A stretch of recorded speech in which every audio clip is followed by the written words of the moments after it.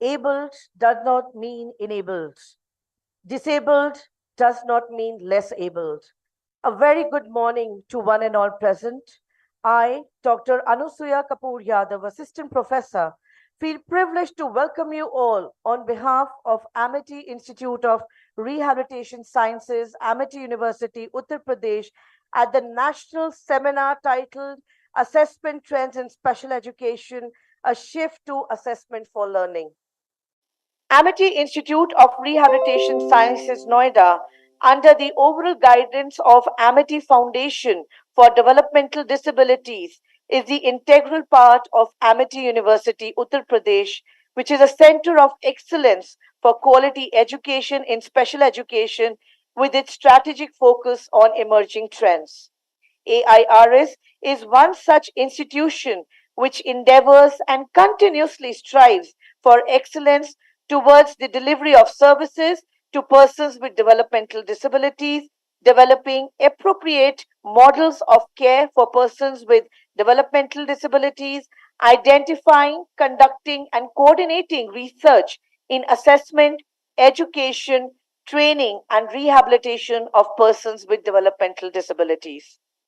The objective of the national seminar are inclined to realize the importance and the role of assessment in the area of disability rehabilitation sciences, comprehend the best practices and focus on the paradigm shift of assessment in 21st century and developing professional skills in educators in the field of disability rehabilitation. With immense respect, we wish to offer our sincere gratitude to our most respected founder president, Sir, Chairman AKC Group, Dr. Ashok K. Chauhan. Without his guidance and blessings, this national seminar would not have been possible. Dr. Chauhan has always believed in the policy of lending one eye on vision and one eye on implementation. It is therefore no surprise that Dr. Chauhan's innovative leadership strategies is set to transform the education landscape of the country with its extensive leadership qualities and knowledge of par excellence.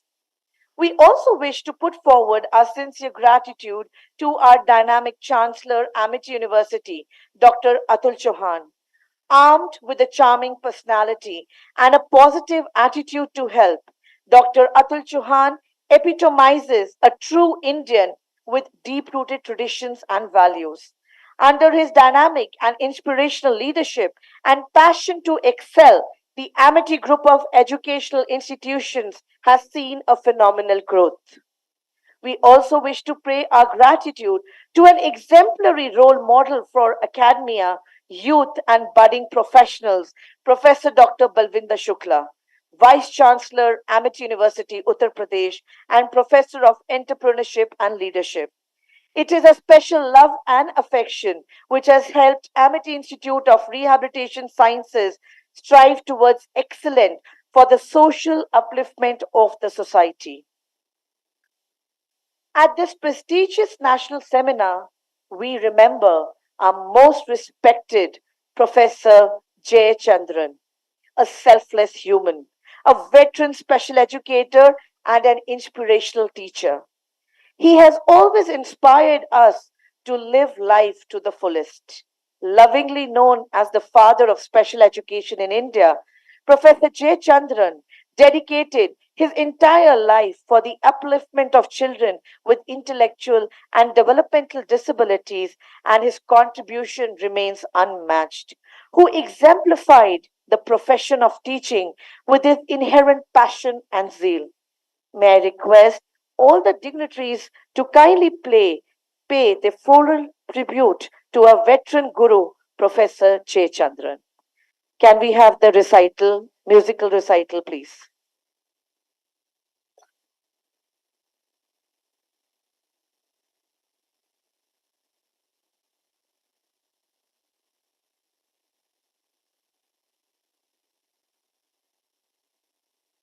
गुरुर्ब्रह्मा गुरुर्विष्णु गुरुर्देवो महेश्वर गुरु साक्षात् परब्रह्म तस्मै श्री गुरुवे नमः।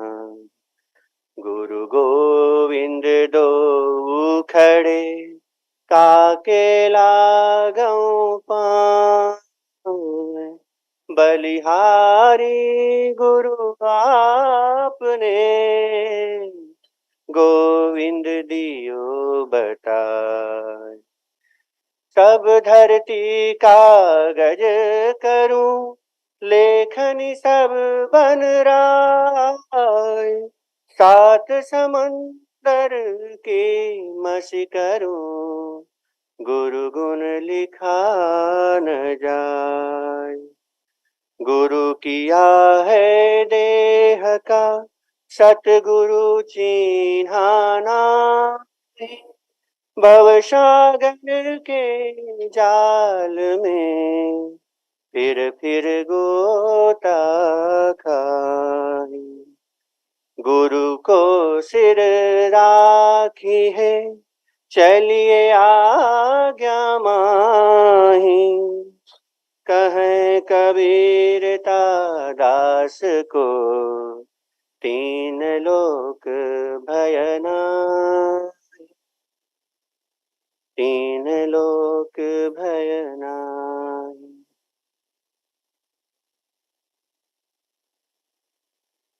ओम भूर्भुवः स्वः तत्सवितुर्वरेण्यं भर्गो देवस्य धीमहि धियो यो नः प्रचोदयात्। सभी को मेरा सादर नमस्कार। मैं शिवम वर्मा समस्त AIRS डिपार्टमेंट की तरफ से आदरणीय जयचंद्रन सर को श्रद्धांजलि अर्पित करते हुए उनके चरण कमलों में यह गीत समर्पित करता हूँ। जाने चले जाते हैं कहाँ दुनिया में आने वाले, जाने चले जाते हैं कहाँ दुनिया में आने वाले, जाने चले जाते हैं कहाँ कैसे ढूंढे कोई उनको नहीं कदमों के भी निशान, दुनिया में आने वाले जाने चले जाते हैं कहाँ। जाने है वो जाने है वो कौन नगरिया, जाने है वो कौन नगरिया, आए जाए खत न खबरिया, आए जब जब उनकी यादें, आए होठों पे फरियादें, जाके फिर न आने वाले जाने चले जाते हैं कहाँ, दुनिया से जाने वाले जाने चले जाते हैं कहाँ कैसे ढूंढे कोई उनको नहीं कदमों के भी निशान। धन्यवाद।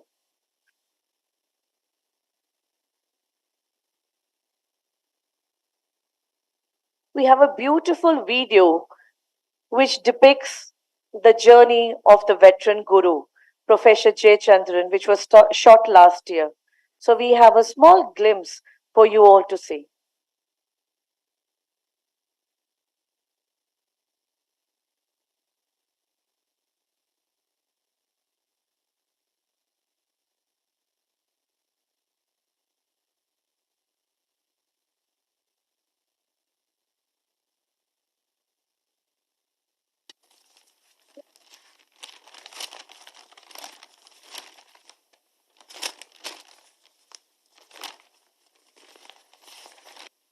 Of all the stars that turn in the sky, the brightest star is Polaris.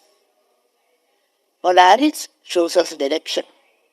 I'm going to talk about such Polaris with the content of Professor Jayachandran. I would say that he is a Bhishma Pitamaha of special education. And losing him is something cannot avoid. It has created a vacuum in our lives. When all the family members, she always went when a head of the family leaves this world. There's the same feeling for all of us here. He was friendly with everybody. Everybody thought he is a special friend of that person. He was so nice to people, so kind to people. And every step, you would say, okay, when we don't know this, we can go to the gate then. That was the feeling I'm sure all the special educators had. Losing him is something irreparable.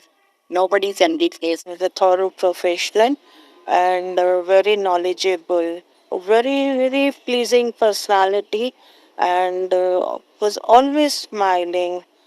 Used to meet very happily with people. We used to go on chatting for long time. Mentor in many ways.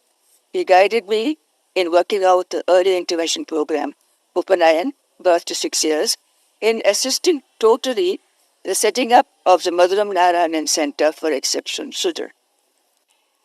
He was an ever polite person in his manners, never overbearing, absolutely patient as a teacher, and an excellent guide in shaping teachers of excellence from whomsoever would seek his. The best part of Dr. Jayachandran was his cheerful attitude, his sense of humor, his joy for life, his cheerfulness, and the best part of him also was that he passed his joy and cheerfulness to everyone he came in contact with. He believed in taking life one day at a time.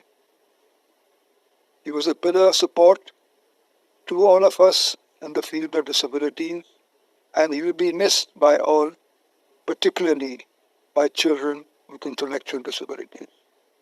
He has been a great professional, a great guru, and he was ever youth.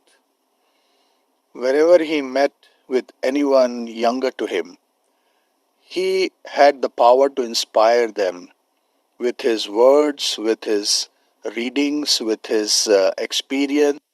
Dr. P. Jayachandra was truly a great man, a great professional, a dedicated human being.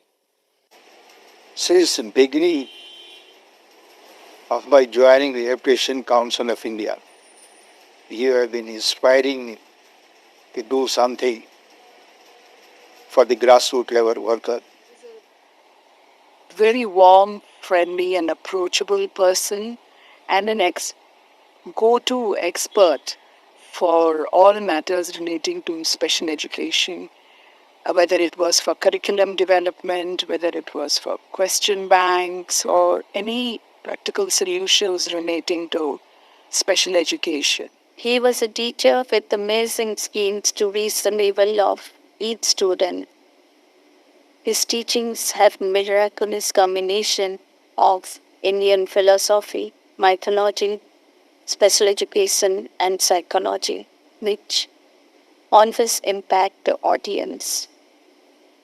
His vast knowledge in Indian mythology has expanded the horizon of special education. He was not only a teacher of high caliber, but also a friend and guide to many rehabilitation professionals in the country who came in contact with him. Ever since the first day that I had known him, there was always a pure learning for me. He has always been a keen listener. He would encourage others to talk first, and then only he would share his views or advice. He could connect with people of all age groups. He was a book lover, and religious text was his favorite. He presented all his lectures and paper presentations with excellent and great confidence. He always liked to quote from Tirukkural and Vedas. He was great orator who could reach out to anyone with his simple language with stories. He was a great leader who could inspire, transform, and entice people. Truly a selfless person that he was, who lived by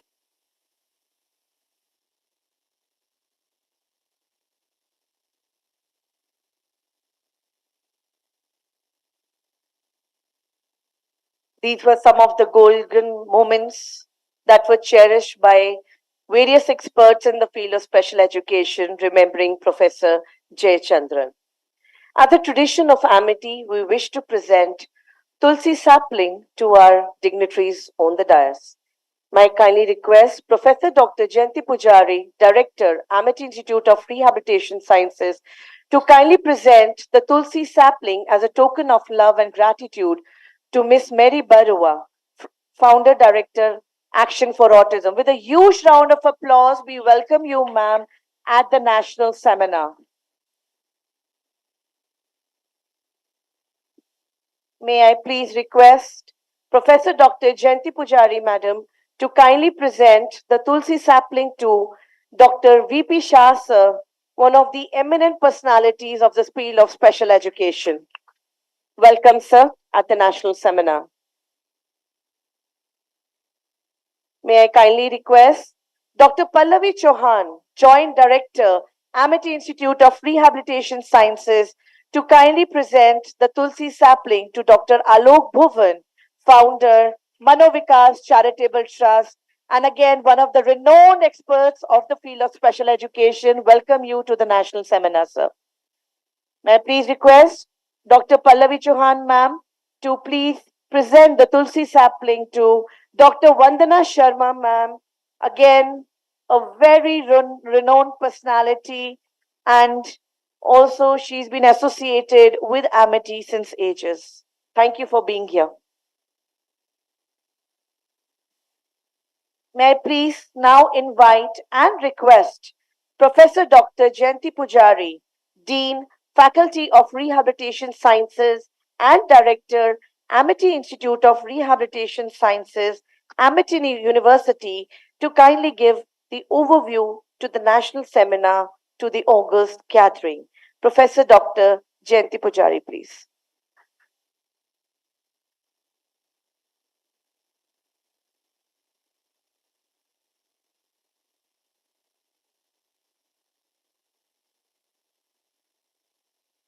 A very good morning to one and all, and my sincere namaskar to all my teachers who have joined online and offline. And it is a great pleasure indeed for me to welcome you to this important seminar. And this seminar, which is a assessment trends. And today, I am very, very happy and grateful that many distinguished educators, psychologists, parents, and professionals have come to share their knowledge and experience and to explore better ways of grooming our future professionals. I would like to take this opportunity to express my deep appreciation and gratitude, and I welcome everybody. My heartfelt gratitude I place on on record my gratitude to our honorable founder, president, and chairman, AKC Group of Companies, Dr. Ashok K. Chauhan. Amity Foundation for Developmental Disability is the brainchild of our beloved founder, president, sir, who has a deep passion towards social responsibility and developmental disability. I am very grateful to our Chancellor, Sir, Dr. Atul K. Chauhan, and Vice Chancellor, Professor Dr. Balwinder Shukla. We are blessed to have such ardent and globally acclaimed leader who always inspires us and gives us all the support. It gives me great pleasure to welcome our panelists, all our panelists, my teacher, Professor Dr. Jayanti Narayan, Professor Jaya Krishna Swami, Miss Mary Barua, Dr. S. Renuga Devi, and T.A. Subbarao, Dr. Rangasai, Dr. Saroj Arya, Dr. Roma Kumar, Dr. Nimesh Desai, and SP Goswami sir. I welcome all the panelists and all the moderators. Our moderators are Dr. Alok Bhuban, Dr. VP Shah, and Dr. Vandana Sharma. And also I welcome Dr. Pallavi Chauhan, our joint director, and all my colleagues for this noble cause. The seminar has been prepared in a very, very noble cause. And this seminar is the assessment trends in special education and shift to assessment for learning was planned as a part of tribute to a great teacher, Professor P. Jayachandran, as part of Teachers' Day and Teachers' Day celebration. We all decided that this seminar will conduct on the eve of Teachers' Day, that is the 4th September, but due to some administration difficulties, we have shifted it to 11 because there is some G20 vertical, S20 was conducted in our Amity University. We have shifted it to 11, and this is Professor P. Jayachandran is an eminent promoter of special education in India.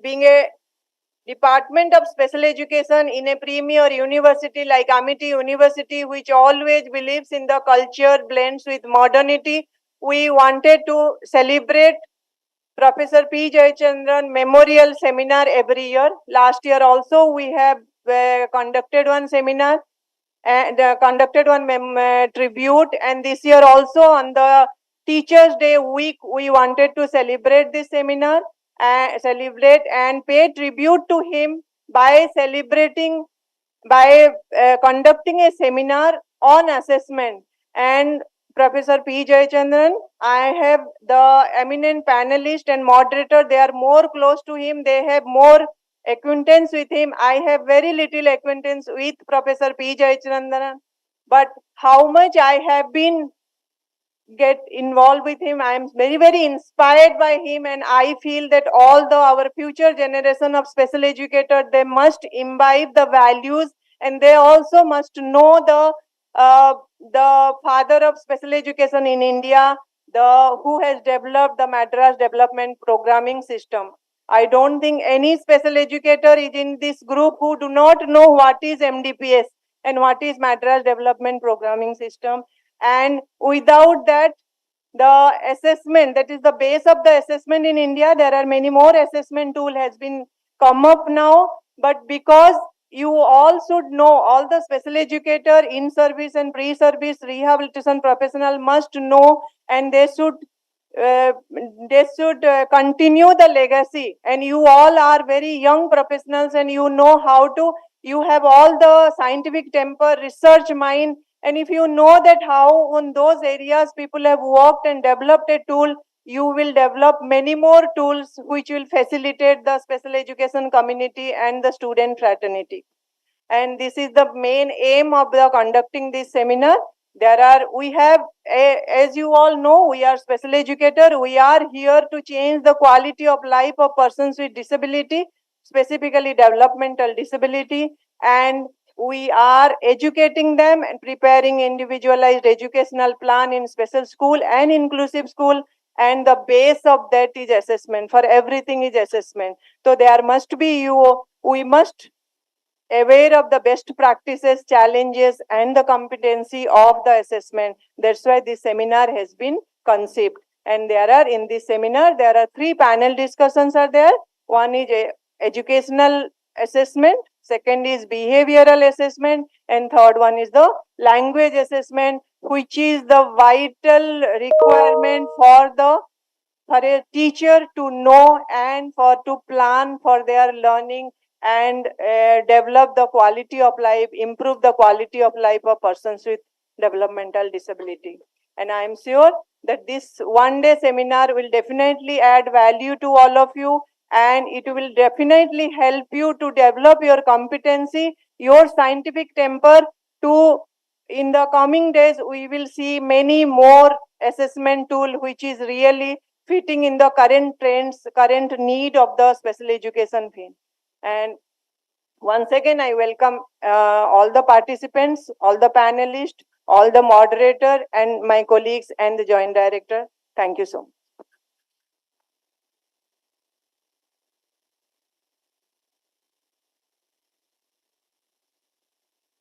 Thank you so much, ma'am, for the insightful overview.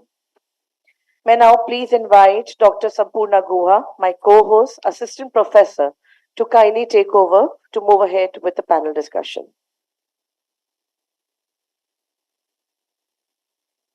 On the dais, dignitaries, if you wish to share certain memories of Jayachandran sir, we kindly welcome you to speak certain golden words. So we have Dr. Alok Bhuvan sir. With a huge round of applause, we welcome him. सभी को नमस्कार, हमारे dignitaries को भी नमस्कार। Professor Jayachandran साहब के बारे में अगर हम बात करें तो सभी कहते हैं कि गुरु है और इस सेक्टर के गुरु हैं, स्पेशल एजुकेशन सेक्टर के गुरु हैं। तो ये सब छोटी बातें होगी। जो आज मैम ने कहा कि एक परंपरा चलनी चाहिए, एक उनके पीछे एक काफिला चलना चाहिए, एक लेगेसी चलनी चाहिए। तो स्पेशल एजुकेशन में शायद हम लोग उनके पीछे एक लेगेसी चल रहे हैं और वो एक परंपरा की तरह हमारे आगे हम लोगों को गाइड करते रहेंगे। मैं व्यक्तिगत रूप से 1995 में जब मैं NIMH में पढ़ने गया था तो he was the person who has taken my interview. और जब मैं MDBS पढ़ रहा था तो मुझे लगा कि चलो ठीक है, एक असेसमेंट टूल्स है।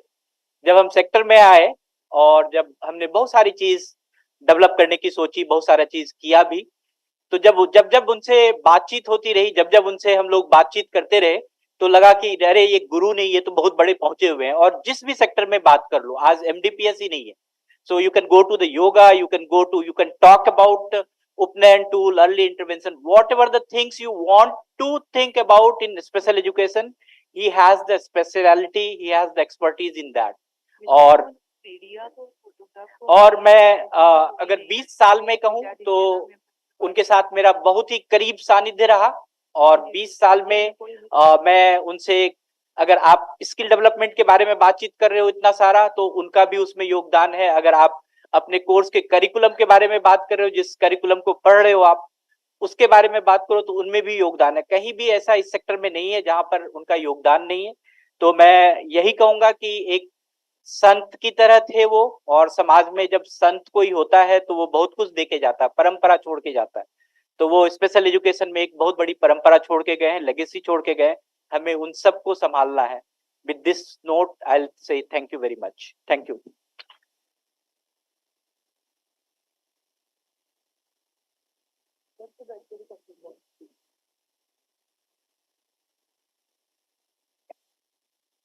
Namaskar to each and everyone on the stage dignitary.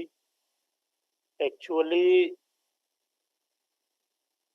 Professor P. Chandra, when I was a student at All India Institute of Speech and Hearing in Mysore, during educational tour in 1982, our teachers had taken on educational tour, and there we have visited his organization, and lots of things already everybody knows, and his writing, his books, his literature, it will be useful. And I am thankful to Pujari Madam that new generation may not be knowing, because he has done a lot of things, MDPS, early intervention program in psychology, in special education. But just reminding, refreshing his writings and all these things, and she has put a date, and we are academically putting all his thoughts, academic thoughts, and I am thankful to Madam, Pujari Madam, that she has organized in his memory, and that is the great thing. Somebody, great tribute to him, and time is limited, and lots of, during a RCI program, he used to be keynote address, and Dr. Then member secretary, Sarne, he used to call him, and I have heard his so many keynote address, and it was so impressive. So, as he said, in each field, yoga, spiritual, religion, academic, so many things is so impressive he has taught, and he used to put in the seminar, conference, and all the places.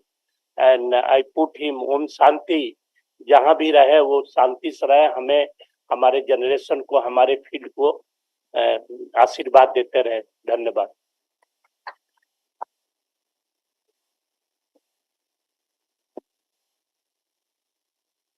Thank you, dignitaries, for sharing the golden memories. We have Miss Mary Barua ma'am, who will also share the golden memory. I'll be very brief. When I started about a little over 30 years ago, my field was very different from intellectual impairment. I was in the field of autism. And initially, I did not meet Professor Jayachandran. And then when I did, we had lots of disagreements and arguments. But over the years, there was a lot more areas that we worked in together because both of us served in various Rehabilitation Council of India committees, and I got to know him well. And of course, I knew that he was this hugely respected professional. But what I also got to know was this side of him that was very humorous, and he had a great sense of humor and joy in life, which one of the speakers mentioned. And that is really what I remember about him, because we were often colleagues on the RCI committees and met multiple times after that. And that is really the memory I have of him. And it's wonderful to be here at this Shraddhanjali for him. Thank you.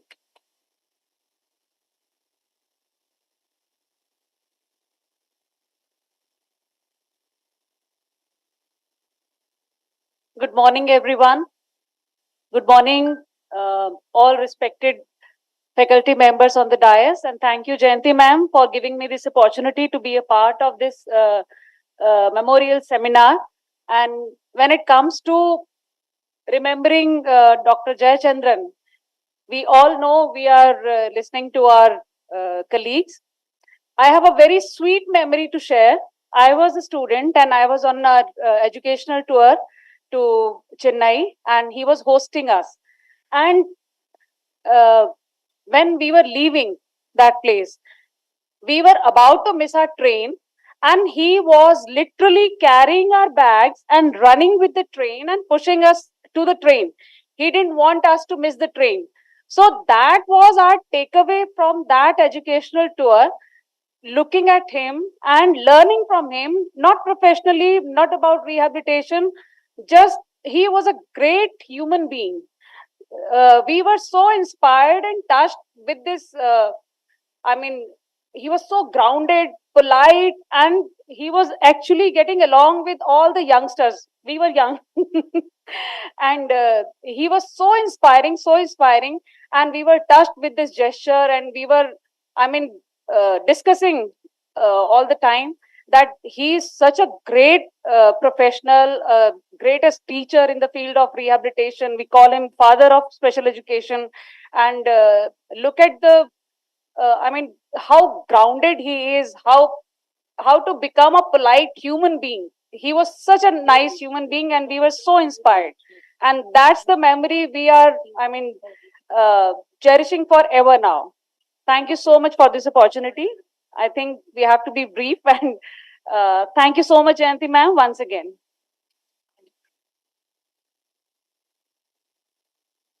Thank you, dignitaries, for sharing the golden memories about our beloved teacher, Professor P. Jayachandran sir. Now it's time to start and begin with the much awaited panel discussion in this one-day national seminar on assessment trends in special education, a shift to assessment for learning. This is indeed a big step by AIRS in the memory and leaving the footprints in the sands of time in respect of our dearest Professor P. Jayachandran sir. The first panel discussion will be focusing on educational assessment. The session will be moderated by Professor Dr. Jayanti Pujari Madam, and we are joined by 4 eminent panelists from the field of special education and rehabilitation sciences. I now take the opportunity to introduce the moderator and the panelists to our August gathering.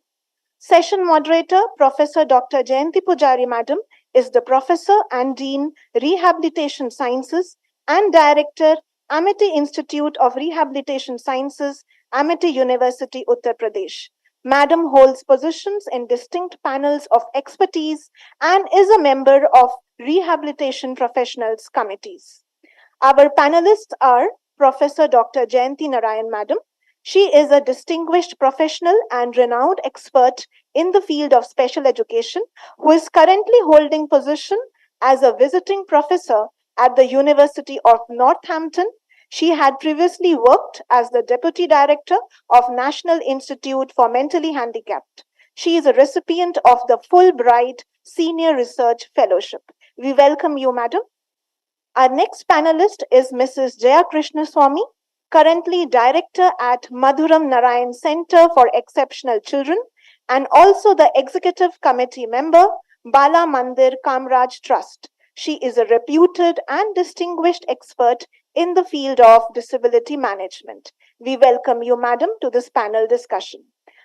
Dr. C. Renuga Devi is our next panelist. She is working as the Assistant Professor, Mother Teresa Women's University, as the Assistant Professor in the Department of Education.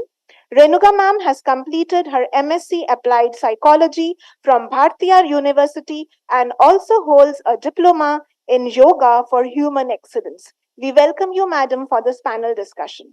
Ms. Mary Barua, Madam, is our next panel discussion expert. She is the founder director of Action for Autism, New Delhi, a prominent organization working in the field of supporting, training, and empowering children with autism spectrum disorder and their families. Ms. Barua began her journey by championing autism rights and understanding in India as a passionate mother.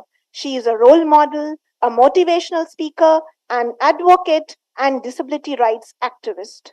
Now I take the honor to invite Professor Jayanti Pujari Madam to kindly introduce the theme of the panel discussion and also introduce the panelists to our August gathering. Thank you, ma'am.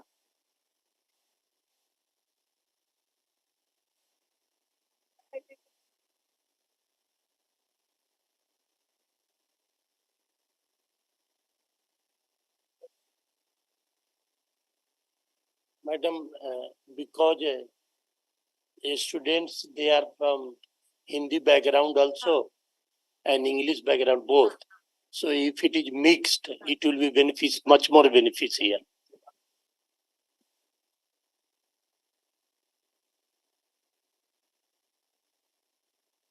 Good morning and जैसे कि BP Shah sir बोले all the I would like to request that panelist थोड़ा हिंदी में भी हम discuss करेंगे क्योंकि all the participants are from different states and all okay and first of all welcome all my panelists and all are my direct or indirect teachers and my colleague also. And I am very privileged to moderate this session. Before starting, before wasting much time, I just would like to say that assessment, as I told you, as a teacher trainer, I am at present, though I am a special educator, I am in the charge of training the teachers, future teachers. And as we say that there are the mainly, if we see the special education phases, it has come from the three main phases. I can say that exclusion to inclusion and access to inclusion, and then accountability and empowerment. Now we are in the best phase of accountability and empowerment, which NEP 2020 and RPWD Act 2016 gives us the rights. So wherever it is, now the scenario has changed. When if we say that when the 90s, 80s and 90s, the assessment were mainly focusing on functional curriculum and for the activity of daily living. But nowadays, much more, our students of intellectual and developmental disability has reached to higher education. They are been going to higher education, universities, vocational training, skill development, and holding responsible employment. So with all these things, the teacher training job is much more. And now we have lot of responsibility to train and bring out their residual potentiality and to make their quality of life a very successful one. So there are many, if you see, many more different aspects, domains also have been added depending upon the recent trends and current scenario of inclusion and right-based education, equity-based education. So, and assessment plays a very great role. And all our panelists, they are the key person in working with specific learning disability, intellectual disability, autism spectrum disorder, and early intervention, and also home-based education, which are the very current trends of special education. So, without spending much time, I would now like to request all the panelists to give their perspective on the trends of assessment for learning. May I request Professor Dr. Jayanti Narayan to give her perspective on the trends of assessment. Jayanti ma'am, over to you. Namaskar, all of you. Am I audible? Yes, ma'am. I would like to first place on record my appreciation to Professor Jayanti Pujari and team at AIRS for this wonderful gesture of remembering Professor Jayachandran. And the way you said that every year you are going to continue to do it is really great. Like Alok ji ne bataya, it's a parampara. We have to carry it through. And congratulations and my best wishes. And I feel honored to have been invited for this very important meeting. Jayanti ji, may I take 1 minute to place my sentiments about Professor Jayachandran before we get into assessment? Yes, ma'am. Yes, ma'am. Please, ma'am. I was his first student in special education. I understood what is special education from him. And then there is no looking back. Working with him, not only to receive the diploma, but also to do my further higher education of master's and doctorate and postdoc. He was there with me, giving me testimonials that is important to get selected in any of these programs. And during the work phase also at NIMH and other places, sir was all the way through with me. Even in that month, that year he passed away, I had spoken to him a few days earlier before he got sick, and he was completely guiding me through my professional life. And everyone has spoken about his academic excellence and the humble personality that he is and the respect that he had for the ancient wisdom of our people, our ancestors. I just would like to share one experience with him that showed another side of his patriotism towards the country. RCI had sent me and him for an inspection to Manipur. And while going only like a child, he was telling, I must visit where Netaji hoisted the Indian flag. It's in Manipur, as all of you know. And we reached there and we found that there was a curfew and petrol was being rationed as 1 liter per vehicle, kind of. So when people asked, would you like to do anything other than inspection? I was hesitating, keeping quiet. Sir was nudging me, Netaji, I have to see Netaji. So I was feeling very uncomfortable to tell them, but they made out Tamil में ये लोग कुछ बात कर रहे हैं, कुछ यहाँ की बात है, तो हम पूछ ही लेते हैं करके. They asked what is it.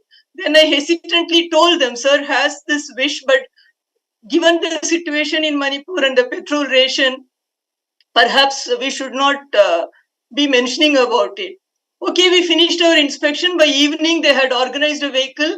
6-7 people's 1 liter petrol was collected into one vehicle, and then they took us to that place that sir wanted to visit. Oh my God, he was like a child. He was so happy standing next to the hoisted flag, and he had tears in his eyes. He said, this is how we got freedom. No, unforgettable moment. There are many. As I told you, I am his first student. But this one thing, I thought this side of sir, I will share with all of you. and may his soul rest in peace. And he's always a teacher. He continues to be a teacher to me, and he shaped my professional life all the way through, I should say that. Thank you, sir, wherever you are. And thanks AIRS and Dr. Jayanti Pujari for having this wonderful gesture of celebrating Teachers' Day. What can be better than this? Fantastic. Thank you so much for this 1 minute to share my sentiments about sir. And also thank you for inviting me for this assessment panel discussion. Well, assessment, as all of us know, is the first step towards making any decision about a child. And we as teachers, when we do the assessment, our focus is first on identifying the strengths in the child as against the other professionals who look for a pathology because they are trained for it. What is wrong with the speech? What is wrong with the motor movements? What is wrong with the communication skills or the behavioral issues? Whereas we, the teachers, our business is to find out what is the strength in the child. वो strength को हम आगे रखते हुए जो भी needs है बच्चा का वो fulfill करने को कोशिश करेंगे हम.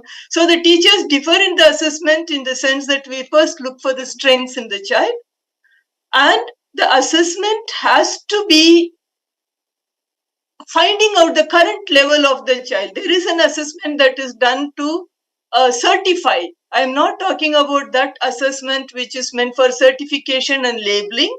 I am talking about the assessment that we do for educational or rehabilitational, vocational, whatever, programming for the child. So therefore, the first step that we look at is the current level of functioning of the child, no matter what has been a medical diagnosis, say Down syndrome, cerebral palsy, XYZ, it doesn't matter to us. What is it that he's capable of doing currently? And what is it that's a need in him that if we as teachers fulfill, he will be able to function better? Simply, this is what we are looking for. So the point number one is look for the strengths in the child to fill the gaps related to the needs. The second thing is that our assessment continues to happen, which is going to tell us how the child is progressing. This is a formative evaluation. As you know, assessment is finding out the eliciting information to find out the current level. Evaluation, on the other hand, is going to tell the effect of intervention or teaching on the child. So that is going to be formative, and every stage when we do that evaluation, it will tell us how much he has progressed or not progressed. If not progressed, where is the problem? And what is the alternative that I have to look for if he is not going to further progress? Our task analysis sheets are the best one for formative evaluation. सब task लिखते जाएंगे हम, सब task में improvement होता जाता है. एक सब टास्क पीपी या वीपी वर्बल प्रॉम्प्ट फिजिकल एक लेवल में अटक गया तो हमें पता चलेगा कि हमारे टीचिंग में कहीं गलती है या कुछ ऑल्टरनेटिव मेथड ढूंढ के निकालना चाहिए ताकि ये स्टेप के बदले और कुछ करेंगे. So the formative evaluation is very very essential, not only from the viewpoint of the child, but from the viewpoint of I, the teacher. Where am I going wrong? What is it that I need to change? So that is very, very essential. And the third one, so initial assessment ho gaya, formative ho gaya, and the third one is a summative.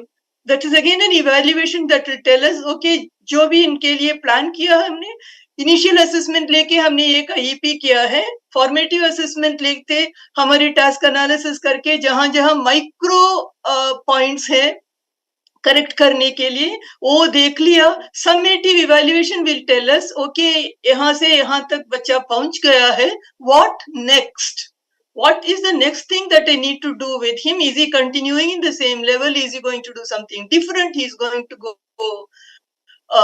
to some other task. If it is vocational training, what is it that will be suitable to him that I'm going to take? If it is early intervention, what is the next step if he has started to walk independently or pick up and eat independent? So every stage, these are the three major big heads. the initial assessment and the formative and the summative that guides no matter what the age and severity level and type of the disability in the child. These are the three that guide us, the teachers, not only in the progress of the child, but in our own personal learning and correcting where we have been going wrong or we have to change the strategy. Is that okay, Jayanti, up to this? To set the ball rolling on assessment. Yes, ma'am. Yes, ma'am. Yes, ma'am. Thank you for the opportunity. Thank you, ma'am. And you have very बहुत अच्छे से आप वो जो concept of assessment है उसको आप describe करे हैं. And I think all the participants, special educators, उनको थोड़ा base मिल गया होगा कि assessment किस लिए है. And now to move on, may I request Jaya Krishnaswamy, ma'am, to give your perspective, ma'am, for regarding the assessment. Jaya Krishnaswamy, ma'am, and you all must be knowing that Upanen जो early intervention का जो आप लोग assessment करते हो, tool of assessment में, diploma में, especially B.Ed में जो पढ़ते हो, वो जो Upanen है, ये जया कृष्ण स्वामी मैडम का मधुरा नारायण सेंटर ने वो लोग उसको डेवलप करे हैं. तो she has developed that Upanen and अभी आपको बताएंगे कि उसके ऊपर भी और नया क्या क्या करे हैं. Over to you, Jaya Krishna Swamy, ma'am.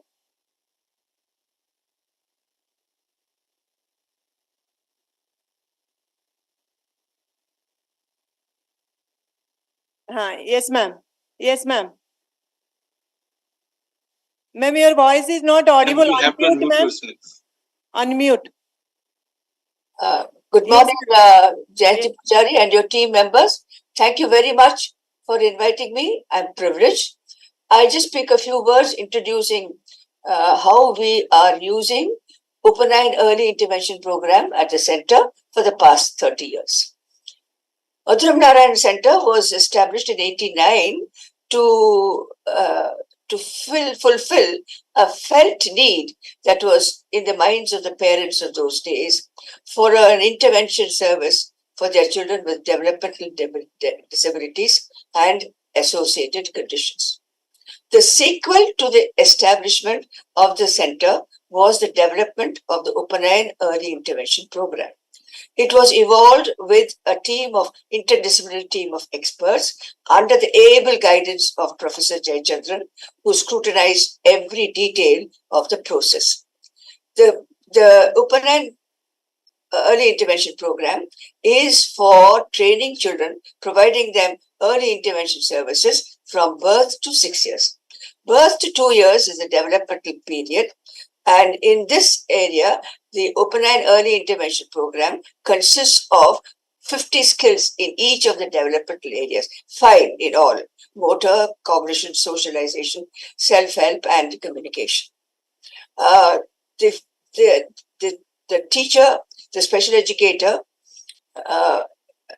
imparts those skills to the child through activity-based lesson plans, and the assessment prior to that is made by a team of experts along with the special educator.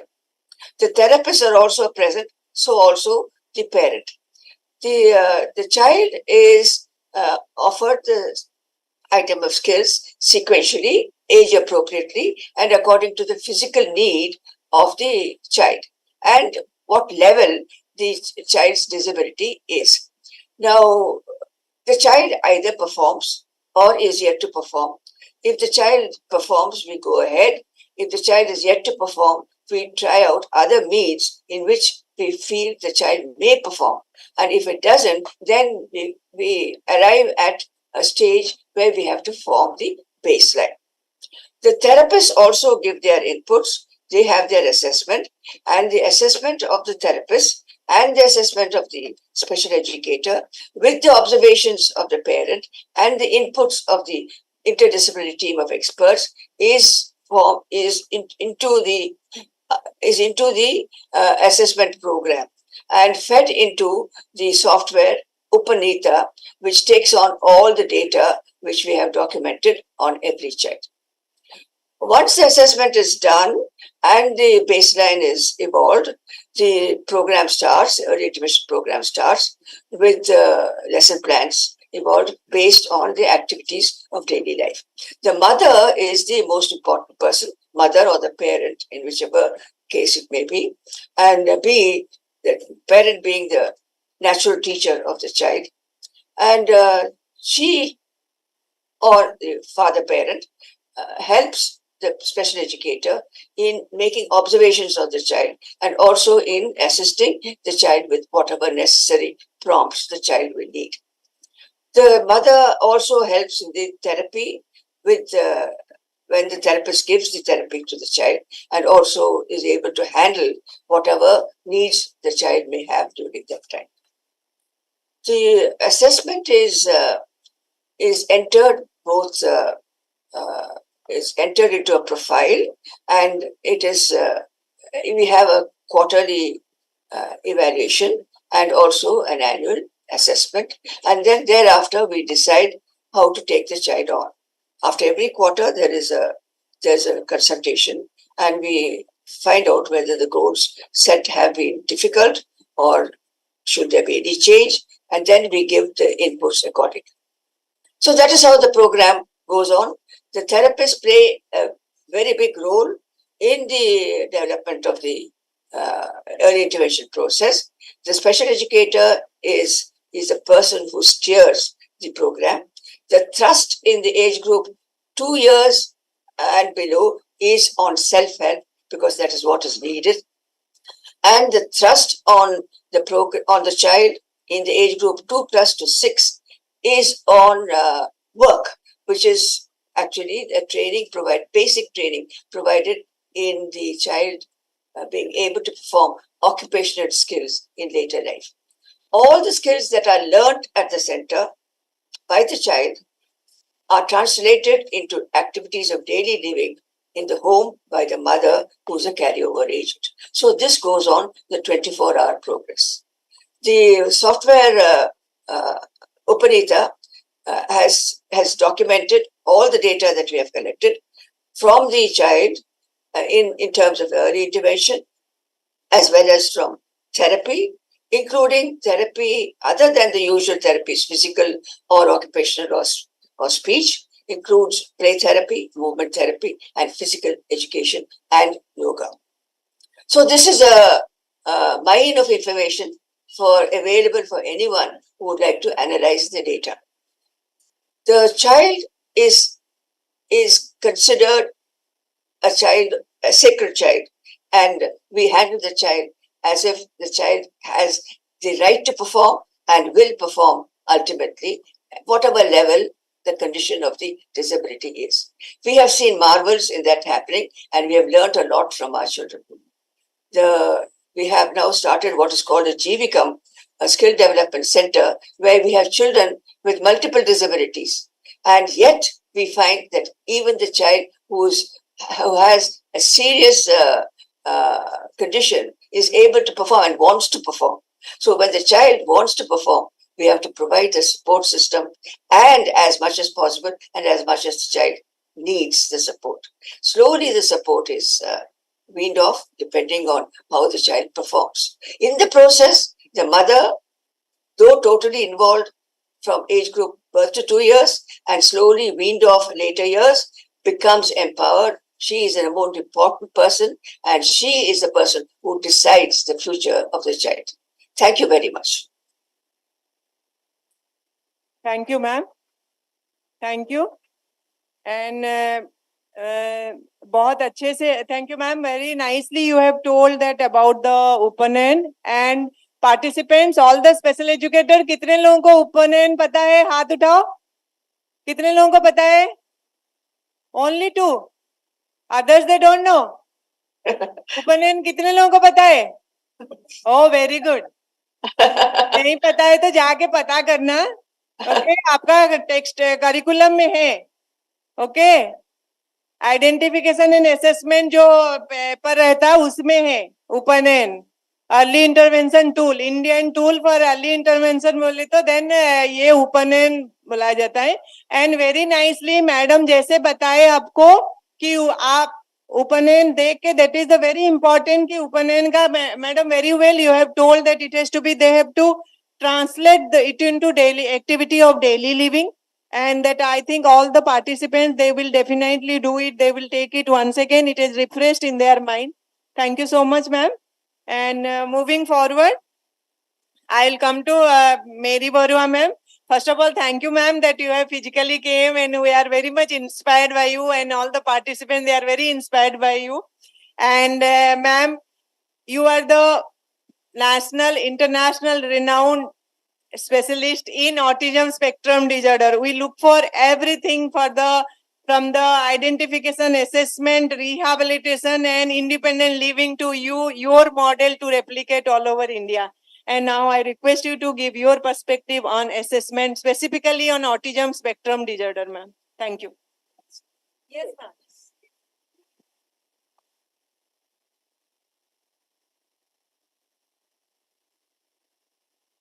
I have ADHD, तो बहुत time बैठने में कभी कभी मेरा परेशानी हो जाता है. So I needed to stand up. Thank you so much, Dr. Pujari, for having me for this. And it's lovely to see so many young faces.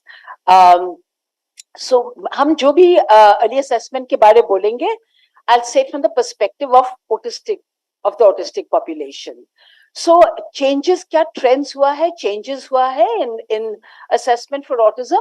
I think the biggest change that has happened is कि पहले हम जब autistic individuals का assessment होता था, say 20-30 years back, it was very much उसका symptomatic assessment.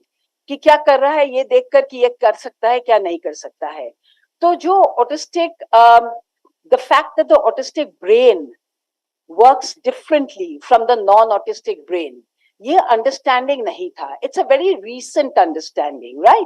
Only in the last 10 years or so ये understanding आया है कि the autistic brain works in a it's wired in a completely different way from the non-autistic brain. So that understanding has had an impact on the way we do the assessment. हम किस तरीके से assessment करते हैं, इसको always दिमाग में रख के करते हैं, right? So of course, like earlier speakers also said, हम जब कोई assessment करते हैं, we have to look at the child's the first time जब assessment कर रहे हैं, for instance, हमें बच्चे का family से बात करना बहुत जरूरी है, क्योंकि family environment में क्या करता है, क्या enjoy करता है, ये सब देखना बहुत जरूरी है.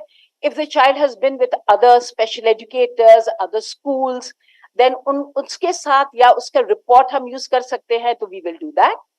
And then of course हम the individual, the student, जो बच्चा है, we will observe that child. बच्चे को observe करना is a very big part of the assessment, and that's true of every assessment that we do.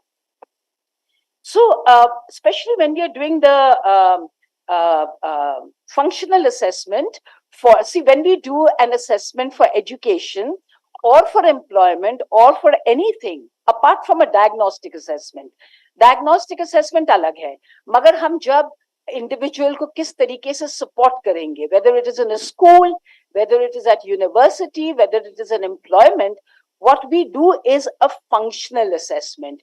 We look at what the function अभी किस level में function कर रहा है in different areas. एक very important point जो earlier speakers भी mention किया है, we do not look at what the person cannot do, क्या नहीं कर सकता है, because older assessments were very focused on क्या नहीं कर सकता है. When the shift that has been is कि क्या कर सकता है, right? That is what is the important thing. So for instance, if you ask the parent, can your child write? So the parent might say, नहीं लिख सकता है. But we will not drop it there. हम जब बच्चे के साथ interact कर रहे हैं, we'll observe, उसका grip कैसा है. Maybe he holds the pencil. Maybe लिखता नहीं है, maybe वो scratch करता है paper में. So that is what we look at. He doesn't write, but he holds the pencil. किस तरीके का grip में पकड़ सकता है, वो पेपर में क्या करता है, किस तरीके का marks करता है. So the report will not say that the child cannot write. The report will say the child holds the pencil in a palmer grip or pincer grip or whatever and makes marks on the paper, and does it consistently for 3 marks or for 4 minutes or whatever. So हमको देखना है what is that the child does. The focus is not what he cannot do. in every area what is it that the child does, वो always focus होना बहुत जरूरी है. The other thing is कि हम जब autistic student के साथ assessment कर रहे हैं, when we are asking questions to the student, okay, I'll just go back. When we ask questions to the parent, हम जब उसको लिखेंगे report में, we will say according to the parent this. Parent बोल रहा है, तो that may not necessarily be correct because autism is a complex condition. And the parent will look at it from a very neurotypical perspective. तो ये कर रहा है, वो नहीं कर रहा है, because the parent is not autistic. So they will look at it from a very neurotypical perspective. So हम जब लिखेंगे, we will say according to the parent, or the parent says. We will not put it down as a truism, right? उसके बाद, simple things like हम जब बच्चे को कोई instruction दे रहे हैं, I will give very concrete instructions. So for an example, if I give the child a pen and say keep it there, right? Most children जो neurotypical है, जो autistic नहीं है, if there is a table around, वो table में रखेगा या floor में रखेगा. Pen, invariably if I say keep it there, वो जाकर table के ऊपर रखेगा. Because when you don't have autism, you derive context from the environment. When you have autism, you have difficulty in deriving context. Environment से context derive करना मुश्किल हो जाता है when you have autism. So if I say keep the pen there, the child is confused. And then you will say, does not follow instructions. But the problem was in my question. So I will have to say, keep the pen on that table there. Make it very, very clear. My questions will have to be specific. My questions will have to be concrete. Okay. Also, I will avoid asking open-ended questions because a big part, autism में एक very big part है कि challenges in communication. It's not about speech. क्योंकि बहुत autistic बच्चे बहुत बोलते हैं, गाना गाते हैं, recite करते हैं, मगर जाकर नहीं बोलता है कि हमें चोट लगा है. It is not about speech, it is about communication, right? And there are lots of them जो बोलता नहीं है, who are non-speaking, they can also communicate very, very well if we keep that in mind, कि वो communicate करता है. So जो assessment कर रहे हैं, हमें तो ये दिमाग में रखना है. और हम जब questions पूछेंगे, हम open-ended नहीं रखेंगे. I'm giving a few brief examples because I don't have much time. So open-ended मतलब I will not say कि आप स्कूल जाकर क्या करते हो या नानी के घर में क्या करते हो. It's a very open-ended question. Most autistic, if you all have worked with autistic people, you will know, answer नहीं देगा या तो same answer every day देगा. स्कूल जाकर play करते हैं. Because for them to give you answers to open-ended questions is difficult. So we will say, when you go to Nani's house, do you stay there over the night or do you come back in the day? I make it very specific. उसी दिन लौट के आते हैं या रात को रहते हो? So then the child would be able to answer. नानी के घर में आप जब जाते हो, कौन-कौन रहता है? मामा रहते हैं या मामा नहीं रहते हैं? And they will be able to give you an answer. Right? So it's not that they are not thinking and they can't answer. हम किस तरीके से question पूछ रहे हैं उसके ऊपर depend करेगा. So our questions cannot be open-ended. And one more thing is that very often हम सोचते हैं कि जो बोलता नहीं है इससे ज़्यादा कुछ नहीं हो सकता है. Being a non-speaking autistic person says nothing about the person. Very important point to keep in mind. Because traditionally आप पुराने किताबें पढ़ोगे तो वहां पर बोलेगा by 5 years age if the child doesn't speak there is not much hope, right? 5 years में नहीं speak करेगा तो communicate कभी नहीं कर पाएगा. That's rubbish, absolute rubbish. We have had kids जो 10 years में they learned how to communicate using cards and now are speaking. There are others who've learned to communicate at 12 years, they're still not speaking, but they communicate, right? So it's not about speech. So being non-speaking says nothing about autistic people. So that is something we have to keep in mind हम जब assessment कर रहे हैं. And just to add, aside from assessment, कि there are a lot of non-speaking autistic people जो अभी some use simple cards or sign, but अभी there's technology. बहुत सारे apps है जो लोग use करके communicate कर रहे हैं, completely non-speaking. The other thing is, if they have lot of stimming behavior, usually हम बोल देते हैं ये तो ज़्यादा कुछ कर नहीं सकते हैं. But there are autistic people who are stimming like this literally, and who are at university. So this whole thing about high functioning, low functioning, कोई value नहीं है autism में. Serious, non-serious, कोई value नहीं है autism में. Because what is serious? Somebody jumping like this is serious and not intelligent and low functioning. But what if he's completed university and is working? So how do you define that? So you never get into in your assessment, koi high functioning hai, low functioning hai, serious hai, non-serious hai. It's not, for autism, it doesn't exist. Okay, the last thing I'll quickly say is that when we review an assessment, like if the child has been with us for a while, we keep doing assessments, right? कोई साल में 2 बार करते हैं, कोई oftener करते हैं. हम जब assessment करेंगे, हम जो goals डाले हैं, if the child is not achieving the goals, हम ये नहीं assume कर लेंगे that it's the child's fault. जब वो goals attain नहीं कर रहा है, I need to step back and think, हम क्या कर रहे थे? हम environment क्या provide किए थे? Because for autistic people, providing the environment is something जो is not very commonly understood.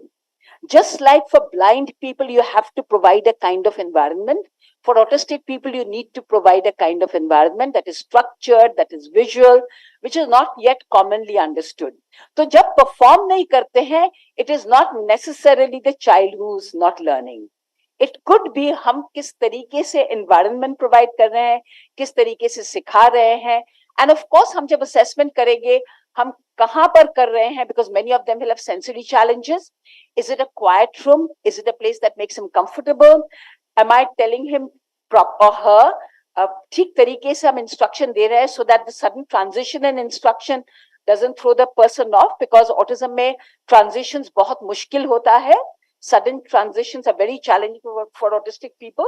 So these are some of the things to keep in mind. And finally, just want to say that diagnosis में we say autism spectrum disorders because वो DSM-5 में है, ICD-11 में है.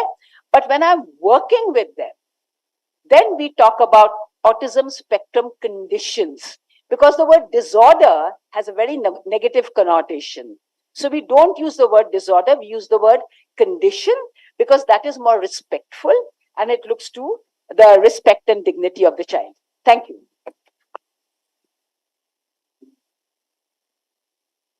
Thank you so much, ma'am, for enlightening all the participants about the prerequisite of the assessment, and very बहुत madam ने बहुत अच्छे से आप लोगों को समझाए कि जब असेसमेंट करना है कौन कौन सा चीज पे बहुत ध्यान देना है, जैसे कि आपका कम्युनिकेशन, आपका observation and different thing, and जैसे कि बताए कि आप कभी अपने आप से प्री एसम्पशन नहीं लेना कि ये लोगों का बिहेवियर प्रॉब्लम है तो they will not be able to do. And very well, we will go further, and बहुत सारी चीज मैडम से सीखने का मिलेगा, सभी पैनलिस्ट से सीखने को मिलेंगे हमको. Thank you very much ma'am. And I must inform you that as जैसे कि हायर एजुकेशन में आजकल ऑटिज्म कंडीशन स्टूडेंट्स आ रहे हैं. Even in Amity University, I can tell you there are nearly 15 to 18 students who have joined in higher education, and they are doing very well. And nowadays, I have just recently learned in some research that they are called as twice exceptional. I'm not very sure about that. It is called 2EE. That is, they have the limitation in their different areas, but they are exceptionally good in some good area. So they are called not ASD, but they are twice exceptional. I do not know how evidence-based that concept is, but I heard that it is called 2E and all. And thank you very much, ma'am. Moving forward, now we will go to Dr. Renuka Devi. Good morning, Dr. Renuka Devi. May I now request to give your perspective on assessment briefly? Good morning, madam. Thank you for inviting me among the eminent expert to express my views. And a very warm good morning to the dignitaries on the dais and the dignitaries who are present online. So here, the other panelist experts, they have expressed like what is assessment and the areas of assessment, and how it is to be proceeded with. And now, as Dr. Jayanti Pujari Madam has pointed out, that we are now in the stage of empowerment and accountability stage, and people are, persons with disabilities, they are moving towards inclusive education, and there I find like here assessment has to be taken into a different perspective. Like whether we like it or not, when we talk about inclusive education, their students with disability, particularly children with intellectual and developmental disabilities, they need to learn subjects. They need to be along with the other peers in learning.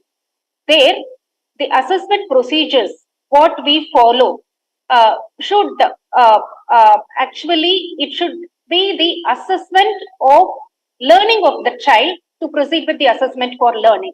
So here, when we consider these type of students with intellectual and developmental disabilities in an inclusive classroom, here teacher-made tests will come in way for to give a clear assessment view of what is the strength of the child, what is the need of the child, and it will also help to identify the gap between the need of the child, strength of the child, and also and the demands of the here we should say the demands of the environment also. So here this teacher made test as an assessment thing will help the teacher in the inclusive classroom to identify the achievement level of the student in the classroom. So by identifying the achievement level of the student in the classroom, the teacher will be able to know or will be able to evaluate the methods of teaching which they follow, whether that suits the students, or the curriculum that we follow, whether it needs any modification or accommodation or whatever it is. So here the teacher made a test as an assessment thing helps to identify the need of the child and the level of the child, and it helps to meet the instructional objectives which is set for an inclusive education classroom.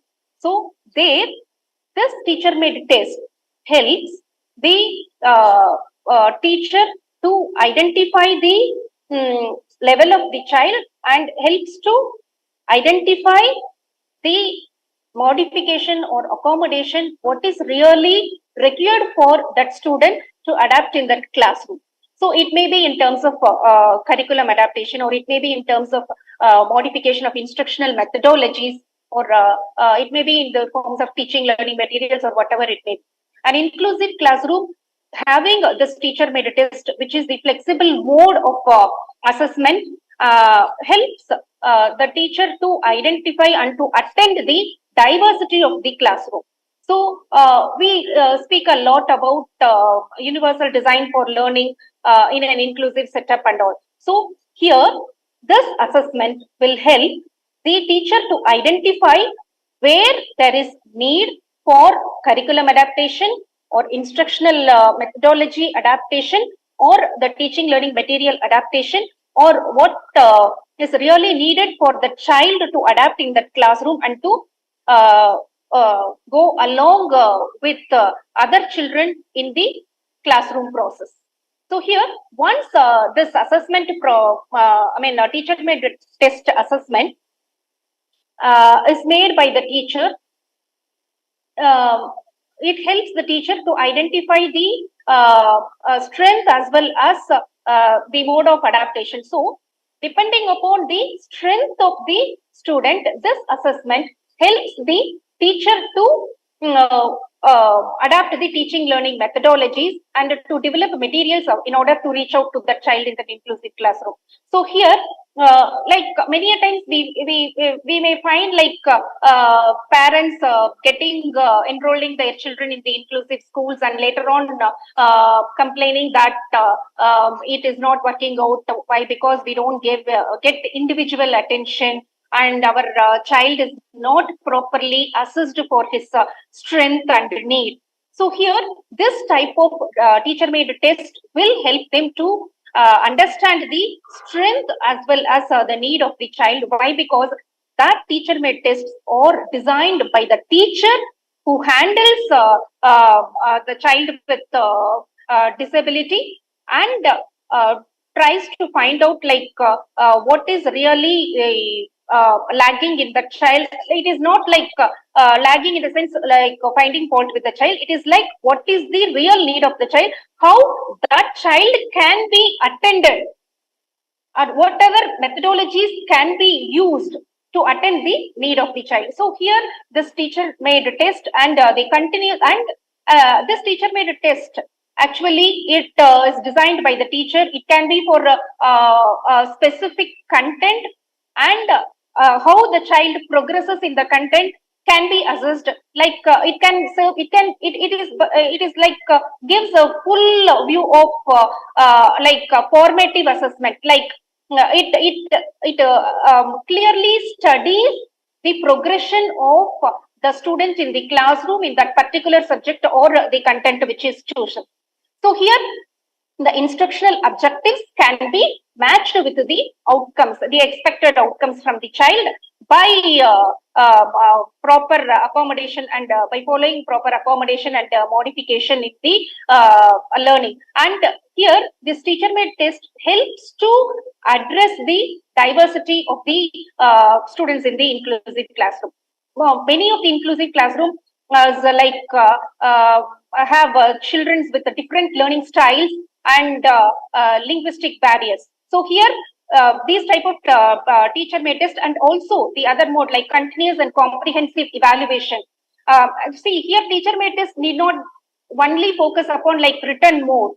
It can take up any other alternative modes of assessment, like assessing for the oral ability of the child or for the other alternative modes where the child is strong in. So it gives a clear picture of what is the need of the child, and it helps the teacher to identify the strength and go in flow, and that helps the student to accommodate himself in the inclusive education classroom. So here the assessment as it focuses upon the developmental needs of the child, and here when we talk about this inclusive education, and we are in the era of moving towards this inclusive society, and we are talking a lot about higher education and all. Here this teacher-made test finds a very important place, and that has to be given of utmost importance. Why? Because that only assesses the existing like the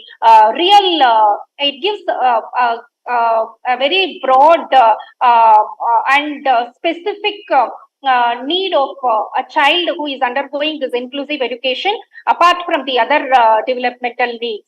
And also it gives a comprehensive idea of like what is the other alternative mode of learning strategy that can be used for child with intellectual and developmental disability in the classroom, so that he can also move on along with his peers without a disability. And this teacher-made test will help the teacher also to maintain to achieve the instructional objectives that is being set for. This teacher-made test, as I have been pointing out, will also help to modify the instructional strategies also, and also the objectives also, in order to suit the need and the strength of the child. So in this way, like in inclusive education, as we have been discussing about the assessment in the developmental areas and assessment in the learning of children with intellectual and developmental disabilities, when we talk about inclusive education and when we think about inclusive education, this teacher-made test and the continuous and comprehensive evaluation will help the teacher to assess the real need of the child, and that will, and proper documentation of teacher made test, whatever may be the content. It may be a very simple content, but proper documentation of the teacher made test will give comprehensive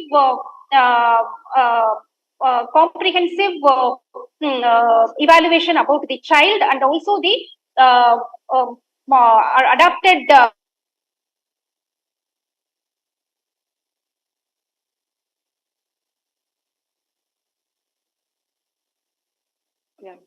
Yeah, I think and also technology problem.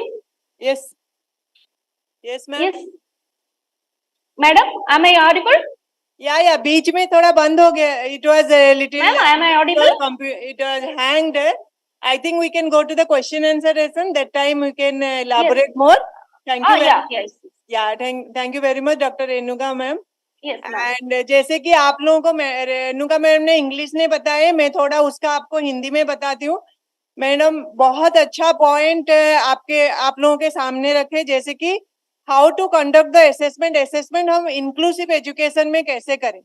There have been lot of debate, बहुत सारा debate चल रहा कि inclusive education जब आप लोग जाते हो, when you are becoming a teacher for the inclusive schools, then उनका असेसमेंट कैसे किया जाए. तो मैडम ने बहुत अच्छे से टीचर में टेस्ट के बारे में इलाबोरेट करे, एंड एक बहुत अच्छा आप सभी लोगों को बताए कि आप कुछ भी करो, कैसे भी असेस करो, you must see that वो बच्चा in the students in a inclusive class how can be attended. जो मैडम जो उनका लैंग्वेज में जो बताए कि वो इंक्लूसिव एजुकेशन में कैसे उनको अटेंड किया जाता है, एंड वो टीचर में टेस्ट के बारे में बहुत अच्छे से बताए आप सभी लोगों को, कैसे वेयर यू के आप लोगों को पता चले कि कहाँ करिकुलम एडाप्टेशन करे, कहाँ मॉडिफिकेशन करे, एंड कहाँ उनको एडजस्ट करे इंक्लूसिव एजुकेशन में.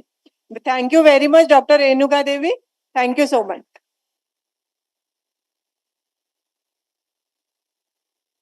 Okay, now we move on to the question answer round, and I move to Jayanti ma'am, Jayanti Narayan ma'am. And ma'am, we request you to highlight the key areas of assessment of special educator. What are the key areas of assessment a special educator should keep in mind while conducting an assessment to plan IEP in a special school or in a inclusive school? Over to you, Jayanti ma'am. Okay. It was very, very educative listening to all the panelists. So key points have been brought out so beautifully. And they have also touched upon the areas of assessment, what you are asking me now. Already from the perspective of autism spectrum conditions and early intervention, and also in terms of teacher-made tests. So when it comes, any child with developmental disabilities, the areas are the same, because all of them have to learn to first take care of their personal needs, and then their mobility, their communications, and these are the things that help us become independent. You know, the ultimate aim that we are looking at is the independent living, and learn as much as they can with the capacity that they have, sharpened by the teachers who are providing them the support. So the areas of assessment depending upon the age of the child, the current level of functioning also, that we would take into account the major 4 areas of personal cares that includes all the self-help skills, motor abilities in the child. In fact, if you look at children with specific learning disabilities, or children with autism spectrum disorders, or children who have some of the other developmental disabilities, excellent with their motor skills sometimes, and so much so that they become good sportsmen also. So it is just not independent in motor abilities, but also excelling capacities. आप तो सुने होंगे multiple intelligences के बारे में, तो एक है उनका जरूरी क्या है इंडिपेंडेंट लिविंग के लिए, वो असेस करेंगे. साथ साथ any other specific talents they have. 2E जो जयंती मैडम ने बात किया अभी, twice exceptional. Yes, many of them have another exceptionality on the positive side. So 2E is well researched and it's all net में देख सकेंगे. 2E is even being included in the revision of RCI syllabus because it has become something important. So assessment ऐसा नहीं है कि बच्चा का अभी का नीड क्या है इंडिपेंडेंट करने के लिए क्या क्या करेंगे, यही नहीं है, मगर साथ साथ और कोई उनका एबिलिटीज है तो उसको भी साथ लेके जाना है.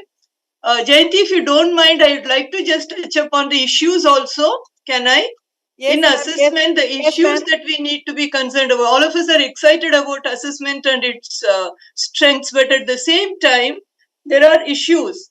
Yes, such ma'am. as Yes, in an please, ma'am. inclusive classroom. When you talk about UDL, सबको पता है आजकल, DI सबको पता है, मगर UDL DI करते वक्त भी हम साथ साथ ये देखना है कि ये जो बच्चा है इनके लिए असेसमेंट की on based on the assessment ये सपोर्ट जरूरी होता है. तो UDL के अंदर इसको कैसे मैं लगाऊं ताकि बच्चा को भी बेनिफिट होता है. 40 बच्चों के बीच में ये बच्चा ऐसे लर्निंग में खो जाने का चांसेस है कितने भी हम एफर्ट्स लें. इसलिए एक इंडिपेंडेंट एजुकेशनल प्रोग्राम जो हमने बनाया है वो प्लेग्राउंड में है तो एक्टिविटी कैसा होगा, इंक्लूसिव क्लास में है तो एक्टिविटी कैसा होगा, स्पेशल स्कूल है तो एक्टिविटी कैसा होगा. Teacher has to keep that in mind constantly. ये एक इश्यू है, teachers have to be taught. I think we need extra effort towards helping. और रेगुलर एजुकेटर और स्पेशल एजुकेटर मिल के काम करते हैं UDL में. बहुत आजकल ये रूल भी आ गया है कि हर एक स्कूल में स्पेशल एजुकेटर होना ही होना है. आपको पता है रीजन सुप्रीम कोर्ट रूलिंग एक जो हुआ है, उन्होंने कहा कि सारे स्कूल्स में 10 बच्चे डिसेबल चिल्ड्रन विद डिसेबिलिटी हैं तो ये एक स्पेशल एजुकेटर जरूर होना चाहिए. So supreme court ruling, state government consensus भी सुप्रीम कोर्ट ले रहे हैं. उसका मतलब क्या है? There will be special teachers and regular teachers working together. तो असेसमेंट इनका स्पेशल टीचर का क्या होता है, रेगुलर टीचर का क्या होता है, साथ साथ जैसे मेरी बरुआ मैडम ने कहा पेरेंट का व्यू पॉइंट क्या है. So we have to cull out all that together and then make the program. So this is an issue we have to keep in mind in preparing teachers. And 2, home-based education. आपका NEP 2020 में इसके लिए बहुत बड़ा जगह दिया हुआ है. और home-based education में assessment सिर्फ ये टीचर के हाथ में है जो home visit करते हैं. तो टीचर का बायस ना हो, ये एक सोचने की बात है. तो गाइडलाइंस एंड स्टैंडर्ड्स बनाना जरूरी होता है होम बेस्ड एजुकेशन में, ताकि there is a independent assessment other than that of the teacher assessment. अभी SLD आप लेंगे तो for the first time government of India gazette में असेसमेंट टीम में स्पेशल एजुकेटर को इंक्लूड किया हुआ है. अभी तक बाकी जो भी डिसेबिलिटीज हैं हम special educators assessment for learning कर रहे थे. अभी SLD, when you take specific learning disability, one of the members is a special educator trained in SLD. इसके मतलब है कि सर्टिफिकेशन में भी टीचर्स का रोल अभी as far as SLD is concerned it has come. कौन सी टूल यूज करेंगे टीचर्स, क्या असेसमेंट करेंगे, कैसे करेंगे, टीम मेंबर्स को क्या इंफॉर्मेशन वो देंगे ताकि it contributes to the confirmation और negation of SLD in the child. So this is another area that we need to work on in coming up with assessment tool for teachers in assessment of specific learning disabilities. And above all, Renuka ji ने beautifully बताया कि teacher में test का merits क्या है. Teacher में test का merit absolutely है. साथ साथ ही मन में हम रखना है कि टीचर बायस नहीं होना चाहिए. एक ही टीचर करेगी तो टीचर बायस की chances are very very high. So how do we control teacher bias when we do the teacher made test and assessment? This is another area that we need to be concerned about. Objectivity, yes. So in short, one is how to do assessment for inclusive classroom when 2 teachers are working. And then examination, there is provisions made for examination at the time of final evaluation. Is it happening well? Are there problems? If so, how do we address that? And home-based education, standards and guidelines are essential. And SLD certification tool has to happen for special educators to use. And finally, avoid biases. These are the points for us to think for future in terms of assessment. Where do we go from here? Thank you, Jayanti. Thank you, ma'am. And you have very well brought out the main issues that every special educator face in special and inclusive school.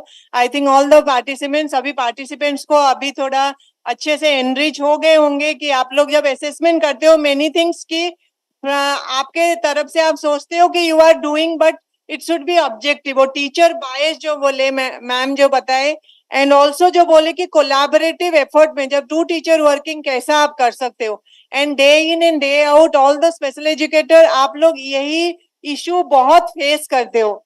And also then the examination, how like examination जो conduct कर रहे, how it is, whether it is reaching the students potential, are we able to bring out the student potential through this examination and evaluation or not. Thank you, ma'am, for bringing out a very trivial issues of assessment procedure.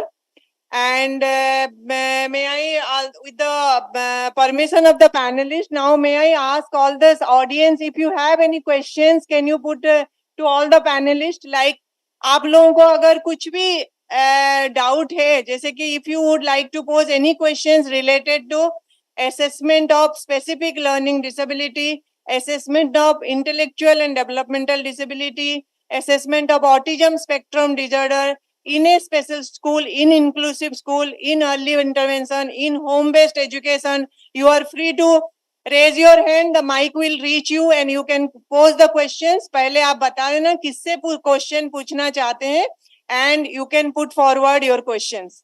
Now it is participants, you are please raise your hand if you have any questions. Mic will reach you so that you can pose the question.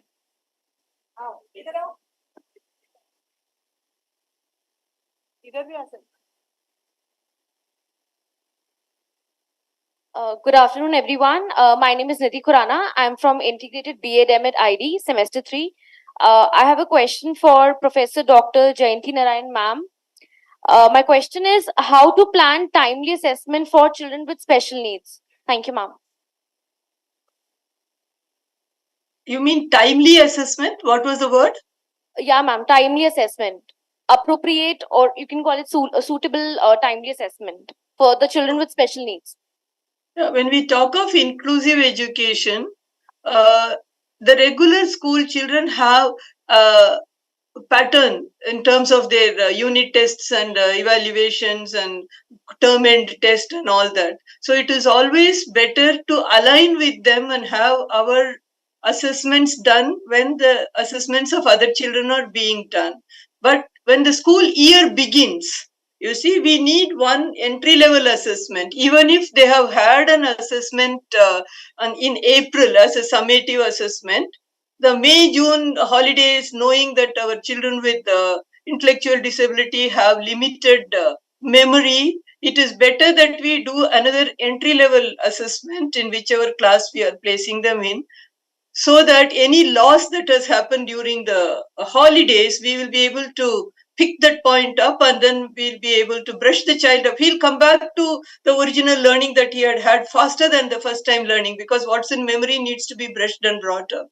So that is what you would do in a regular school. When you say timely, align yourself with the regular school examinations. Administratively also easy, and you are not excluding the child in any manner. He is included like any other child in the classroom. If it is a special school, here also better to keep the quarterly assessments with all the weekly assessment through task analysis that you will have, and then quarterly assessments to see how far the child has progressed. We need at least that much time to see a progress in the child. If it is a special school, if it is home-based education, better that every visit that we make, the special educator makes, better to see the level of child's functioning. I believe the task analysis sheets are the best ones to help us to find out in which micro task that or the subtask the child is stuck and the progress is not happening because of that in the overall task. So that one little hurdle that comes in the way, a task analysis sheet subtask will be able to tell us. And that will tell us whether we continue or go on and on and on and on when he's not learning, or do we change to an alternative method through which he can achieve this. Let us say tying a bow of the pajama or the ribbon in the hair. The child is not able to do the leftover, right, and insert and pull continuously, physical support, physical support, physical support. Well, I don't want him to learn if he's not able to learn, but are there alternatives? Instead of tying the bow, can there be elastic? Can there be Velcro? Can there be anything else? I want him to be independent in his personal skills, right? So this kind of task sheet help us to find alternative activity if an activity is not. It's just an example I gave. Similar things you will find in other areas. So if the teachers are patient enough to have at least weekly once marking on the task sheets on the subtasks, definitely they will be able to find innovative ways of interventions in helping the child. It can apply for arithmetic, it can apply for science, social, whatever you take it. Observation of the micro detail, in other words, that stalls the whole learning of that particular activity. So that if we find out an address, it will take care. So timely is sometime fixed, as I told you. Timely is sometime when you are stuck at a certain point, you want to go back to assessment and find out why am I getting stuck here. So it could be any time you think that it is, I want to find this out. Thank you. Thank you, ma'am. I hope I answered your question. Yes, ma'am. Yes, ma'am. Thank you so much. आप लोग हिंदी में भी question पूछ सकते हैं. Anything related to assessment and program planning, please come up and please you don't miss the chance. Such a eminent panelist is there. अगर किसी के भी कोई भी doubt है, please give the mic to her. And आपको पता है, I forgot to tell you that like I missed Jayanti ma'am जो अभी क्वेश्चन आंसर करे. She is आप लोगों को जो टेस्ट सभी टेस्ट के बारे में आप लोग करते होंगे कि FACP, MDPS, GLAD, ये सभी का madam he she is associated with developing in those all the tests. Okay, and please do not miss the chance. Even the Jaya Krishna Swami ma'am has developed OpenN. And आपको पता है मेरी Barua madam Delhi के आप सब लोग हो कि AFA कितना अच्छा काम करता है and उनका everything is the best. And Renuka madam, she is very good because she is also a teacher trainer. So she is very well versed with the inclusive education assessment. So आप लोग please don't miss the chance. If you have any questions, please come up and Hindi में भी आप पूछ सकते हो. Good morning, ma'am. Good morning, everybody. My name is Simran Singhal, and my question is to Miss Jaya, ma'am. Sometimes parents are in denial that their child doesn't need anything or they might ignore their needs, special needs. So my question is to Jaya, ma'am, how can we help parents to understand their children's special needs? Accept them. Over to you, Jaya ma'am. Unmute करिए. Please unmute, Jaya ma'am. The question is how to make the parents understand Yes, ma'am. the difficulties that the children are facing. Yes, ma'am. Their needs. Yes, it's very simple. They all understand. In fact, they are the first to understand. There is no problem in their understanding that their children have certain challenges. Some of them are very difficult, and some of them are sometimes easily manageable. But they are not able to take the impact of their understanding in their minds, in their hearts, because they are not able to accept that their child has that in that particular situation, not able to do it. The understanding of the condition is very good among the parents, but they have to, that the child is facing a difficulty is what is affecting the parents. But if we give them the support that they need, if we give them the guidance that they need on how to direct the children in making them do whatever the child is able to do at the particular level, depending on the condition, the parents are able to catch up very fast. In fact, they are more innovative at times, more innovative than even the special educators. They are able to think better. And then not only that, they are able to consult with each other, and the team spirit of the parents make them think of new ways of how to handle the situation. It's only managing the situation they know. And they know that everyone has to be sensitive to the needs of the child. Once they understand, then there is no problem with them at all. It is the initial, what they face is how the society interacts to the children, how the society reacts to the challenges they face in the children, how they themselves feel that when they take the child out. Once we help them to get over that, then I think they are masters of the situation. Thank you so much, ma'am. Yes, ma'am. Yes, ma'am. Please.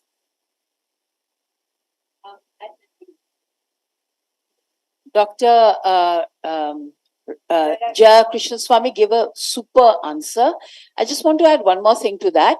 कि आप सब आपके environment में यदि कोई disabled लोग रहे, how do you react to that person? Think about it. The stigma that disability के साथ आता है, the negativity. If somebody in your family were to marry somebody with disability, what does the rest of the family say? Right? So keep that in mind. So when we say that parents accept nahi karte hain, they are a part of society. They are reacting exactly the way you and everybody else does. So their reaction is not something unusual. As professionals, we have to help them see that disabled hone se, it's not the end of the world. Aap disabled ho sakte ho and you can still lead valued lives. To help them see that is very, very important. And I wanted to say this because I get this question very often. Parents to accept nahi karte to hum kya karenge? Yeah. क्यों नहीं करते हैं? क्योंकि ये society तो बोल रहे हैं ना all the time. इतना बड़ा स्टिग्मा है तो वो पेरेंट्स तो सोसाइटी के ही अंश है. Just wanted to add. Yes, thank you. Yes, ma'am. Thank you very much. And what you said, that every teacher when they go to the school and they come back, they say that is the only thing that they say कि मेरे parents accept ही नहीं करते, हम क्या करें? So always we say that they are parents, they are the part of society. You imagine what they must have gone. तो आप लोगों को बहुत अच्छे से पता चल गया होगा अभी ऐसा सिचुएशन आए तो how you can face it. Thank you, ma'am. Thank you very much. Jayanti, may I just questions hai? Jayanti, may I just intervene with one suggestion? Jayanti? Yes, ma'am. Please go ahead. Yes. Actually, I find that the parents face this rejection, this sort of a rejection by the society more in the educated, upper class and middle class public, not in the rural areas, not in the semi-urban areas. There it is simple. The child is accepted. Whether it is accepted as a part of karma or otherwise, the child is accepted by not only the family, but by the entire community in the village. It's only in the cities, the educated, intellectual parents group, which cannot accept the disability in the child because everyone is living in a competitive world. You have to succeed. You have to exploit others to succeed. This is the theme now. So when they find that their child is not able to match whatever other children are doing, then they are in a state of depression. But I think even they overcome over a period of time. We've had instances where the parent overcomes that sort of a rejection very fast and is able to think on how to make the child a happy child. Thank you, ma'am. Thank you. और किसी को कोई question है? ओ पीछे से देखो, पहले हमको दो फिर आजा आप. Good morning, everyone. My question is from Mary Barwa, ma'am. Ma'am, you talked about how parents view autism from a neurotypical context, and with the same idea, they go to the teachers and they want the teachers to work as well. Now, I want to ask you that what to do when the parental expectations do not align with the interest of the child. So, as a teacher, towards whom we should work for, the child or the parent expectations? See, am I audible? Yeah. So, as a professional, when the parent comes to us, whether it is for diagnosis or whether it is for counseling, they will come with all the baggage that society places on them. तो हम उसके साथ किस तरीके से बात करते हैं और कैसे एक्सप्लेन करते हैं about the autism. So it's a very good idea because बच्चा भी वहां पर है, हम बच्चे को ऑब्जर्व कर रहे हैं. Very often parents will say कि ये तो ये करता है, वो करता है. You know, he's absolutely normal, हमें पता नहीं क्यों ऐसे बोला गया है. And we observe the child. And then what you want to do is कि हम जो चीज देख रहे हैं, हम नहीं बोलेंगे कि आपका बच्चा ये करता है. हम एक autism का explanation देते हैं. I'm talking about autism. कि you know, when autism is there, this is the way, there are certain ways it impacts an individual. So for instance, एक जो होगा ना, so there will be a strong sensory component. So they will tend to, supposing I've seen the child take a pen and go down doing this, right? तो हम नहीं बोलेंगे वो ऐसा करता है, देखो ये.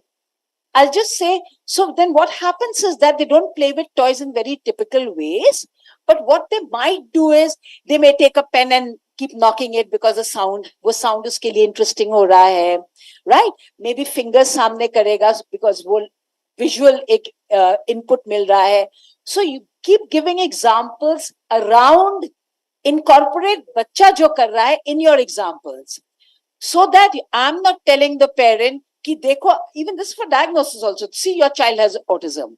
The parent is beginning to realize, yes, this thing that I've been told is real. हमारा बच्चा हाँ ऐसा करता है. When you take them out in a public place, they may have a lot of difficulty. I'm not saying your child does it, but largely क्या होता है, they will have difficulty in playing around other children. ये नहीं कि उसके साथ नहीं रहते हैं, because a lot of children do.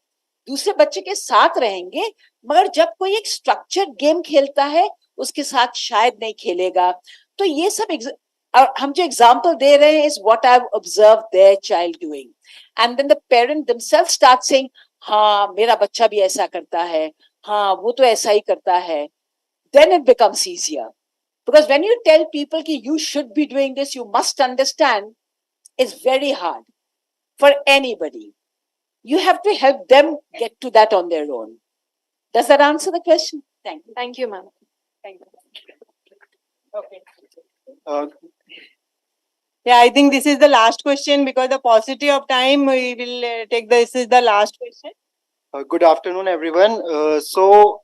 My question is for Dr. C. Renuka Madam, since she gave an elaborate discussion on inclusive classrooms. So this is a problem faced by many special educators regularly in our classrooms. So how do we adapt, modify or accommodate special children along with general students in an inclusive classroom, since we all are in the very early stage of learning as professionals? So what I'm asking is for some tips that we can inculcate in our daily life, in our teaching, to effectively manage special children along with general students. Okay. So here, the first thing, as I have mentioned in the beginning itself, first, as and when you happen to have a child with disability in your classroom, do an initial assessment. Try to understand the need of the child and try to match it with the instructional objectives, that is what is expected from the child, and try to match it. And with if it happened to be the general educator has to work in collaboration with the special educator and prepare the curriculum adaptation things, like what is real, like for each and every subject there will be a minimum level of learning, and the child have to attain that in order to achieve the instructional objective. So find out the minimum level of learning, whether that minimum level of learning can be achieved by the child. That you first to try to identify and modify your instructional methodologies and instructional materials which you use for the child in order to match the learning style of the student in the classroom and based on the nature of the disability. So that may work out for you. And you have to keep on going assessing the child for the progression in the in the goal which you have set for? That is the alternative goal you have set for. Thank you, ma'am. I mean, is it clear or? Yes, ma'am, it's clear. Thank you. Yeah. Thank you so much, respected panelists. It has indeed been a highly informative and empowering session which has helped in the capacity building of all the wonderful participants and audience who are gathered here. It's now time to summarize the major learnings from this session. Professor Dr. Jayanti Narayan Madam mentioned that assessment should be continuous in nature. Formative assessment is the key to learning. It will help in promoting micro-planning, which is essential part of special education. Ms. Jaya Krishna Swami Madam mentioned that assessment by the interdisciplinary team is essential for forming the baseline, and the skills learned are translated into life skill based goals, again very essential for the students with special needs.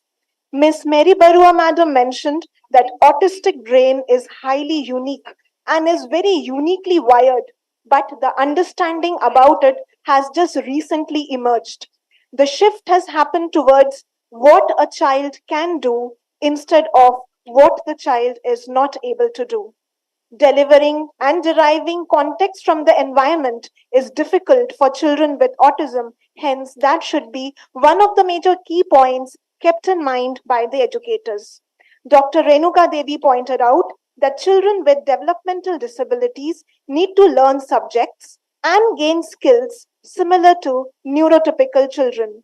And assessment will help us to identify the strengths, the needs, and accordingly carry out curriculum accommodation, planning, and modification.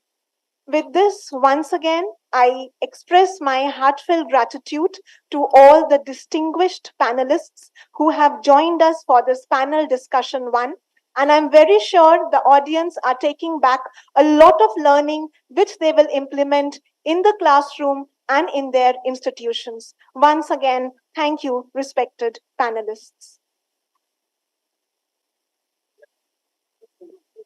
Now it's the time to move on to panel discussion 2, which is focused on behavioral assessment.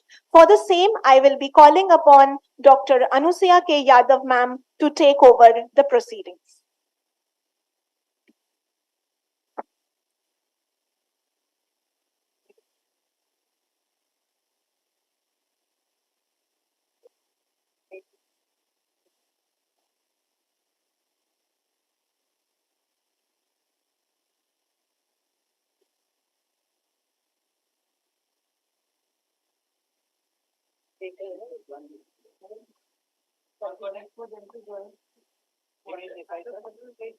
No, we can start.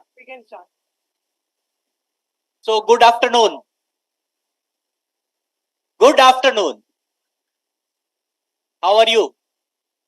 How is the Joes? Yeah, great.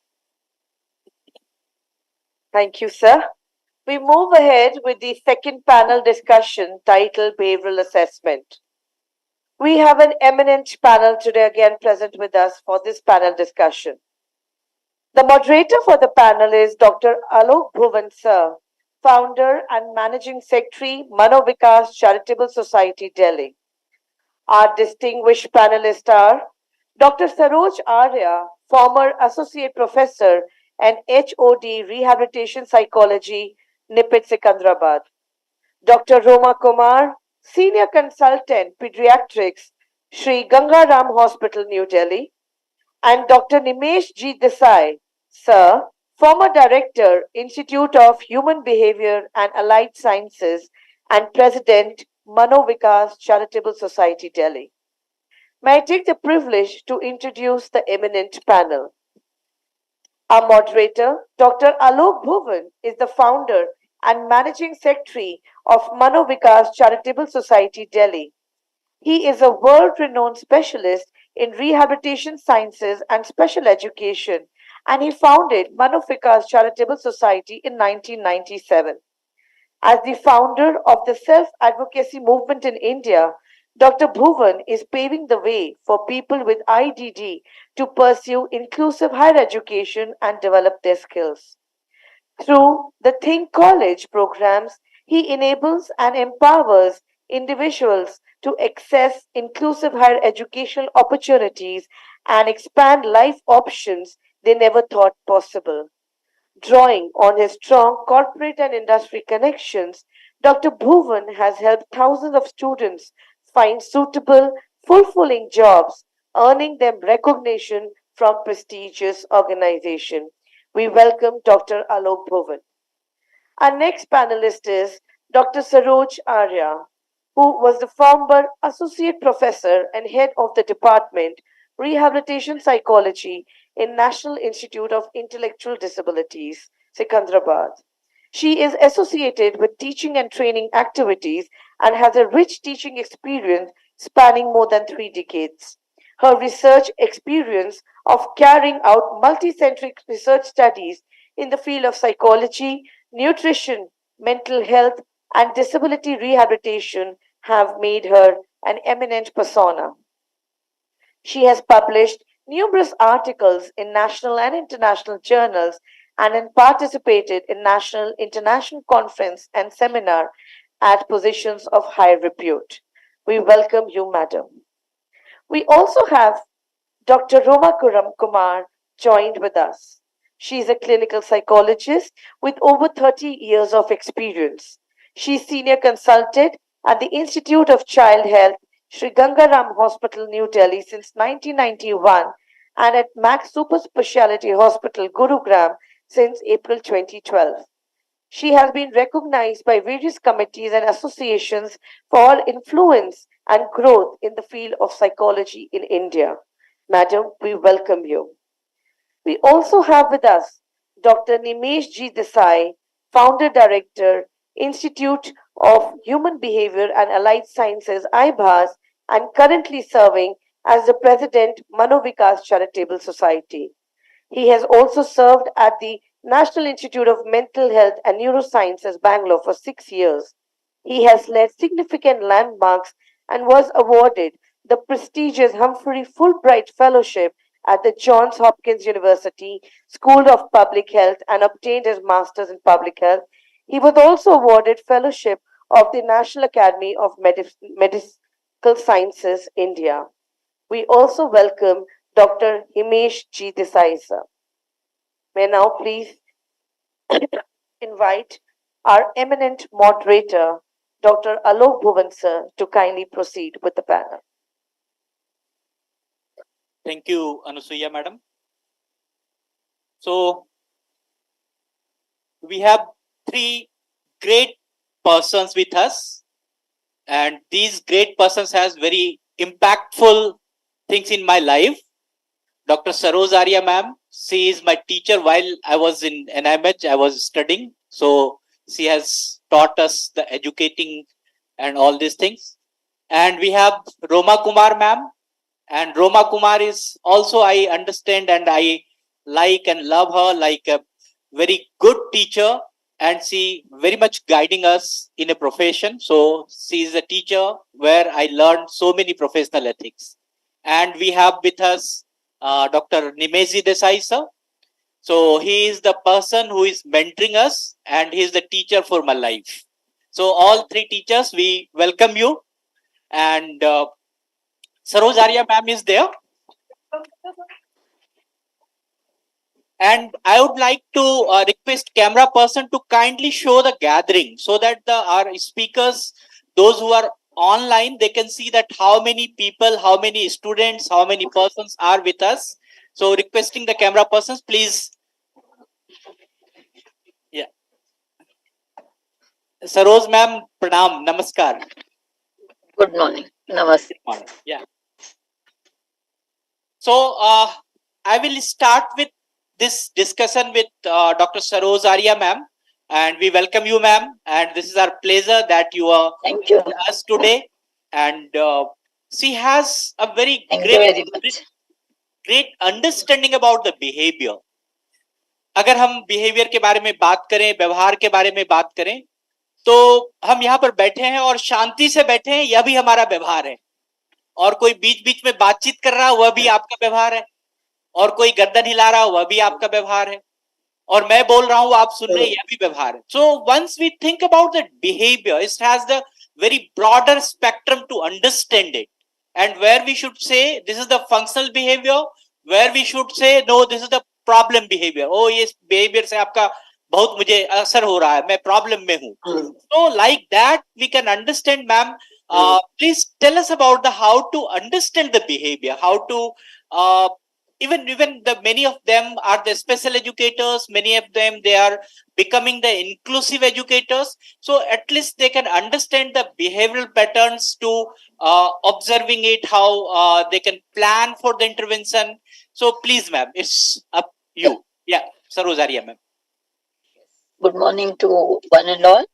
Thank you very much for providing this opportunity. Respected stalwarts and members and parents and dear participants, as well as my dear students. Thank you.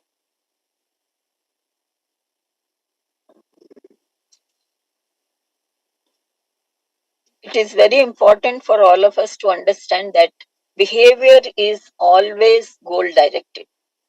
Behavior has a purpose and function.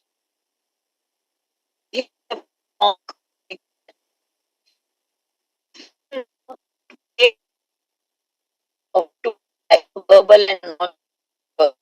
Behavior is non-verbal. The purpose, as I said, and behavioral assessment is vital and protected because just assessing behavior is not sufficient for development of any intervention program for children with special needs or children with learning difficulties. It is very important for us to understand that when we think of behavioral assessment, it should be, there is actually a need for us to change our thinking. Behavioral assessment should make us think from child's perspective, from the individual whom we are assessing, from that person's perspective, not from the perspective of on whom the behavior is affected. For generally, we are concerned when the behavior, whether it is a challenging behavior or a maladaptive behavior, a child has, it affects us. And we get concerned about what it affects us. But what we need to think is from child's perspective. We need, particularly in behavioral assessment, we need to bring a shift in our thinking or changing from what the behavior, a challenging behavior affects us, to thinking how that challenging behavior is perceived from the child's viewpoint. What might be happening to the child from child's perspective? That is very important to understand behavior. And probably once we understand from child's perspective, we can replace lot of maladaptive behaviors to adaptive behavior. For example, a child is misbehaving or showing hyperactivity or restless in a class, maybe particularly in the maths class, and it affects the teacher's function of teaching and learning function of students. So generally what the teacher does is ask the child to go out of the class. And it serves the function for the child of escaping learning maths or doing maths. And it becomes a reinforcement or reward for the child, for child's behavior. And it acts as a reinforcement, and hence this maladaptive behavior is developed and continues. Another example, if a child is aggressive, it could be because of toothache. It is a form of communication because a child with a learning disability is not able to communicate. Hence, may communicate not through verbal but through aggressive behavior. So it is very important for us, if we think of behavior or behavioral assessment, to see from the perspective of what is happening to the child. That will help us to understand the behavior. Now, in recent years, behavioral assessment, there are is changing dramatically. Rapid changes are taking place in the concept of the purpose of assessment, particularly purpose of behavioral assessment. Whether it is the different approaches being used for behavioral assessment, or the methods, or the tools, and even the people involved in assessment now have the viewpoint in the recent years is that assessment, any assessment in the school or for children, what we are doing in education, it should not be only limited to teaching and learning of education of students, but it should focus on overall development of the child, of children. So we have to keep in mind when we talk of behavior and behavioral assessment. Behavioral assessment mainly focuses is nothing but involves systematic collection of information, organization and interpretation of that particular individual whom we are assessing, which should enable us decision making and problem solving and planning a behavior support intervention program. Of central point to behavioral assessment is to understand the function of behavior. Behavioral assessment should characterize adequately the behavior or the function of the behavior. What I mean to say is its antecedents, its consequences, and what it is serving the purpose. It also includes, it requires that we also assess the overall aspects of the child, which I mean is the developmental history, physical and mental health of the child, the social environment. Assessment should also include skills and capacities of the carers, because the intervention plan, when we plan, has to be carried out, which will involve the carers. Hence, we need to assess as that way. It is important to understand all these domains should be reliably captured in behavioral assessment. And the most important aspect is to understand why this behavior or the problem behavior or the challenging behavior has emerged. What purpose it's serving to the child.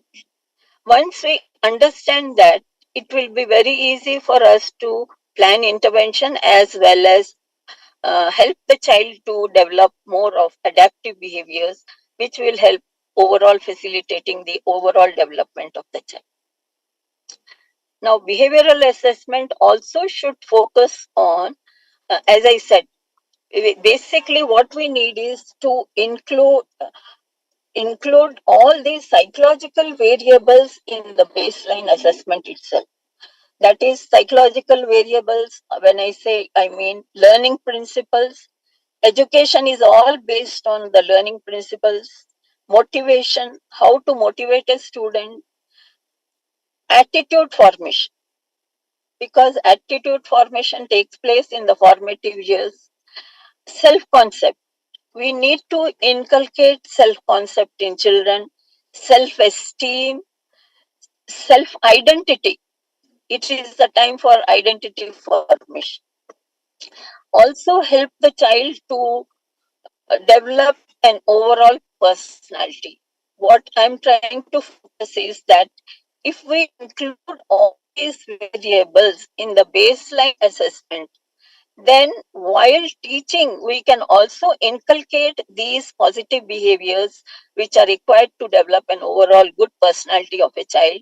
We can include while teaching, we can also give training and in the intervention program include these variables if there are, as and when there are deficits or whenever there is a maladaptive behavior. Right now, we generally take the educational skills the other problem behaviors, if there are any deficits, but we are not including most of these important psychological variables which are the foundations of personality of development of an individual. And behavioral assessment should be carried out mostly in a phased manner. At the beginning, we have this, the baseline I was referring should include the psychological variables. And once the initial assessment or baseline assessment is carried out, be able to make decisions and problem solving, plan a behavior support program for the child. And after the carrying out of the intervention program, we need further to assess the efficacy of the intervention, assess the overall impact on the child and the carers of the program. And if there is a need, we need to make adjustments and re-evaluate. So it is a continuous process. It is not one single strike. Once we do this,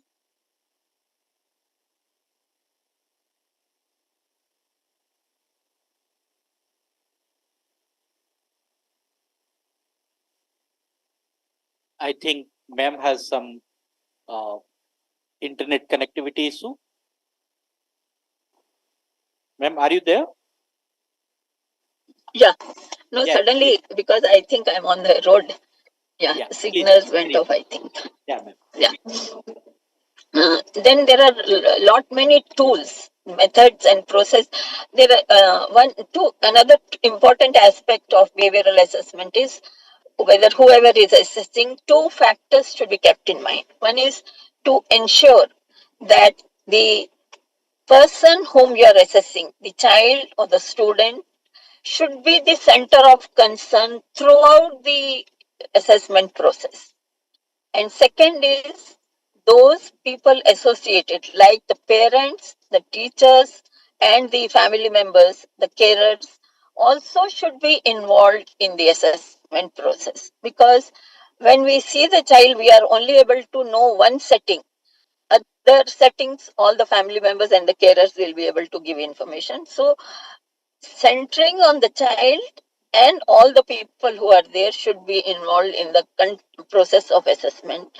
And as I said, the tools, there are many tools for behavioral assessment. I think many people may be knowing these, but some of the basic tools are like basic MR, which was developed by Rita Peshawria at NIMH.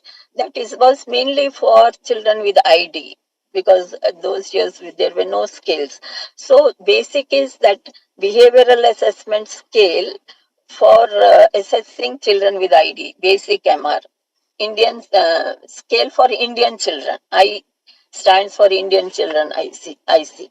Same for adults. We have a basal, that is behavioral assessment scale for adults. Both these scales are for assessing children in our own.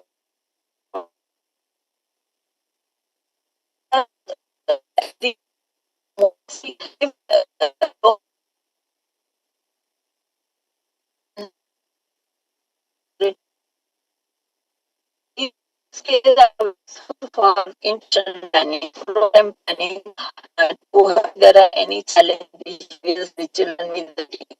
Then there are other lot of scales like ABC checklist intervention, and then there is aggressive. There are many scales. I can mention some of the scales, but I don't think I'll be able to go into the details of the scale. You wish to mention some of the scales? Ma'am, we are finding some connection issues. Your voice is cracking and it's not coming properly. Are you able to hear me, ma'am?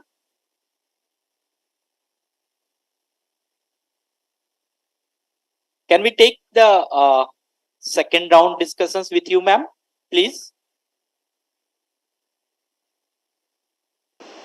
I think behavior scales.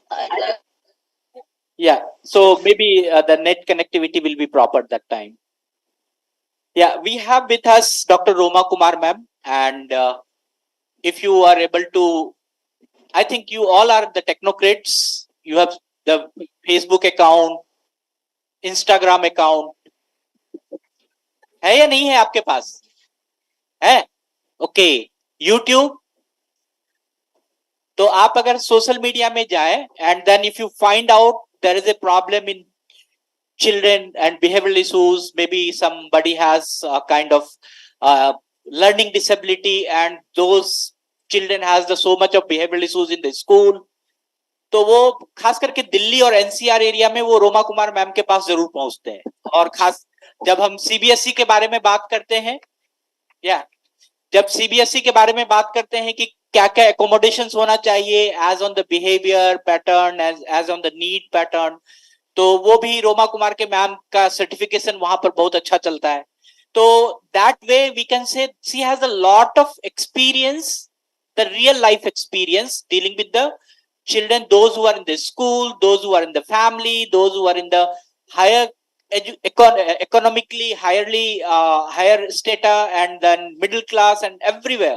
So she has the very diversified experience dealing with many behavioral issues, and she has a great passion how to motivate the parents and carer. ये भी बहुत अच्छा है। And then खास करके adult बच्चों के लिए उसके साथ कैसे काम किया जाए, उनके बिहेवियरल इश्यूज के साथ कैसे काम किया जाए, उसमें भी काफी महारत हासिल है। आपसे मैं, आप जितने भी लोग यहाँ पर हैं, आप सभी से मैं just I request you to keep the 2-3 questions and I take only 4 questions at the end. तो उसमें से आप रोमा कुमार मैम के लिए कम से कम 2 और 2 सरोज आर्या मैम के लिए 2, देसाई सर के लिए we can keep it 6। So please keep your questions ready. And now I'll request Roma Kumar ma'am, please carry on. And just you give your hints how the carer and how the parents and family can be involved and can be helped in the behavioral assessment and helping in the behavioral guidance also. Thank you ma'am. Roma ma'am. Thank you Alok ji. Thank you so much. As always आप बहुत बढ़िया बोल जाते हैं और मुझे तो ऐसा दिखा देते हैं जैसे मैंने बहुत कुछ हासिल किया, लेकिन मैं वही हूँ, वहीं से जहाँ 35 साल पहले स्टार्ट किया था, मैं वही हूँ, वहीं से सीख रही हूँ और सबको वहीं सिखा रही हूँ। मैं दोनों हिंदी और इंग्लिश में बात करूंगी क्योंकि मुझे पहले ही समझ में आया that we need to use both the languages. When I started off my career and I was working with special needs in a special school, कई साल हो गए थे काम करते हुए, 3-4 साल तो हो ही गए थे, तब यंग थी बहुत। तो एक दादी आई वहां पर और उनका बच्चा मैं देख रही थी, उनके बच्चे की असेसमेंट चल रही थी और इसी तरह से असेसमेंट में डायग्नोसिस बना था कि उनके बच्चे को ऑटिज्म है। तो वो एक एग्जाम्पल था जो मैं कभी भूल नहीं सकती। इनफैक्ट ऐसे कई सारे, लेकिन ये वाला बिल्कुल नहीं भूलूंगी क्योंकि वो आई थी मेरे पास और मुझे ऐसा उन्होंने धमकाया, बहुत ऊंची ऊंची आवाज में मुझे बोला और कहा कि तेरी शादी हुई है क्या, जो तुम मेरे नाती को बोल रही है कि ऑटिज्म है? तेरे अपने बच्चे तो है नहीं है, तू कैसे समझ सकती है कि मेरे बच्चे को ऑटिज्म है? और खबरदार जो तूने मेरे बच्चे को ऑटिज्म का डायग्नोसिस दिया। और मैं हक्की बक्की रह गई थी क्योंकि मेरी ट्रेनिंग में तो ये नहीं सिखाया था कि पेरेंट कभी ऐसे आके बोले तो आपको क्या करना चाहिए। तो आप सोच नहीं सकते कि उस समय डर के मारे भी खड़ी थी, लेकिन मैंने जो जवाब दिया, I think I felt much better for myself and I was also able to deal with the grandmother. I said, आपने बिल्कुल सही बोला, मेरी शादी नहीं हुई है, मेरे बच्चे नहीं हैं, आपके 2 बच्चे हैं और आपके 2 नाती पोते हैं और आप बहुत बढ़िया अपने बच्चों की देखभाल करती हैं। लेकिन इस सेंटर में मैं रोज के शायद 30 बच्चे देखती हूँ, तो उसके हिसाब से तो मेरे बच्चों के साथ में काम किया हुआ काफी ज्यादा एक्सपीरियंस हो जाता है। लेकिन हो सकता है मैं फिर भी गलत हूँ, मैं आपकी बात पूरी समझूंगी और हो सकता है मैंने कुछ गलती करी हो, मैं माफी चाहूंगी इस बात पे। I must tell you that grandmother passed away, but the mother of that child still comes to me, and that child has passed college and has, despite ASD, that child has done engineering and has done very well. So what I'm trying to say is how you deal with that parent and how you also deal with your fear. Because जब कोई आपको ऐसे आके बोलता है तो आपको भी डर महसूस होता है कि शायद मैंने कुछ गलती ना कर दी हूँ, मेरे पे क्यों अटैक हो रहा है। और ये पहली बार ही नहीं होता है, हर समय होता है। प्लस अगर आप स्कूल सेटअप में काम करते हैं और मैंने पहले वाले सेशन में भी सुन रही थी कि माँ बाप आते हैं और माँ बाप बात समझते नहीं है, उनकी गलती नहीं है। आप थोड़ी सी पोजीशन अपनी चेंज कर ले, माँ बाप इधर आ जाए और आप उधर चले जाए। Nobody likes to hear that my child has a problem. बहुत मुश्किलों से एक एडमिशन होती है और उस एडमिशन को वो जारी रखना चाहते हैं, अपने बच्चे की कोई कमी नहीं सुनना चाहते हैं, लेकिन उन्हें मालूम होता है उनके बच्चे में क्या कमी है।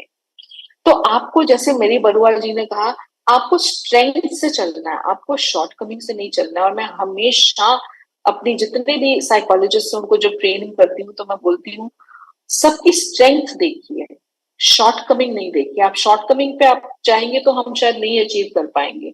Look at the strength of the child. So I'll come with an example that a child who is coming to me for just attention deficit, has been diagnosed with attention deficit somewhere else, has been coming for counseling to me from a very well-known school and of course a middle-income group family.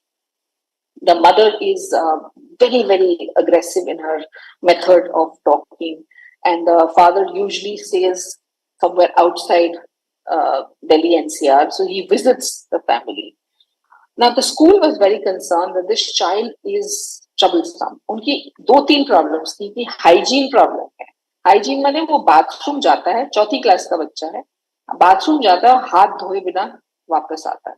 दूसरी उनकी problem थी कि वो सबकी cheeks को touch करता है, and he is only been diagnosed with ADHD। सबकी चीक्स को टच करता है, खास करके लड़कियों की चीक्स को टच करता है।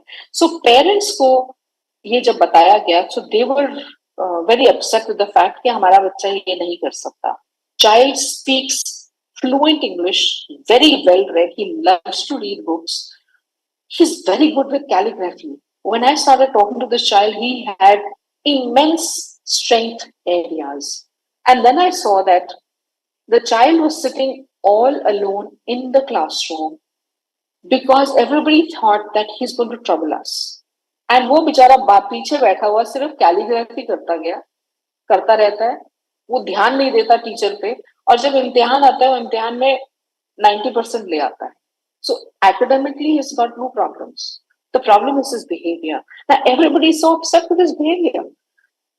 He's getting so much attention for his behavior. Why wouldn't he behave in this manner? Let's understand what is the need for this behavior. The need for this behavior is to keep getting validated and keep getting that spotlight on him. So when you start understanding that the child's need is this, then I like to see उसके environment में ऐसा क्या हो रहा है जो बच्चा इस तरह से ध्यान लेना चाहता है और उसमें काबिलियत बहुत सारी है। और वो आके मेरे को बोलता है कि मैं अब ठीक हो गया हूँ, मैं किसी की चीक्स को हाथ नहीं लगाता हूँ और मैं अभी हाथ भी धो के आता हूँ। I'm washing my hands and I'm not touching anybody's cheeks. But very intelligently he asked me, but there are no cameras in the bathroom. How can anyone see that I washed my hands or not washed my hands? So he's challenging authority very nicely. He's intelligent. What is my aim? Is my aim to get him to wash his hands every time? Or is my aim to see that what is it that stops him from washing his hands? Right? What is it that is he's looking for? ऐसी क्या बात है जिससे उसको problem हो रही है? So always look for what is bothering him, then why is he doing? Why? You'll never get an answer with a why.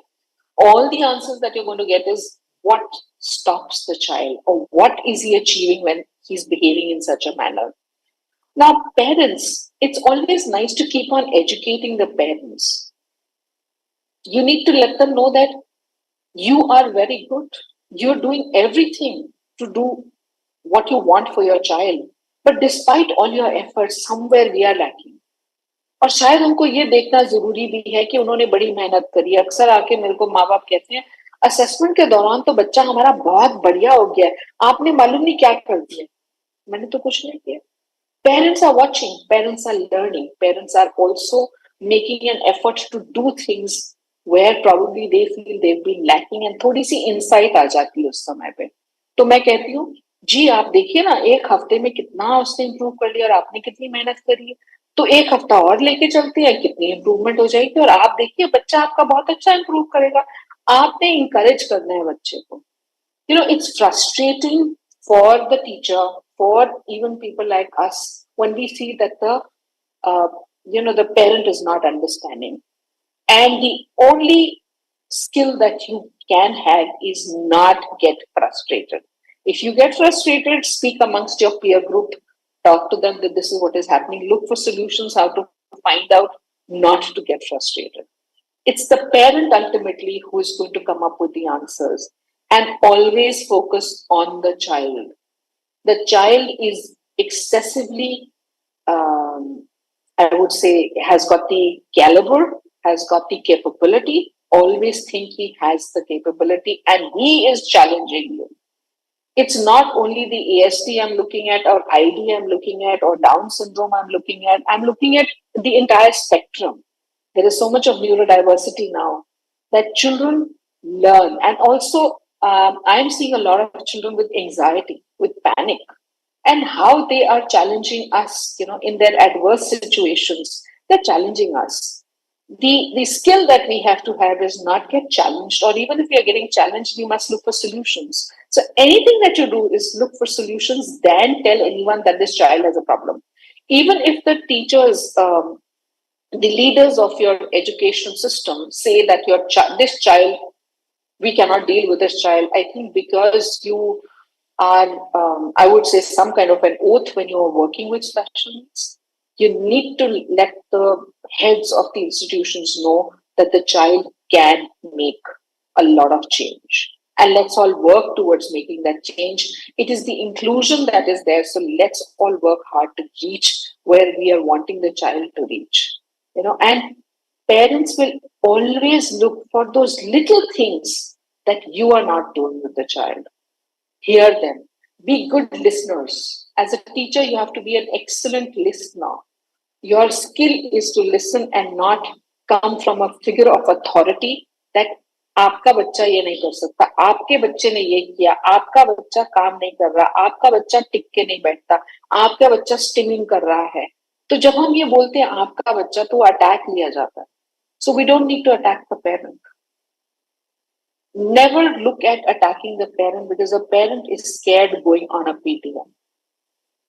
And there have been instances of multiple number of children who have either diarrheas before the PTM, or they fall sick just before the day of the PTM, because tomorrow is the PTM and we're going to get into situations. In fact, in the beginning of the year, I had a situation where a 9th grader was standing on, on his window, and he wanted to jump out from the 4th floor.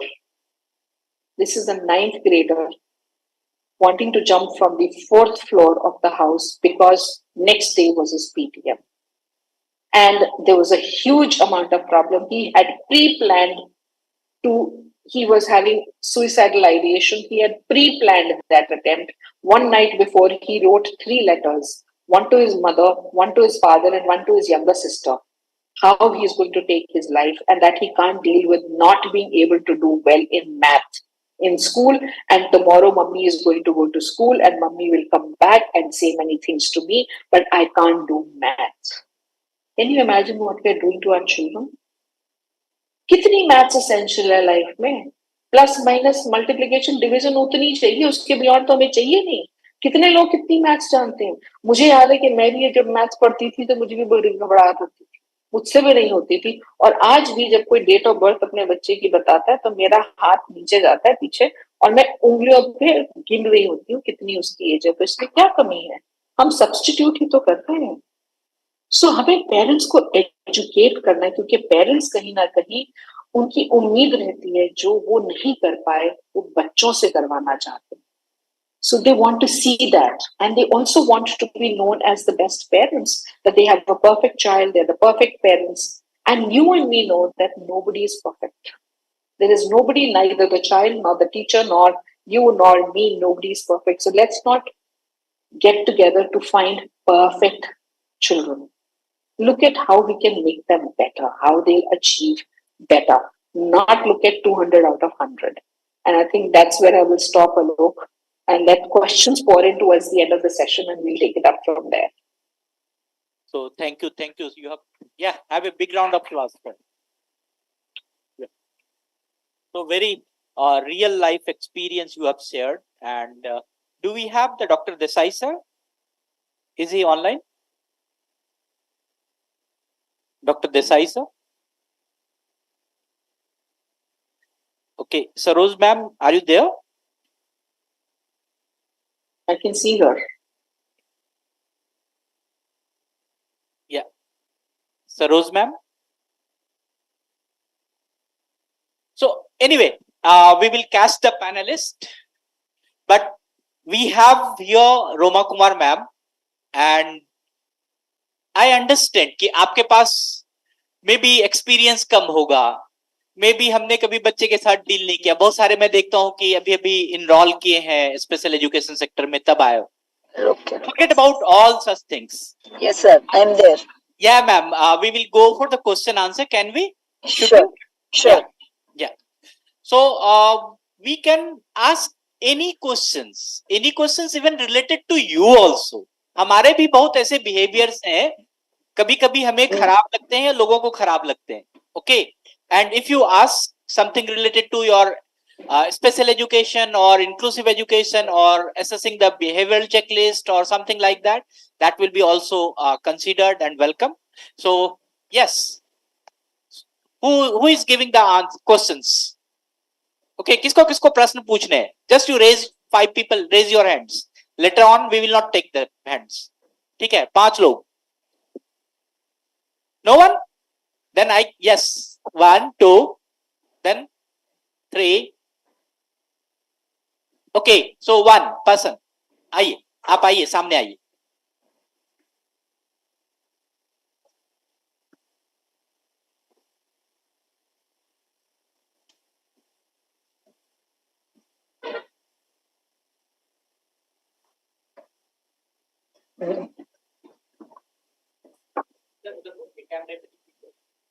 Hello.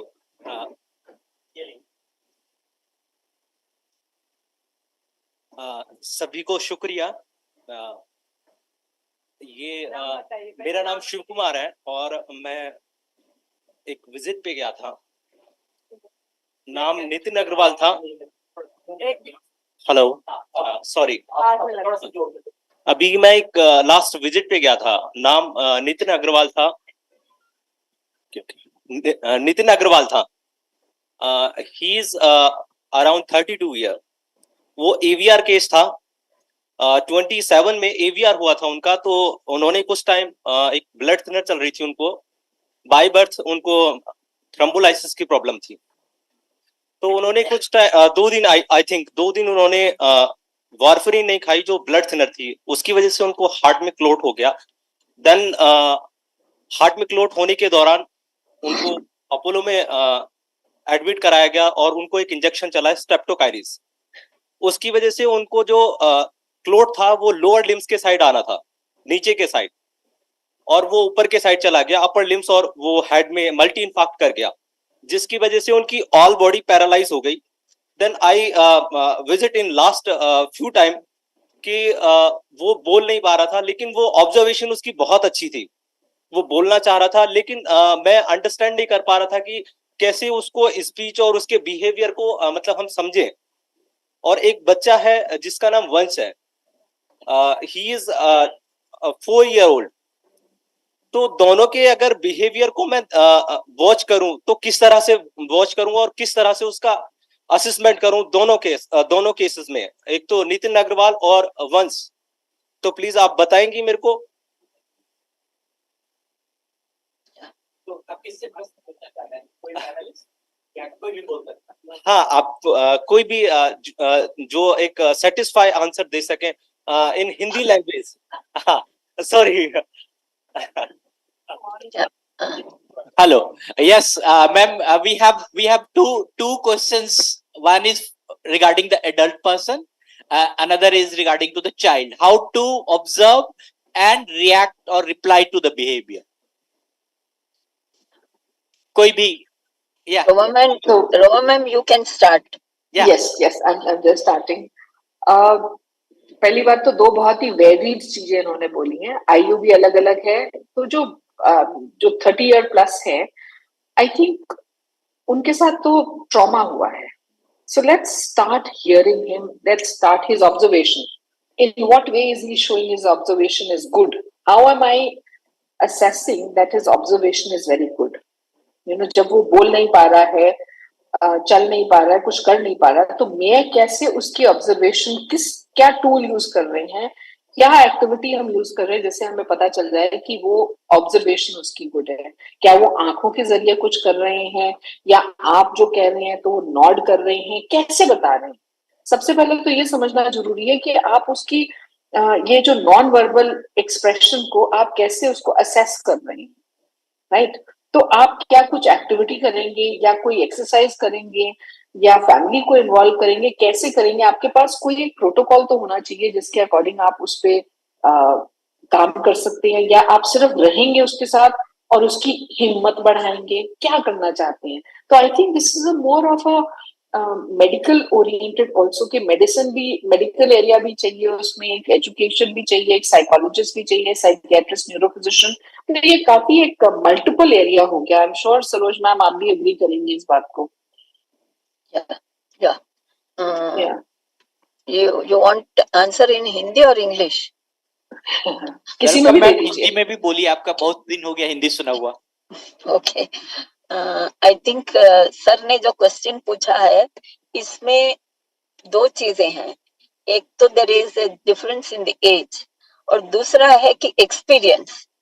जो aged adult hospital में है वो experienced है और वो communicate कर सकता है with body language, and he said कि उसका ऑब्जर्वेशन बहुत अच्छा है। वो कम्युनिकेट कर सकता है उसके नीड्स को, उसके दुख को, जो भी कहना चाहे, because he has experience the world, और उसका कंट्रोल्ड ऑब्जर्वेशन होगा। Whereas a child का natural setting में observation है, and child is going to communicate the truth. उसका जो जैसा भी है, it can be through play activity, या वो wild हो सकता है, या अच्छा behavior। क्वेश्चन पूछने वाले सर ने ये नहीं बताया कि उसकी कोई प्रॉब्लम है, उन्होंने बताया कि बिहेवियर कैसा ऑब्जर्व करना है। तो ये बहुत एज ही डिफरेंस नहीं है, सेटिंग्स डिफरेंट है। ये नेचुरल एनवायरनमेंट में इसको ऑब्जर्वेशन करना है, तो इसमें हमको बच्चे का जब ऑब्जर्वेशन कर रहे हैं माय डियर सर, तो हमें बहुत केयरफुली ऑब्जर्व करना है। It is not necessarily problem behaviour को देखना है कि वो कुछ फेंक रहा है या एग्रेसिव है। It may be lot of positive behaviours which the child will have. एक ही देखना है कि किस चीज में वो खुश है, तो हम उस चीज को, वो चीजों को हम रीइंफोर्स लेकर उनके बिहेवियर्स को और पॉजिटिव बिहेवियर्स को बढ़ा सकते हैं। और जहां पे हमें लगे कि जिस चीजों पे वो उसको पसंद नहीं है या ना खुश है, तो उन चीजों को नहीं ले, हम रीइंफोर्समेंट में नहीं यूज करें। But what the best is, ये बच्चा जो नेचुरल एनवायरनमेंट है, इसको हम बहुत तरह से डेवलप कर सकते हैं। बिहेवियरल ऑब्जर्वेशन चेकलिस्ट यूज कर सकते हैं to develop. Main thing in behaviour is, what is happening is, हम लोग ज्यादातर फोकस प्रॉब्लम बिहेवियर्स पे कर रहे हैं। There is lot of literature on problem behaviours, how to modify और behaviour modification to help challenging behaviours. हम अगर सब लोग सोसाइटी में, टीचर्स, पेरेंट्स मिलकर पॉजिटिव बिहेवियर्स पे ज्यादा फोकस करें, तो negative behaviours will not occur. There will be no chance, because we are developing positivity. Behaviors are positive, so we are all teachers, everybody focuses on that, parents, everybody, then that positive behaviors will develop.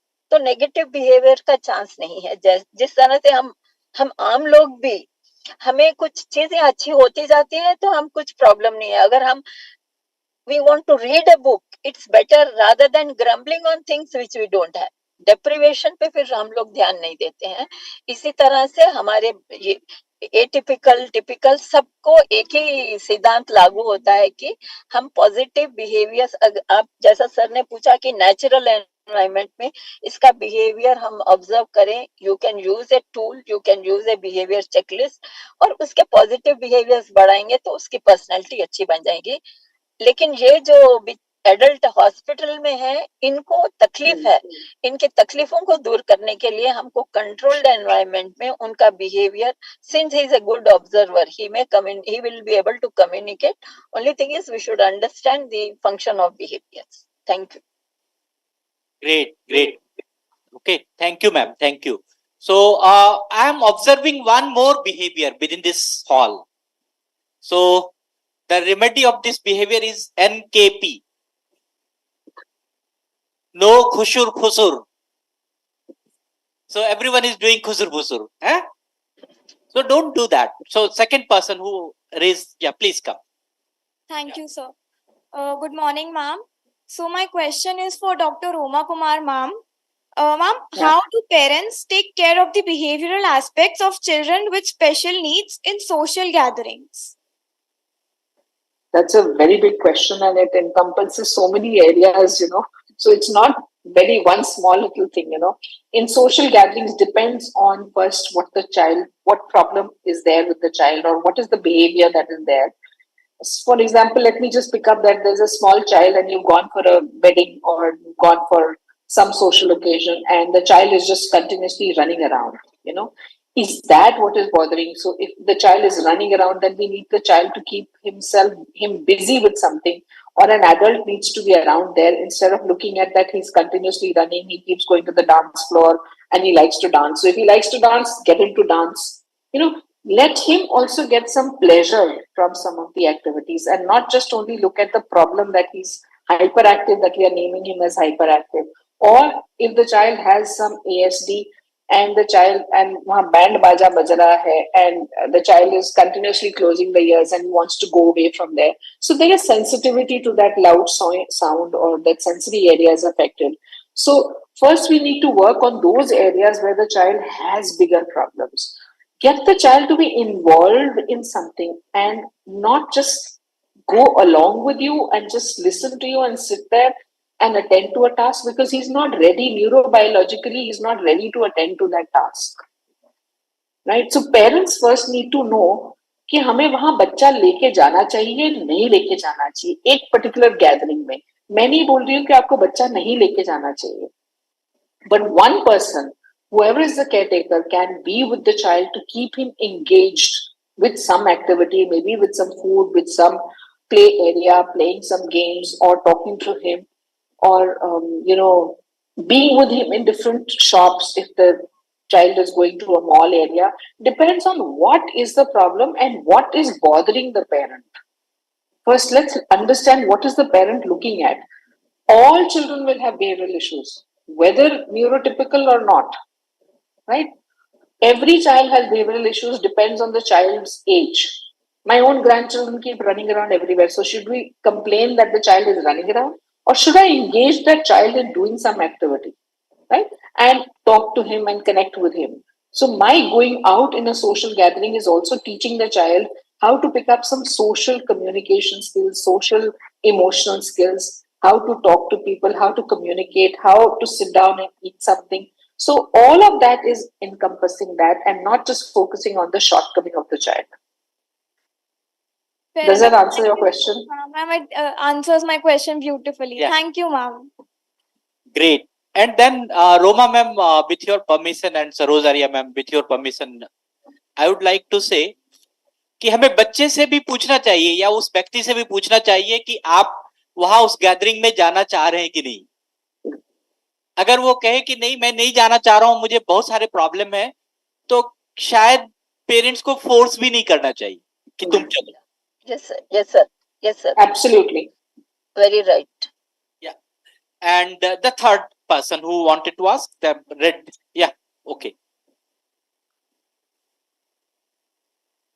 Good afternoon, everyone. So my name is Nishtha Tiwari. My question to Saroj ma'am is how to include positive behavioral aspects of the child into daily lesson planning. Good. Thank you. Yes, madam. What we need is first to look at what are the, depending on the age and the child's interests. We have schedules to find out what are the reinforcements of the child or the particular child, what are the child's interests. Based on that, depending on the age, we can develop, include the positive behavior support, positive behaviors. For example, a child is very good. See, what happens most of the time in class, a hyperactive child keeps going around. And what we teachers do is, either physical restraint or out of the class. Instead of that, when you talked of positive behavior, what we need to see is what is that interest the child at that time in the classroom. We have found I think many of us must have tried this.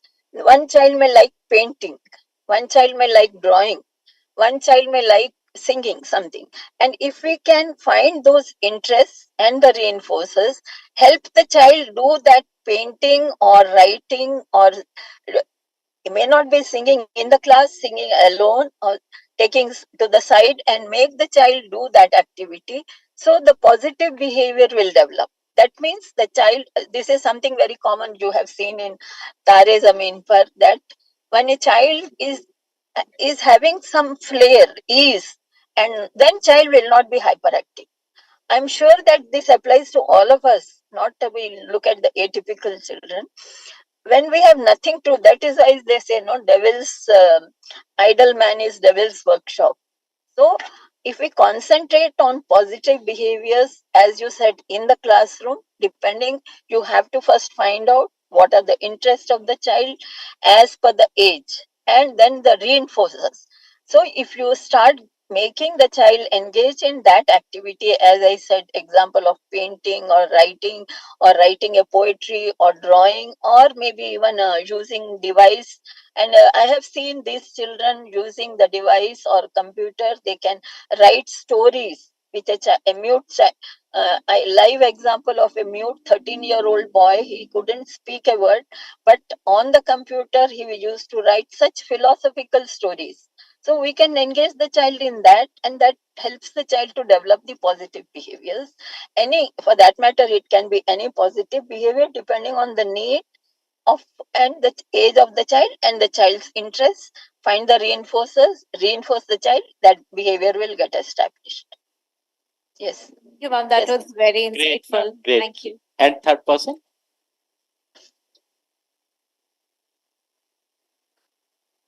Yeah, hello, good afternoon, ma'am. My name is Sujata, and I'm also a parent of 9-year-old boy on autism spectrum. So, ma'am, my question is that at what age the parents and the educators should find out that in a school setup, inclusive setup, if a child is not able to cope up with academic pressures and the curriculum, then child's interest should be diverted towards vocational training and the skills development. And how to find out that where the child can be engaged? Yeah, Roma ma'am, you wish to answer? Yeah, please. Roma ma'am? Yeah, I think both of us can answer that question. But I'll just begin with just giving you a little bit of a beginning on that. That at 9 years, the child with a spectrum is in an inclusive school, is getting help with probably a shadow teacher, with probably some other therapists who are there in the school, or is also getting help in the modified curriculum also, right? And if the child is already achieving the modified curriculum with the shadow teacher, he or she is able to do, and with the therapist, there is progress, I think continue with the school. That is my take on it, because he's already getting an environment where there is peer group and he's happy in that peer group. Alongside, I think begin seeing that what are the areas that you want the child to be self-reliant in. So you start picking on those skill development areas where the child can pick up those skills and be on his own also. It's not necessarily that I'm going to focus on the vocational development of the child at 9 years of age. I think at 9 years, he's still learning, he's still showing progress. So begin on, at 9, what age is he functioning at? What is the level of the child where the child is functioning? Which skills is he still to develop?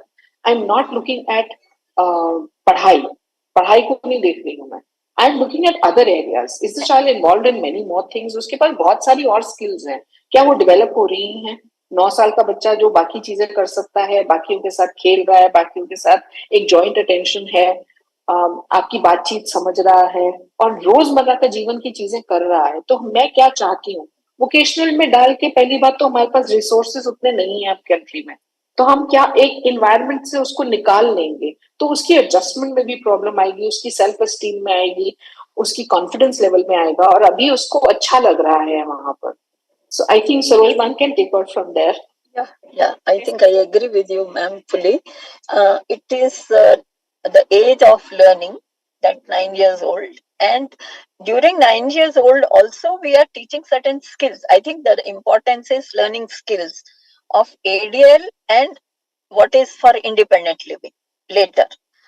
So there can be so many activities in the school which we may like, which has the foundation for skill learning.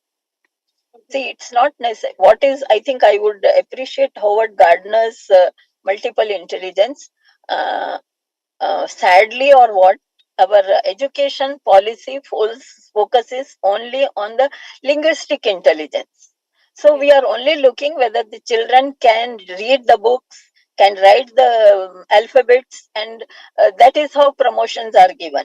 But there, what Howard Gardner said, there are multiple intelligence. A child may be musical intelligence, physical intelligence, it can be intrapersonal intelligence, it can be naturalistic intelligence, it can be interpersonal, it can be I mean, it can we have seen children are very good, some of them are good in music, and particularly child with ASD spectrum are very good in certain, they have these amazing abilities on computer, on singing, and mathematics, numbers. So maybe we have to identify the positive or the strengths of this child and develop those skills, and let the child also enjoy those activities in school. And as Roma ma'am said, it is not essential he should do LCM and he should do all the maths, and he should also learn all the subjects of history, geography. It is the functional curriculum which is important for the life, what is important. If that child is learning in school, and one can teach skills at home, ADL, every day. What we do, if we teach the child in our daily course, we need not take out, parents need not take out extra time to teach the child. Whatever you are doing the activity, try to teach the child either verbal or non-verbal communication. So only thing is, you will have to spend a little more time, and we parents have to be mentally alert, have that attitude of teaching the child whenever the child is at home, whole time. It is whatever you are doing, you also help the child to learn. That's it. Not necessarily we need to sit down separately, have some time for the child, and everybody is busy, parents are busy. So during a course of routine activities, we can teach our children skills, and that helps them in ADL and later in vocational development. And as the madam has asked, what age should be vocational development or training? I think we need to let child learn the foundation skills for vocation, and then certain age, later age, we can help the child to learn vocational skills. Thank you. Thank you, ma'am. Thank you so much. Great. So one thing which I would like to add, ma'am, अगर बच्चे कभी identify हो जाए कि उसको कोई neurotypical condition है या कोई कंडीशन ऐसा है जो कि हम हाईलाइट कर सकते हैं, तो कभी कभी पेरेंट्स जो है कि उसको बच्चे नहीं रहने देते. आज चलो थेरेपी करने के लिए, आज चलो स्कूल, आज चलो ये है, तो बच्चा कहीं वो अपना बचपन खो जाता है और वो उसी तरीके से चल पाता है. तो हम एज ए टीचर हमें ये ध्यान में रखना होगा हमेशा कि जब भी हमारे पास कोई बच्चा आ रहा है, पेरेंट्स को पहले हमें थोड़ा सा शांति देना जरूरी है कि ये बच्चा है, इसको बचपन की लाइफ जीने दो पहले. That is very important. Yeah, please, next question. First of all, very good afternoon, ma'am, and respected sir. My question is from Roma, ma'am. Hello. You are audible. Very good afternoon, ma'am and sir. My question is from Roma, ma'am. In one of my internships, I have observed a child who is having sensory issue, have basically problems in touching soft areas of the female, is hyperactive and is non-verbally expressive. So, ma'am, what is the first thing should I focus in the initial part? Like he's about 9 to 10 years. And he's attending some therapy center, or is he in a school? He is in a therapy center. He's in a therapy center. So I think If he's in the therapy center, all the therapists need to sit down and first understand which are the areas that are of primary concern right now. And at age 9, what are they not able to achieve? Like we heard Mary Barua in the morning saying that we should not look at only what the child is not able to do. Let's look at the things that the child is doing. Maybe he's just not given enough opportunity to do things which can give him pleasure. So these 3 areas are giving him the pleasure, which is like a negative pleasure. So let's focus on those areas where let's explore, let's make him do more activities so that he starts reducing the area where he's getting maximum pleasure and substitute it with some other activities which will give him added or new kind of pleasure. So that's the area that probably needs to be seen. And I think all the therapists need to first sit down and have a meeting in understanding what is the goal. Have the goals been met? Look into ourselves. Are we making some mistakes somewhere? Sometimes it happens to us also because it's like rut ho raha hai, usi tarah se therapy chal rahi hai. Let's make some innovative techniques on our therapies also, so the child starts getting some pleasure. And what is it in the home environment? Are the parents doing something with the child, or they're just getting the child to the therapy center and they're just okay with everything? So it's like a comfort zone. It's like nothing's happening there. Ma'am, aap bhi bol sakte hain. I think I appreciate very much what you have said, and Secretary Sir has said. Very important thing is, let us see children as children, not try to make them as, all the time training, therapies and adults. That is one problem with our society. It is adult dominated society. We do not perceive children's needs from their perspective. We want children to follow rule. Why? Because it helps the adult. It helps us to function better. But child does not need a rule that time, because it is a exploratory stage. While playing, child learns a lot of things. Child likes to play in sand, water, whatever it is, it helps the child to learn. Rather facilitating, we want the child to stand in a queue, whatever it is, because it helps us to function properly. So I agree with the Secretary Sir. We should allow children to live as children and play and have fun. That is the base of personality, healthy personality. Later behavioral adjustments, personality issues will not come if the child grows healthy and happy, remains healthy and happy. So that's very important. Thank you. Thank you. So much, ma'am. Any more question? Okay. So great. We are on time. Ma'am, I'll request the final input for 1 minute, ma'am. Please. Roma ma'am, we'll start with you. Okay. See, I wish the answers were that simple, and I wish everything can be given like a notebook that this is how you have to follow. Every child is different. Every parent who comes to us is different. Everybody's learning style is different. So we as special educators or as therapists have to pick up and understand what the child needs and work from that side rather than looking at what we know and tell the child to do that. Second, accept the parent the way he or she comes to us. Accept them that way only. They will come with their problems. They will come with some attack on us also. Just hear them, listen to them, and then give them that little guideline. It's not our job to come from an authority figure on my field and just say, you have to listen to me. No, I'm also learning from the parent. So just listen to them and go small goals, make small goals. Actually, a problem comes in. A lot of us don't make our goals very clear. We talk in the most confused manners. So our goals are not coming in the ready manner. So that way, I think these 2 areas I would say. Third is, look at a population where we are looking at, not just special needs. We're looking at everybody together. We're all whole. We all have shortcomings. So don't focus on shortcomings. Focus on strengths of everybody. And when we focus on strengths, we achieve, we learn, we reach places. That's what I would say. Thank you so much, ma'am. And Saroj ma'am, आपका आशीर्वाद संक्षेप में. Yeah, I think I have already mentioned the very important thing is let us, I don't think we should think these individuals are different. We all have certain issues, we all have certain problems. It is only thing is we are cutting across and telling that there are children with difficulties. We also have certain disabilities and difficulties right from childhood to whatever age we grow. So only thing is there are differences.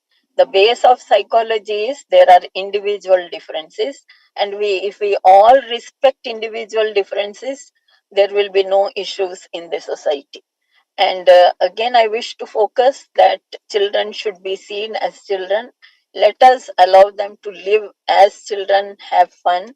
And very important thing is we need to, as Roma ma'am said, do parental counseling to make parents understand that uh, they are also, we were also like them. See, we want child to sit quietly when child goes to the teacher or school, and we forget that we were also behaving odd when we were children. So we have to do parental counseling not only about the child's condition, how to bring up this child to make it. We don't need to make it very deviant or disturbing or abnormal kind of thing. It is a normal process of rearing children, and this child is, I mean, generally we say as hand has different size of fingers. All are my fingers of my hand. So all children are mine, whether long, short, with difficulty, without difficulty. If parents accept children as they are and give, the only fundamental, most important thing is all of us should give unconditional love to our children, to everybody's children, to everybody in the society. That will help us to live a better and more positive, happier life. Thank you. Great, great. Thank you so much, ma'am. Thank you so much. Big round of applause. I hope and I trust that you all have enjoyed this session. Yes?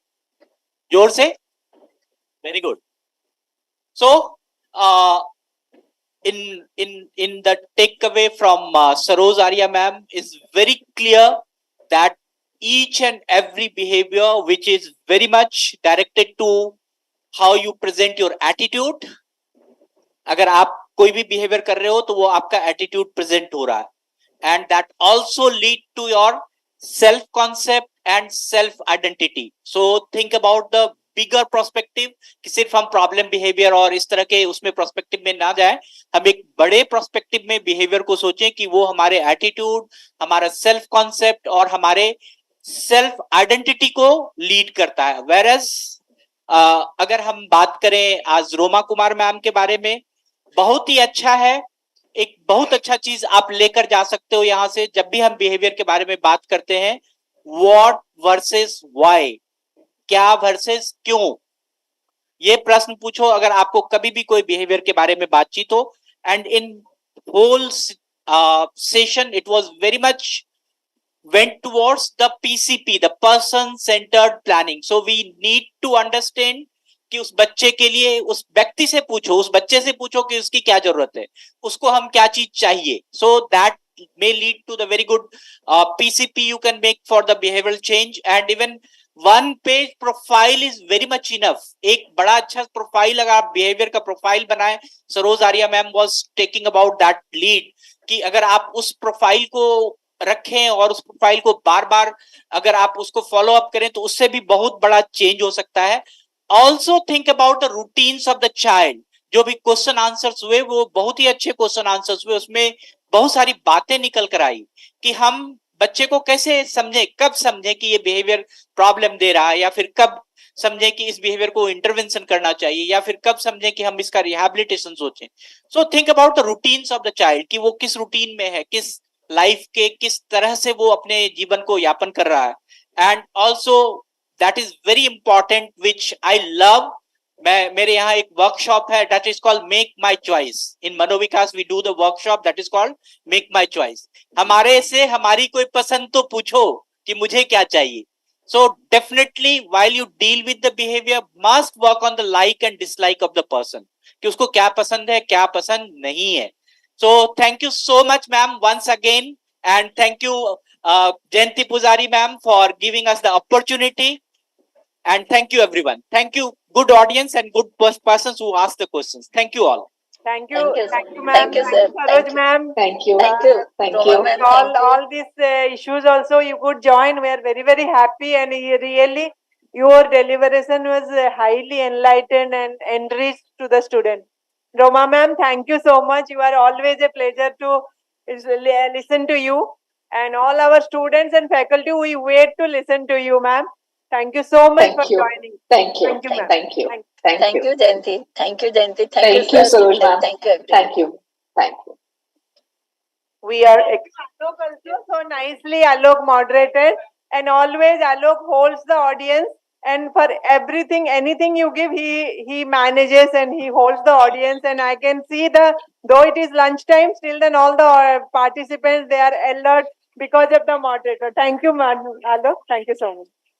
Thank you, ma'am. And we wish you belated Happy Teachers Day. She is my teacher. So have a big round of applause for my teacher and Jayanti Pujari ma'am.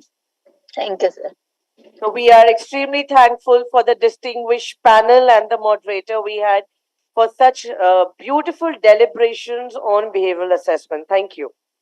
We now break for lunch, and all are requested to please carry your food coupon, which is in the kit with you. Please see there are two coupons, one is food and one is tea.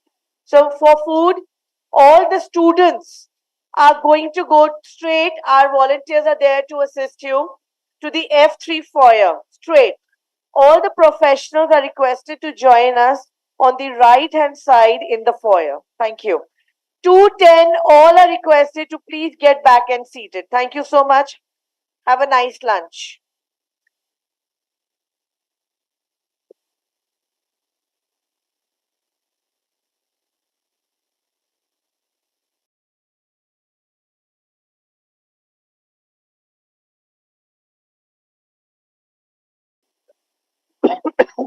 Otherwise, we'll go on talking.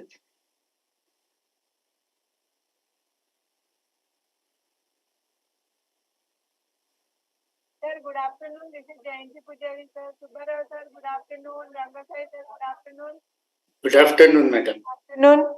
Good afternoon. Good afternoon, madam. And Good afternoon. students, they are just joining back after lunch, sir. Another 5 minutes we will start, sir. Sure, madam. Yeah. And I also want to say good afternoon to our respected moderator there, Dr. V.P. Saab. Shah sir is there. VP Shah Yes. sir is there.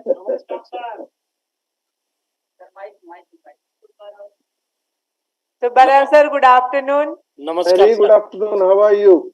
I'm fine, sir. I have seen you long back in NIMH. Oh. Yeah, the voice was familiar. But, Look at Subbarao. He remembers even your voice. Familiarity of the voice. Thank you. Dr. Saab, how are you, VP Saab? Fine, sir, fine. Namaste. Good afternoon to all of you. Suvara sir, Hi. namaskar. नमस्कार. Smart बन गए हैं शाह साहब. हाँ?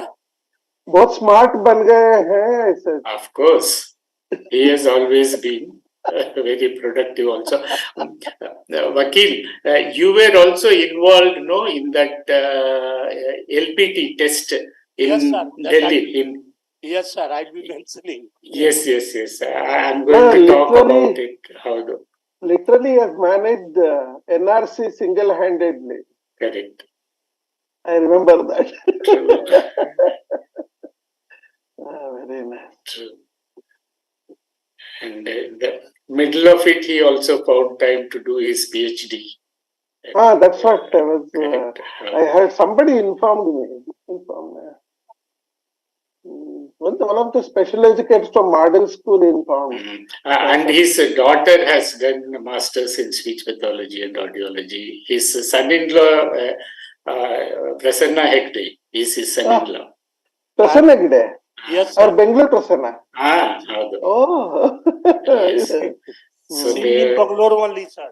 And VP Saab, he is now breathing in and breathing out SLP and audiology all over the country. Oh, super. Very nice, very nice. Goswami sir has not joined. Na? Goswami sir, good afternoon. Good afternoon, sir. I don't think it's there.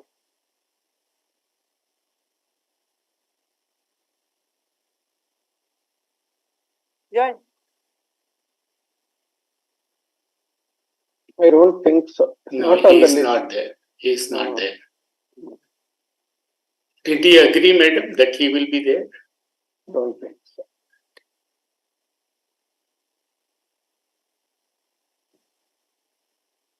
Sir, any problem with logging in, sir? And I took 15, sir, भूल गई मैं.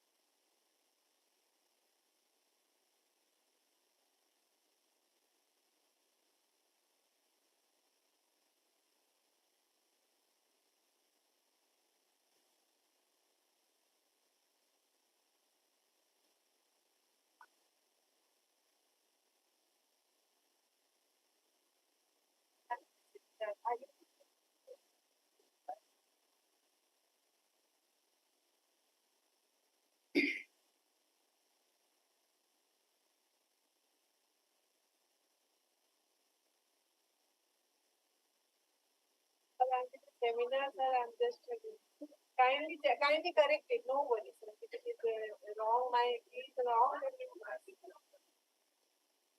Acha, I'll tell you, sir. I'll tell you, sir. I'll tell you, sir. 46 and 2, 4 is 6. Okay. So one number is not first and second is number is not added. You tell me 246, then other one.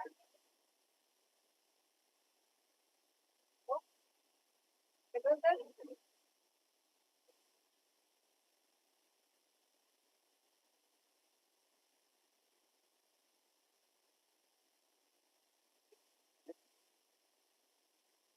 I need not sit. I can sit.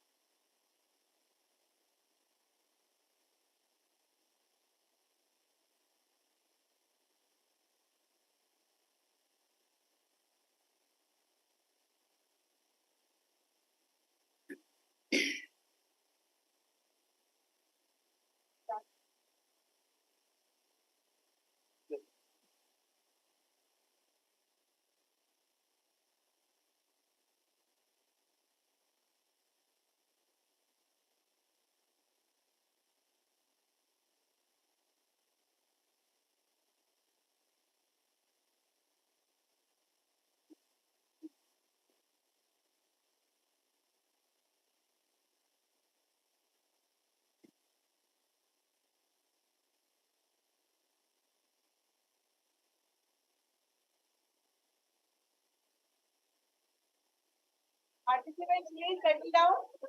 Please ask.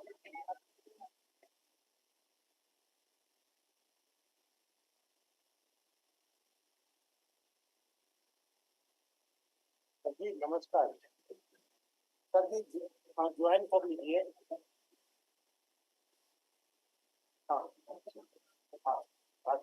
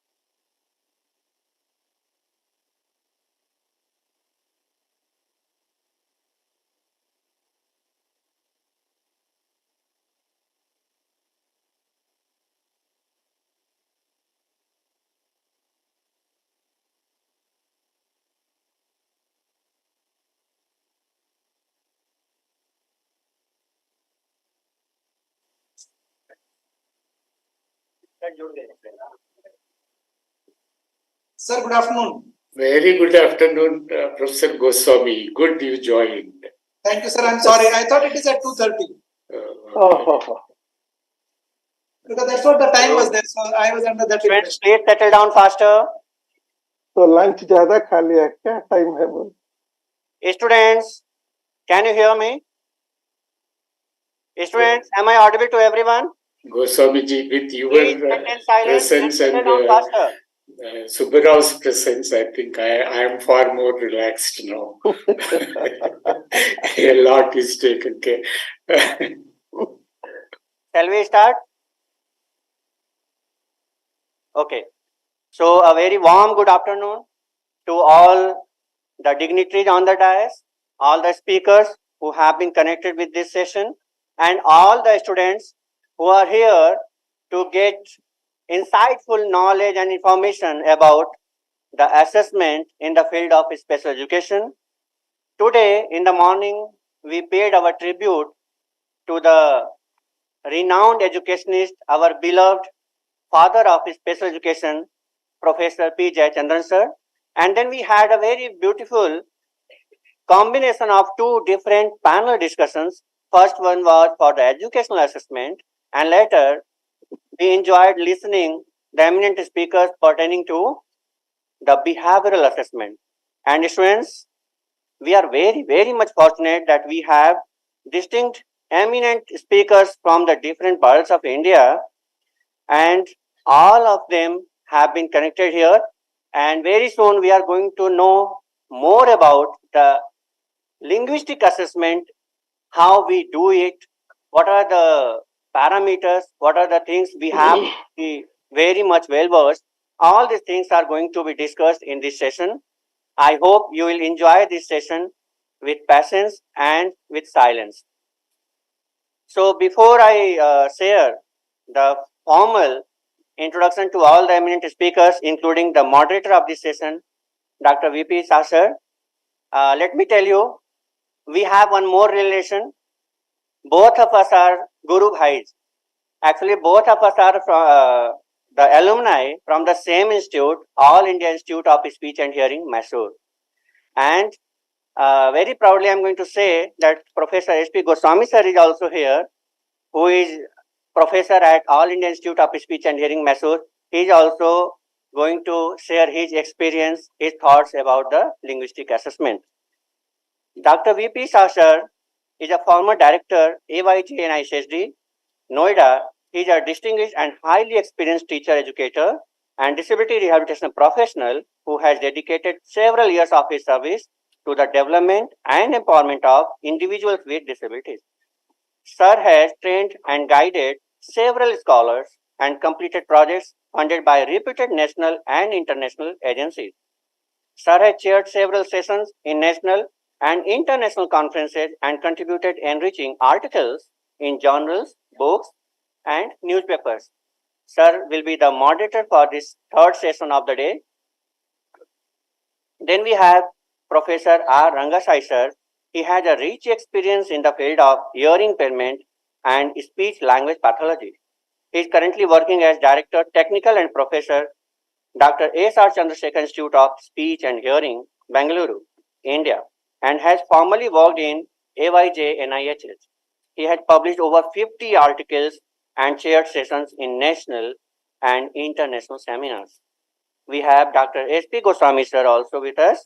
He holds a PhD in speech and hearing and also PG, DHRM and MBA in healthcare management. He is the recipient of the prestigious C.V. Raman Fellowship from UGC. Presently, he is working as Professor and Head, Department of Speech Language Pathology in All India Institute of Speech and Hearing, Mysore.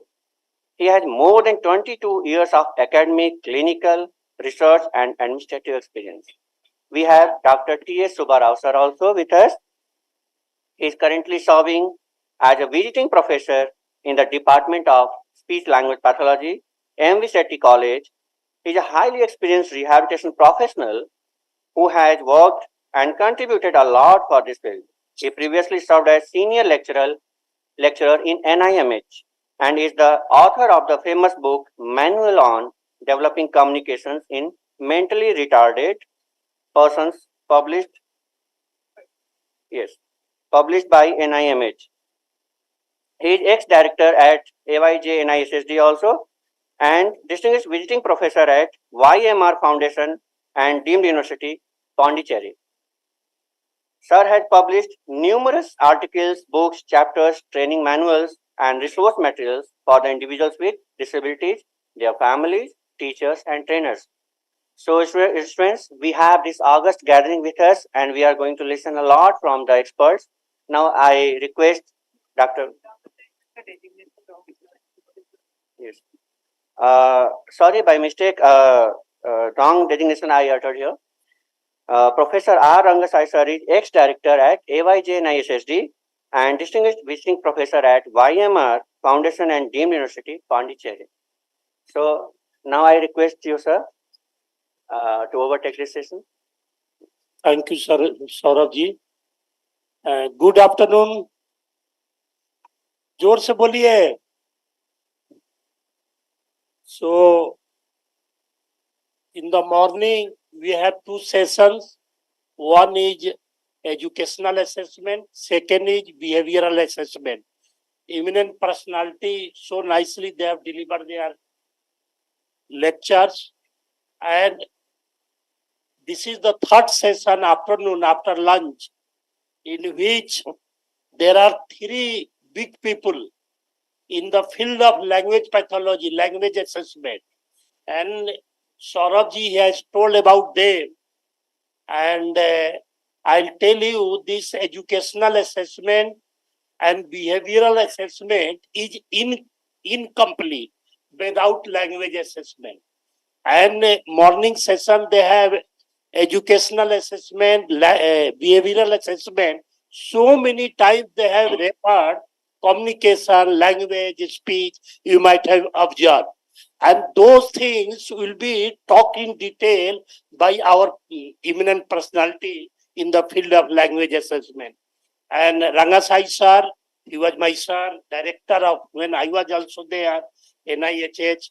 And sir, about sir, see, one thing I'll tell you, what in addition to Saurabh, what he has said, told, grassroots level to national, international level, that person.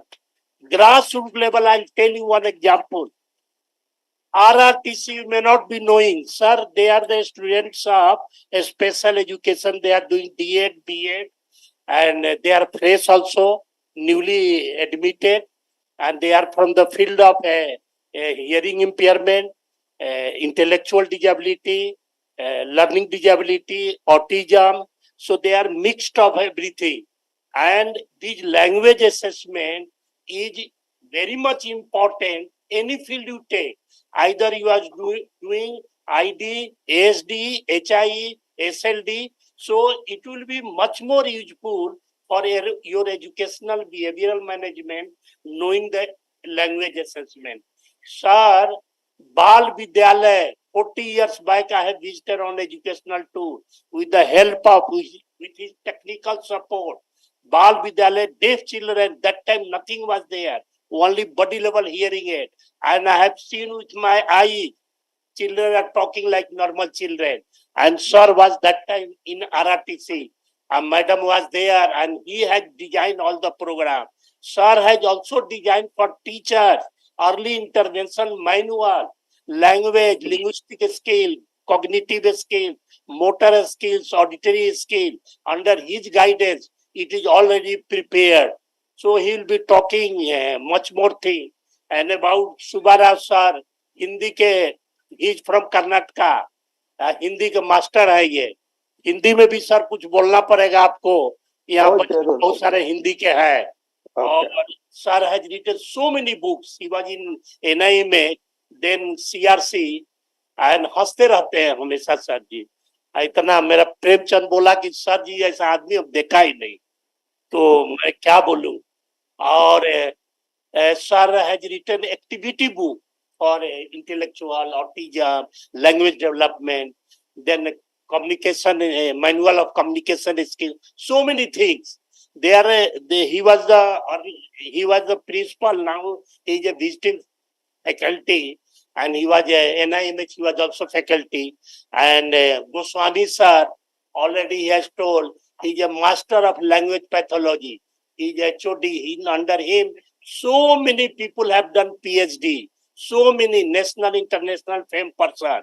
So I request Ranga Sai sir to start his.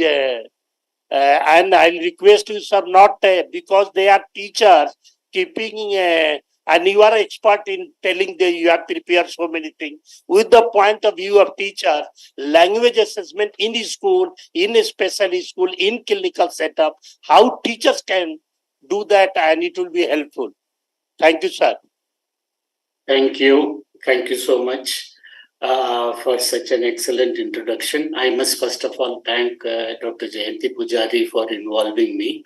In fact, I am here with you all essentially on the ground that Professor Jayachandran's name was involved here, and also I would have the pleasure of meeting you all, and with this background I agreed to be talking. In fact, the question in front of me is to how effective collaboration can be developed and fostered to support language assessment of individuals with developmental disabilities. So this is the question on which I have tried to answer, and incidentally it will also cover the questions posed by the moderator, sir. And the word collaboration is something very important in our present context, and it is working with someone to produce something. That is how the definition of collaboration is seen. And in collaboration, it can be what is called synchronous collaboration. That is, simultaneously we all work in synchrony with in a group. Okay, and team is something that need to be formed. There can be a task force, there can be a committee, but then it has to be a kind of group that is functionally that can gel well with it. So it is like, I must quote Amartya Sen here. He was talking about a camel is a horse made by a committee, he said. So, in fact, what I want to say is, when we make a committee or a team, we should not end up making a camel when you want to make a horse. So therefore, the carefully chosen team is very important for the purposes of collaboration. And in developing a test, essentially we need to have a framework. And the kind of framework I got, in fact, I am going to talk to you on this topic from my own experience, how we got the framework from Dr. Pratibha Karant on linguistic profile test. And based on that, we followed a kind of strategy, finalized draft design, and materials in 14 Indian languages we had prepared. And in fact, each language, what we were looking at is a synchronized language assessment development across several Indian languages at the same time. So this is something that gave an excellent result to us. We had 14 Indian languages. We had a team in each language, a team of special educator, a speech language pathologist, and a linguist who is familiar with that. So like this, the 3 persons team made, and we had a framework based on which the team sat through a workshop and they developed all the test items and materials. So that happened our base. So after that, we applied for a grant to UNICEF. So we had applied for grant for 14 languages to assess the language of children 3 to 7 year age range. And it had several contents in the language test. I'm not going to list them as of now, but otherwise UNICEF had given, and at the outset we had also decided about the number to be tested and the statistical procedures that need to be adopted. All were given to the entire group of people who were involved in it. And then came, in fact, Dr. V.P. Shah was also one of the persons to undertake this work in Delhi for Hindi language. So the 7 languages that we covered included Hindi, Gujarati, Marathi, Bengali, Oriya, Tamil and Kannada. So these were the 7 languages in which it was developed. And we had 2 nodal centers, that is RRTC Chennai and Aliyev Jung Institute in Mumbai. The basic idea was to have a test protocol which, even without language, by looking at the number and performer, you know which are the areas in which the child has a strength, which are areas in which the child has weakness. So this is possible even without knowing the language. So that is the biggest advantage of this particular test. And there have been a lot of studies that have gone through in this. In fact, when we completed this test, that is when Professor Jayachandran was working on MTPS as a way to group children in schools based on MTPS score. How to group children, homogeneous group to develop. So then I found that when we just went with the language assessment tool, and that had almost 0.8 positive correlation with the MTPS score. And then we said that if you just assess the language of the children, even that would do good enough. That would be good enough in clubbing the children. And in terms of these test protocols, what we develop will have to be available in different layers, as was said by Dr. V.P. Shah also. It has to be used by caregivers, it has to be used by special educators, it should be fit enough to be used by professionals. So at all the 3 levels, we need to be focusing on developing this.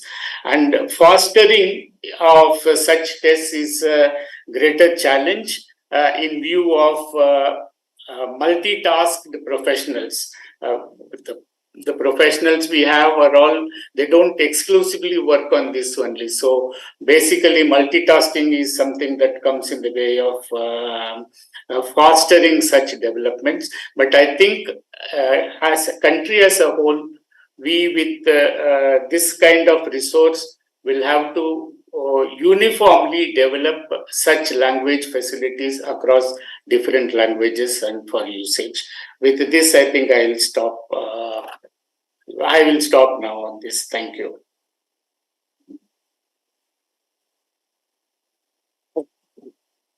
Okay, sir.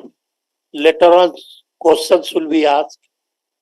And sir was talking about LPT, linguistic profile test, that can be used very in different languages. In India, first language test, indigenous, that is already available, used by special educator in speech pathology. All the details are discussed.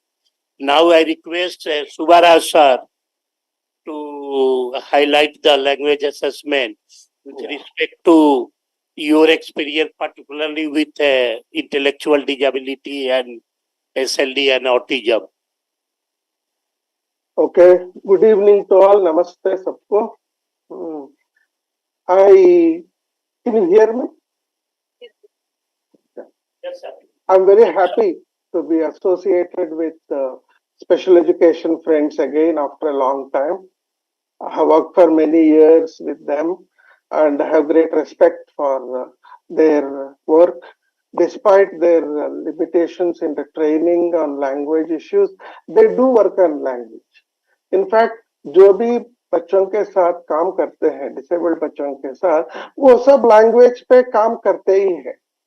उनको पता है या नहीं, उनको ये exactly मालूम नहीं है, बट डेफिनेटली जो भी बच्चों से बात करता है, बच्चों को सुनता है, वो लैंग्वेज पे काम कर ही रहे हैं। क्वेश्चन यही है कि उसको थोड़ा सिस्टमैटिक बनाए, ऐसे सिस्टमैटिक बनाए ताकि हम खुद चेक कर सके वेदर हम नेक्स्ट स्टेप में गए हैं या उसी स्टेप में है, या कैसे हम उसका बच्चों को अपना नेक्स्ट लेवल पे ले जा सकते हैं।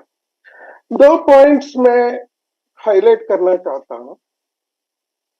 First and foremost, assessment classroom में कैसे करें, तो मेजर थिंग। इंडिविजुअल असेसमेंट्स तो है, क्लासरूम में कैसे हम देखें कि बच्चों का लैंग्वेज डेवलपमेंट कहाँ तक आया है ना।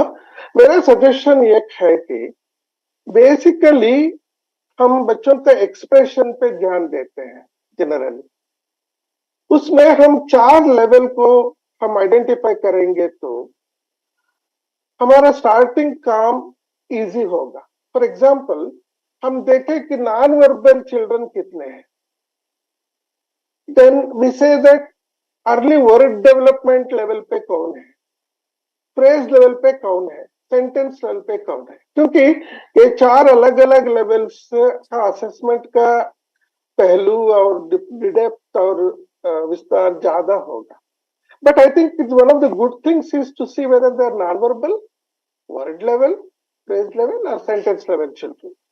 In India, it's almost impossible to get exactly normal बच्चे हर एक उम्र में क्या क्या करते हैं, और मोस्ट डेटा जो है वो 5 साल के बाद का है।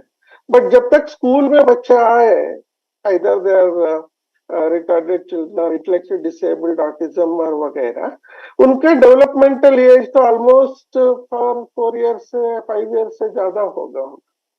So they otherwise the children won't come and sit in the classrooms. Suppose हमारे पास non-verbal children हैं, उनको हम कैसे असेस करें, कैसे हम उनका ट्रेनिंग स्टार्ट करें? My own experience says that if there are non-verbal children, they are not likely to start suddenly responding to, force on talking or saying the words, repeating the words, saying the sentences. So best is to see that they are given a comfortable level of expression. For example, before the words, it could be first some gestures, later gestures added to the sounds, and then sounds become simple words, and gestures and baby words together, and then words. So one of the measures is if they are non-verbal, they may take almost 6 to 8 months even before they attempt word level. So best is to follow the simple steps of, for example, gestural communication, gestures plus baby words plus actual words, the gestures and actual words, and then only words. Children, once they start learning words, they will completely start growing towards the word level development. One of the major problems that we have seen in this level of development is once we start introducing the words, we are basically focusing too much on names of things. Sometimes names of objects, names of vegetables, names of items, that means all the nouns or nominal words are stressed too much. So my suggestion is that we should check on words which are not only names of objects and people, but words for action. For example, verbs. We should also focus on some words that modify the nouns, like adjectival terms.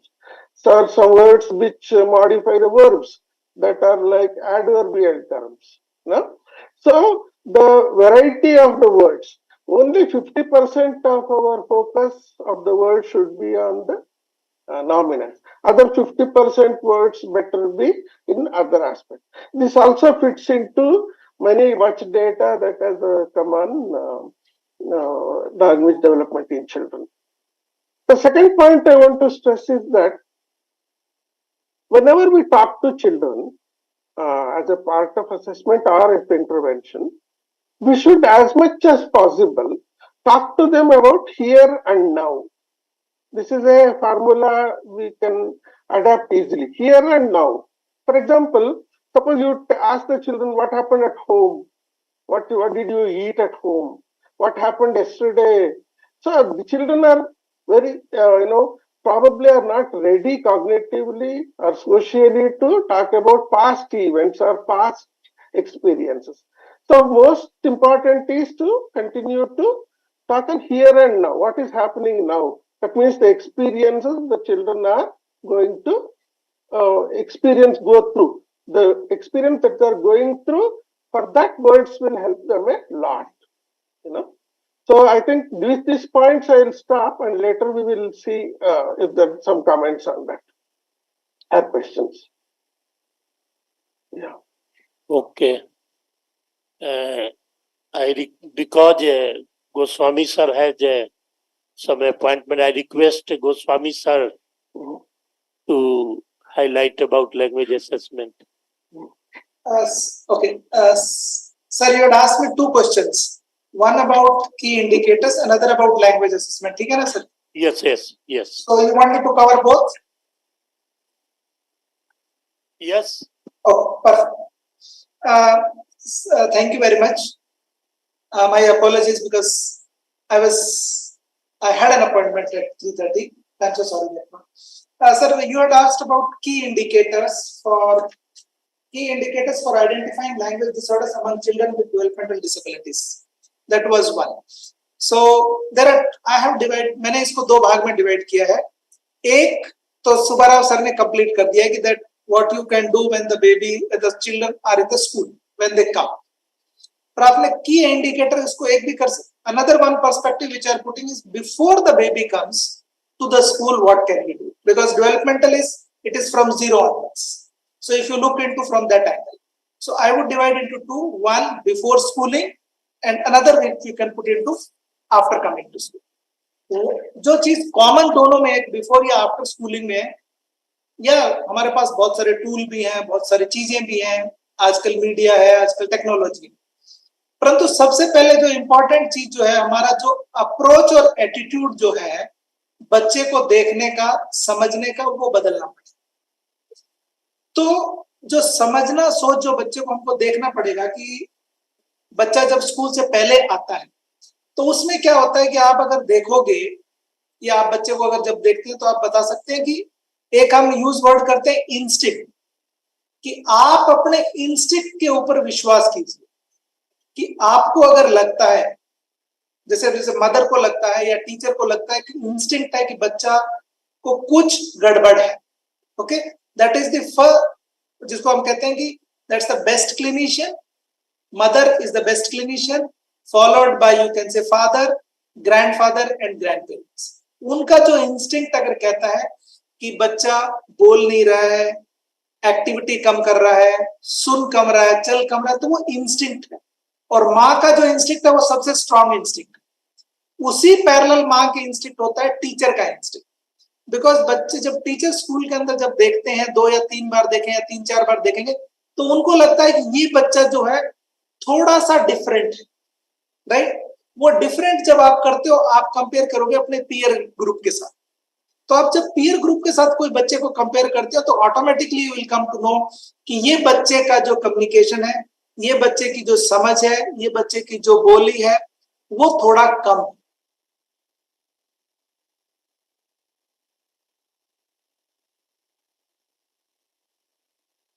बच्चा school के अंदर भी आता है या घर में भी रहता है, देयर आर कॉमनैलिटीज लगती है, जिसको हम कहते हैं कि एक्टिविटी एंड पार्टिसिपेशन, ओके, जिसको हम आईसीएफ मॉडल के ऊपर कहते हैं activity. How baby is alert, active, and what activity they do.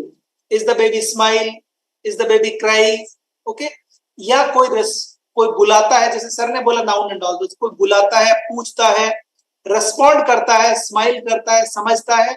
That will make lot of difference for us when the baby is even into developmental stage. And same thing will hold good in the school when he goes, when the teacher gives an instruction, when the teacher asked him, जिसको sir ने बोला है कि कोई भाषा आ जाएगी कि आपका सेमेंटिक्स कितना है, फोनोलॉजी कितना है, सिंटैक्स कितना है, प्रैग्मेटिक्स कितना है, कि जो शब्द क्या बोल रहे हो क्लियर है, एप्रोप्रिएट वर्ड है, एप्रोप्रिएट ऑफ एज के हिसाब से है और सिचुएशन के हिसाब से, या उनके अंदर कुछ क्लैरिटी के अंदर कुछ क्लैरिटी खराब है, या जो वर्ड जो कह रहा है वो ऐसा शब्द है कि एक ही शब्द को बार बार बोल रहा है या उसको डिस्टॉर्ट कर रहा है या आगे पीछे कर रहा है, जिसको हम फोनोलॉजिकल भी पूछ सकते हैं, आर्टिकुलेशन में भी आ सकता है, वो different, but clarity of speech is the one which will get effect, that's another.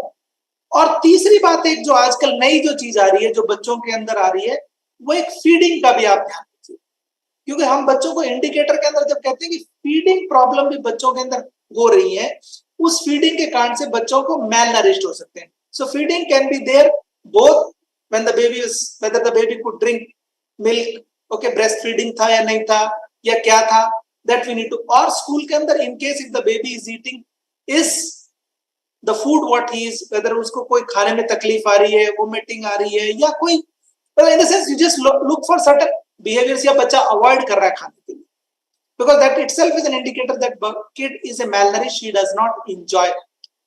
That's another perspective. Then look for which food items the baby eats and which food the baby does not eat, because anything which happens with the food items will have a direct impact on the growth of the baby, on the development of the baby. That will have a major effect. So we need to look from that, क्योंकि अगर ऐसा भी हुआ तो वो it will also have effect on future growth of the baby also. Another part which always I tell about is indicators के अंदर एक हम high risk register भी कहते हैं।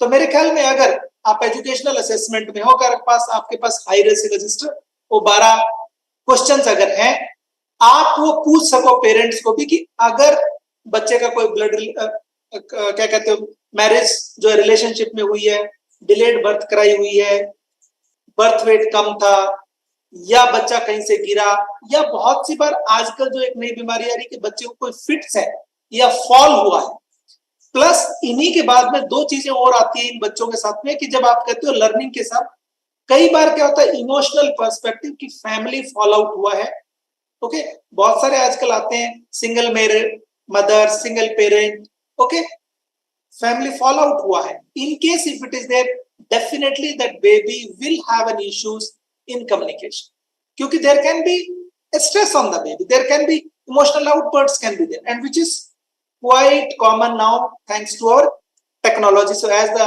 technology is improving, ye cheezein, family fallouts, divorce rate, these are issues. Yes, some people can say these are our own things, but definitely. And एक चीज जो टीचर्स को सबसे अच्छे से ध्यान रखना पड़ेगा, वो एक मैं कहता हूं कि बच्चे को आप किसी ना किसी का अब्यूज तो नहीं हुआ है। आप सडनली देखोगे एक बच्चा बहुत अच्छा कर रहा था, बहुत अच्छा बोल रहा था, परंतु सडनली बच्चा कम बोलने लगा, कारण दूसरे भी हो सकते हैं, पर कई बार देखा गया है children with disabilities go under some sort of abuse. Abuse can be any form. It can be a physical abuse, it can be a psychological abuse, it can be a sexual abuse, it can be a material, any form of abuse can be there. So we need to understand that अगर environment घर का या school का environment में कोई contamination है, तो वो बच्चे का कम्युनिकेशन, एकेडमिक और ओवरऑल ग्रोथ के ऊपर इफेक्ट करेगा। अगर पॉजिटिव इन्वायरमेंट है तो उस बच्चे की एक्टिविटी, पार्टिसिपेशन अच्छा होगा। बहुत सी बार ये देखा गया है कि फैमिली डायनेमिक्स जो है, जिन भी पेरेंट्स का अच्छा है, बच्चे अच्छे कर रहे हैं, जैसे ही फैमिली डायनेमिक्स खराब हुआ वैसे वैसे खराब हो जाता है। तो हम लोगों को सभी को, मतलब जहां तक मेरा लगता है, ये मेरा विचार है, मैंने बुक में नहीं पढ़ा है, कि हम लोगों को जो फैमिली, जो हम डाइवर्सिटी बात करते थे इंडिया की, कि staying with the parents, grandparents, those are the strong indicator to strengthen the ties for the overall development of the child, of the family, of the baby. अगर वो चीजें अगर हम ध्यान रख लेंगे तो हमारी 90% प्रॉब्लम सॉल्व। प्लस आप जब स्कूल में देखते हो तो every child is a different, every child is a new childhood, okay, इनको हम कोई मेडिसिन की तरह स्टैंडर्ड ऑपरेटिंग प्रोटोकॉल के अंदर नहीं डाल सकते। we need to view every child as a different child. उसकी नीड, उसकी डिमांड, उसकी वांट अलग अलग।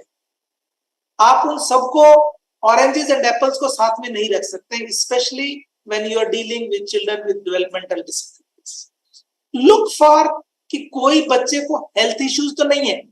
बहुत सी बार आजकल बच्चों के हेल्थ इश्यूज आ रहे हैं, जैसे जुवेनाइल डायबिटीज आ रहा है। आप देखोगे बहुत सारे बच्चे हैं जिनको जुवेनाइल डायबिटीज होने के कारण से उनका डेवलपमेंटल खराब हुआ, उनका कम्युनिकेशन। इसी तरह से मैंने अभी मतलब वो I have just said 2 or 3 patients I have seen it.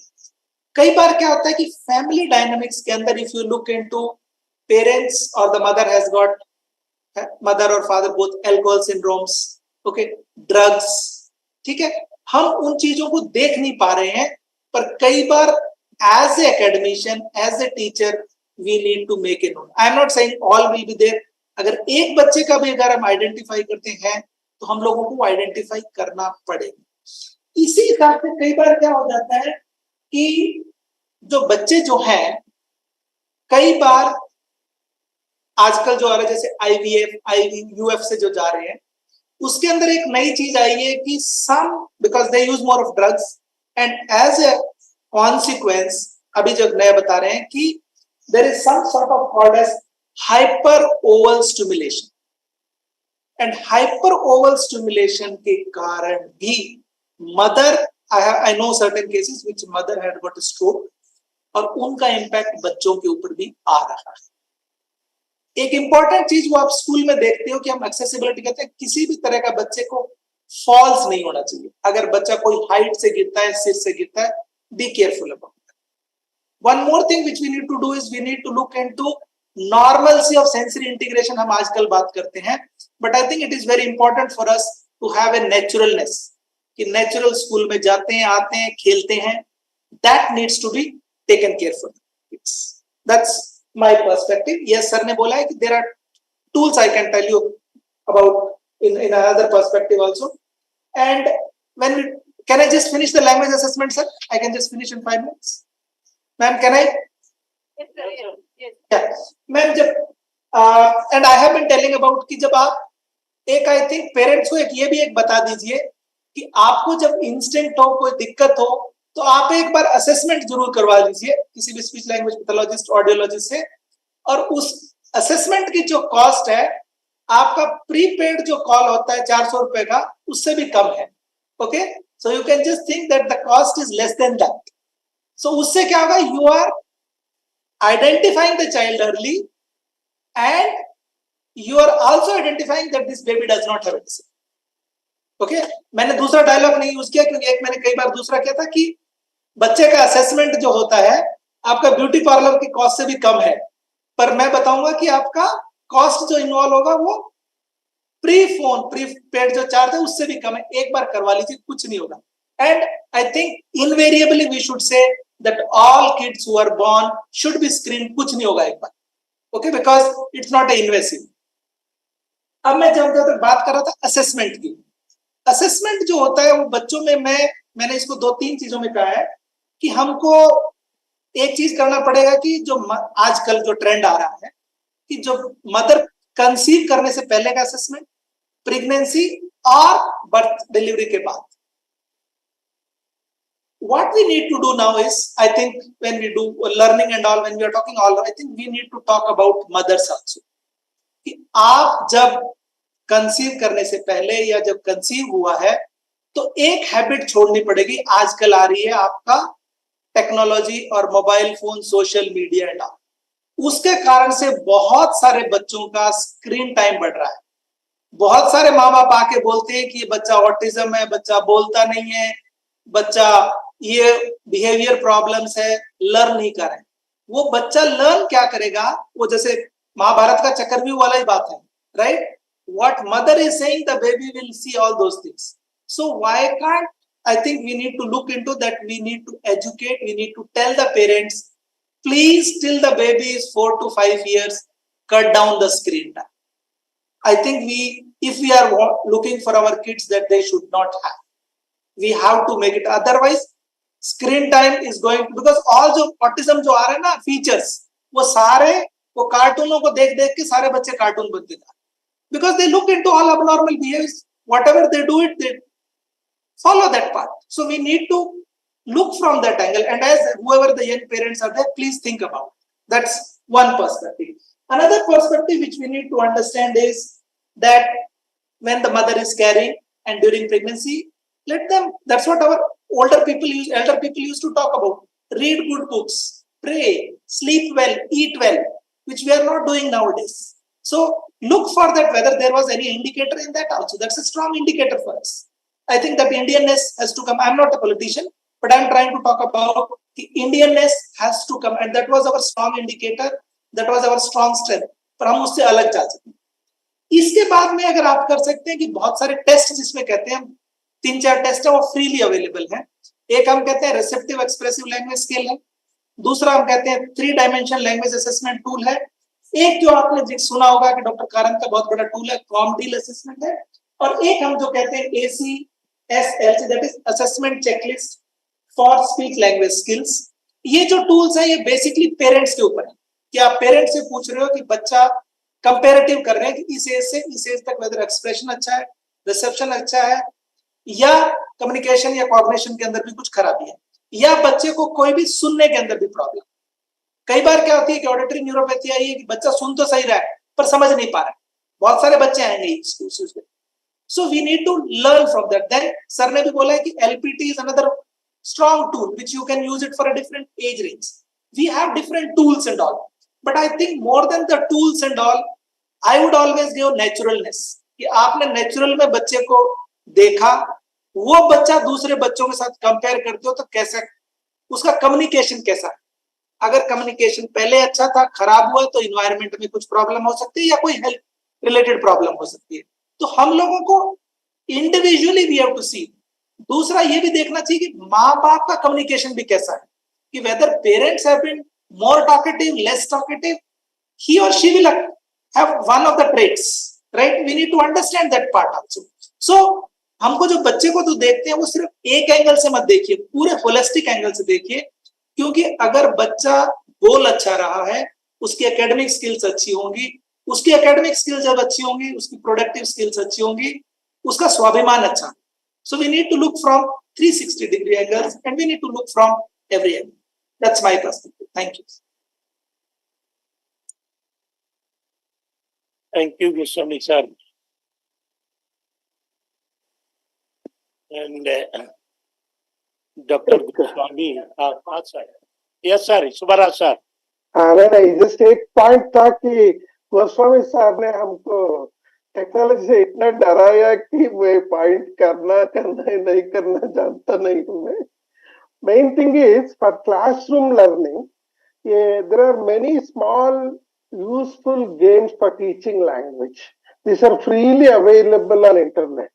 For example, there is one major site called as Carol's Speech Language Resources, Internet Resources. उसमें आपको you will get how to teach words for action words, the words for objects, while running, and many games are available for free. In fact, by spending a school, if they spend for about 500 rupees, they will get about 1,000 games to play with children. And in those are very useful. Many of them are very, very useful in language learning. That's one point I thought I'll just stress. And many times the teachers are very worried. Sir, excuse me, sir. Subbarao, sir. Jayanti, Yeah. this is. Sir, your voice is echoing, sir. The students are not able to listen. Maybe headphone you take out or something. No? Okay, I'll do that. Meanwhile, sir, now okay, sir. You speak now. Now, much better. Hello, much better. Yeah, yes, sir. Thank you so much, sir. Sorry for interruption. Yeah, no problem. Now, I was just telling that there are many small games. Nowadays, I play with my grandchildren on some of the games. And, I wanted to teach simply come slowly and come fast. The children learned within 10 seconds by playing with one game. And they generalize. Of course, generalization will be tough in children with disabilities. But if the generalization will take place sometime later. So I think it's very useful to have the games, very fun games. Of course, like Goswami said, if we just keep watching YouTube videos, shorts, then it's a complete waste of time. And as he rightly said, especially in the field of autism, the parents read about 100 articles on what is correct in autism, whether autism is present or not. In fact, all of you must know that in England, for example, parents have all gone to court saying that the vaccination is responsible for autism. And many parents are stop giving the vaccination in US and UK. Parents can be that stupid, it's very difficult to believe. Our parents run away from vaccination and those people refuse vaccination. In fact, the court case is still going on, and it's very interesting. It's available on internet how one fake doctor created that whole scene in England. No? It's very interesting to read. It's important, that we should remain as focused as possible on the child's overall development. Now, many times we have seen in the classrooms that if the children are quiet, for example, very quiet, very nice, they listen to us, we think they're very good. They're excellent students. Oh, very nice. But actually, are they good? Are they interacting with the schools? Are they interacting with objects? Are they interacting with other students? Are they interacting with the teachers? Are they asking questions? So I think sometimes, like he said, our attitudes, whenever we think of changing, it's important to see that children are actively participating in the language learning activity. That means all activities, whether it is running, whether it's sitting and drawing, whether it is having their lunch, whether it is playing in the ground, all are language learning activities. There is no special situation to teach language. Every living situation is language learning activity because the language is there as a tool to understand and express the environment. It's just a tool. No, it's like a cycle. We can take the cycle to any place. No? But we should know where to go. If that is clear, then language will be a very useful tool. Last point I want to just tell all the teachers, young teachers there, that whatever may be the disability, it's just the cause. We think is the cause, does not matter because the language profile could be same in a deaf child and in autistic child and a child with retardation. The same problems in listening, same limitations in vocabulary, same limitations in using correct syntax, same problems in joining sentences will be there. So it really may not matter much on what is the disability, the reason for disability, because that will be there in case that can be repaired. Yes, that's previously, but once they come to the classrooms or speech therapy session, other than that, we have to focus on the language learning. The final point, many times I've seen, we have conducted many workshops for the teachers. We have interacted with them. If you ask any student or any parent, anybody, list at least what are the child's 50 words you have heard the child is speaking, or what are the first 50 words that the child understands. It's very difficult, I tell you. So this job has to be done by the professionals by using some tool. So tools are very crucial in making the assessment process. But the tool can be very specific to you. For example, in Delhi Hindi, and it may not match much with, let us say, in Jalandhar Hindi. So because in our country, every 100 yards, 100 meters, there is a change in the food habits, type of food we use, many things. Of course, integration has happened much now, but the local teachers have to be very much aware. I can clearly tell you that a very good case history that the teachers take in the school is the most important source for finding out which are the words and sentences that the children may require during the assessment and interaction. I think we'll stop at this. Thank you. Good, sir. The assessment tool, they highlighted how much it is useful. And Goswami sir, he was telling indicators for language disorder. See, as a teacher, it is not useful for as a teacher only, as a professional, as a personal, after marriage, what he was discussing, everybody required that. Nobody knows where and when and whom, what happens. So indicators, each and every person knows, it will be useful for their parenting. Now, lots of things are going on. In that, educational, academic, language, speech, everything is included. And he was talking early intervention, very much important for language assessment and intervention, because there is a critical period for language development. And one more thing I would like to tell, what sir was telling, both of them, Government of India, Sir Rangasai sir, you may be knowing, Government of India has developed, Rangasai sir, I was also with him, when he was director, he has developed some indicators for hearing assessment in NSSO by the teacher. That is long back. And now, sir, Government of India, NCRT, they have developed one screening tool named Prasast. And all 21 disability, this has to be done by the general teacher and verified by a special educator and a specialist. This has to be done in all government schools all over India, sir.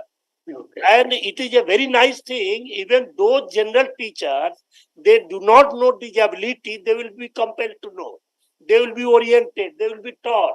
And a special educator will verify and find out who are the special children in school going children. So nice thing if it is implemented, and it will be done in a screening at the school level. Whereas Goswami sir or Subbarao sir was telling this thing even early period. A new education policy, he will be happy. We have been fighting early intervention, 2 years of educational age. They have made in new NEP 20. So these are the good symptoms for our language development, speech development, and everything, educational development. So Rangasai sir, this LPT, just how by the teachers in the schools, please tell sir, because that will be much more useful, semantic, syntactic. Definitely. Thank you. Thank you so much. I would request you to write to the Ali Jung Institute, and at cost price, they will share with you the along with the manual, the tests are available in 7 Indian languages, namely Bengali, Oriya, Tamil, Kannada, Hindi, Marathi, and Gujarati. In all these 7 languages, it is available. And I will straight away request you to procure that and then go through. And along with the speech language pathologist in your neighborhood, please take it forward for the purposes of assessment. So these are my simple and straightforward reply. Though you will need some training and all that in understanding. Therefore, once you combine along with an SLP, speech language pathologist in your neighborhood, things will augur well. And in my opinion, we should also look at languages where such tests are not available and go through a project as we developed it at that time, and make sure that all the Indian languages, predominantly at least the scheduled languages, have such language assessment tools. And for that, perhaps Amity University may take initiative and avail the expertise already available in front of you here. So all are excellent people, and I think you should avail that and take it forward for larger. Yes, sir, we will take, sir. We'll take, sir. Thank you. Thank you.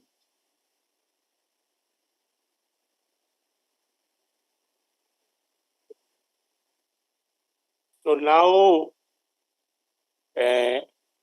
from the audience, I request anybody has any question to particular professional expert. Yes.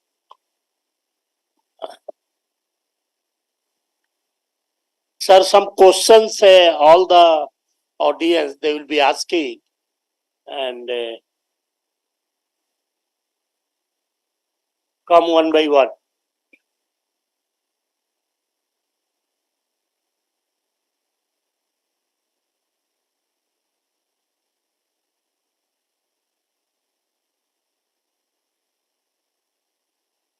Good afternoon to all the delegates. My question is to Rangase sir, that how to assist children with shuttering issues in a classroom, sir.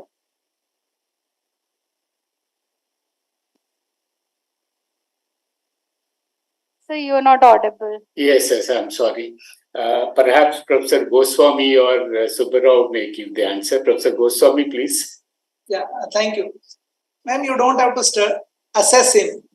Okay, he himself will tell that whether he has got a stuttering or not. When you know in the classroom that, okay, where he stutters, he will tell. Okay, there are tools which we call as SSI and SPA, that's a different tools. But during conversation itself, you will know that this person is hesitating, he has got a block, okay, or whether he is clarity. So you have to differentiate whether he has got a stuttering or whether he has got an articulation issues. And these kids, when they come, you will find that they will have more of blocks, hesitations, pauses, avoidance behaviors, and there will be obvious facial grimaces will be there. Thank you, sir. Okay.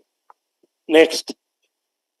Namaskaram to one and all. My question is for SP Goswami sir. As special educators, how can we assist and help parents of children with speech and language issues? Okay.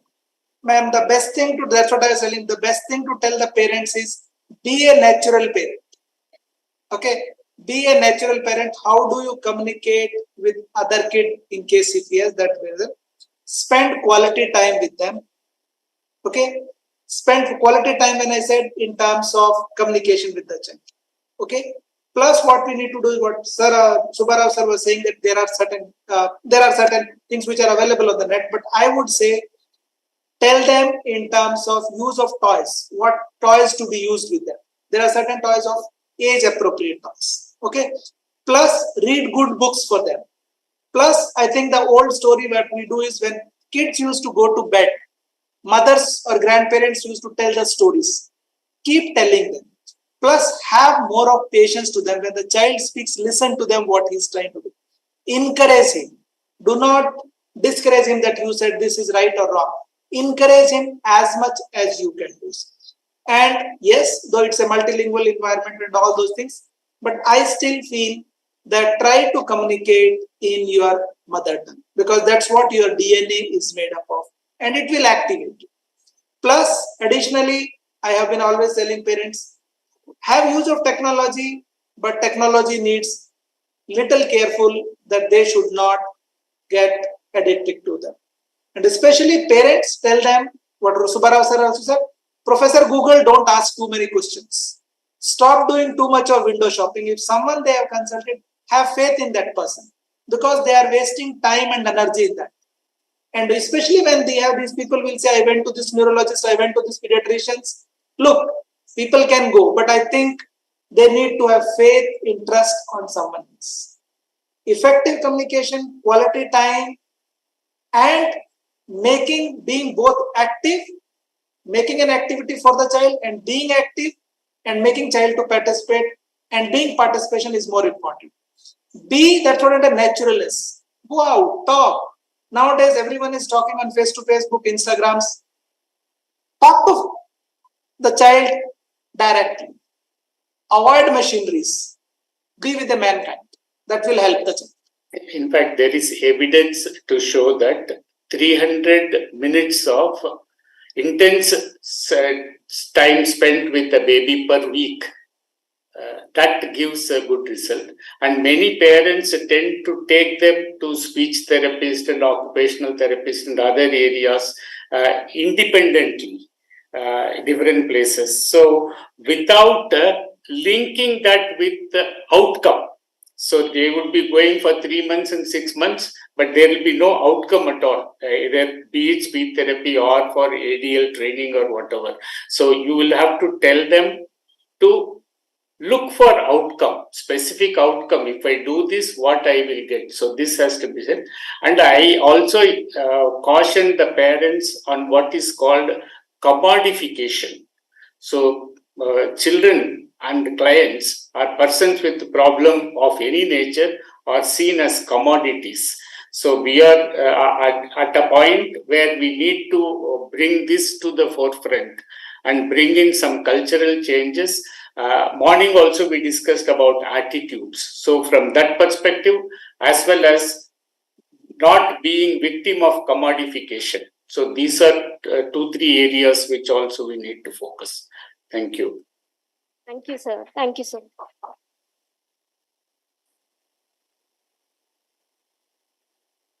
Good afternoon, everyone.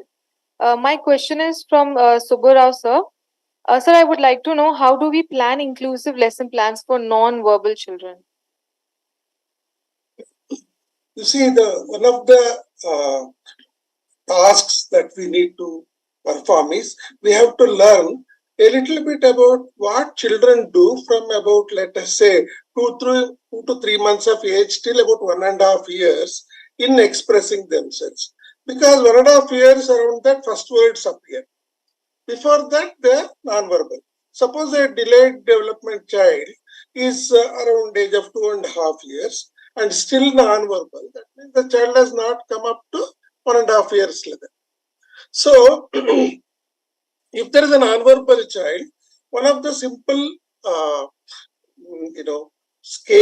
mental scale you can keep in mind is that you take first eye contact.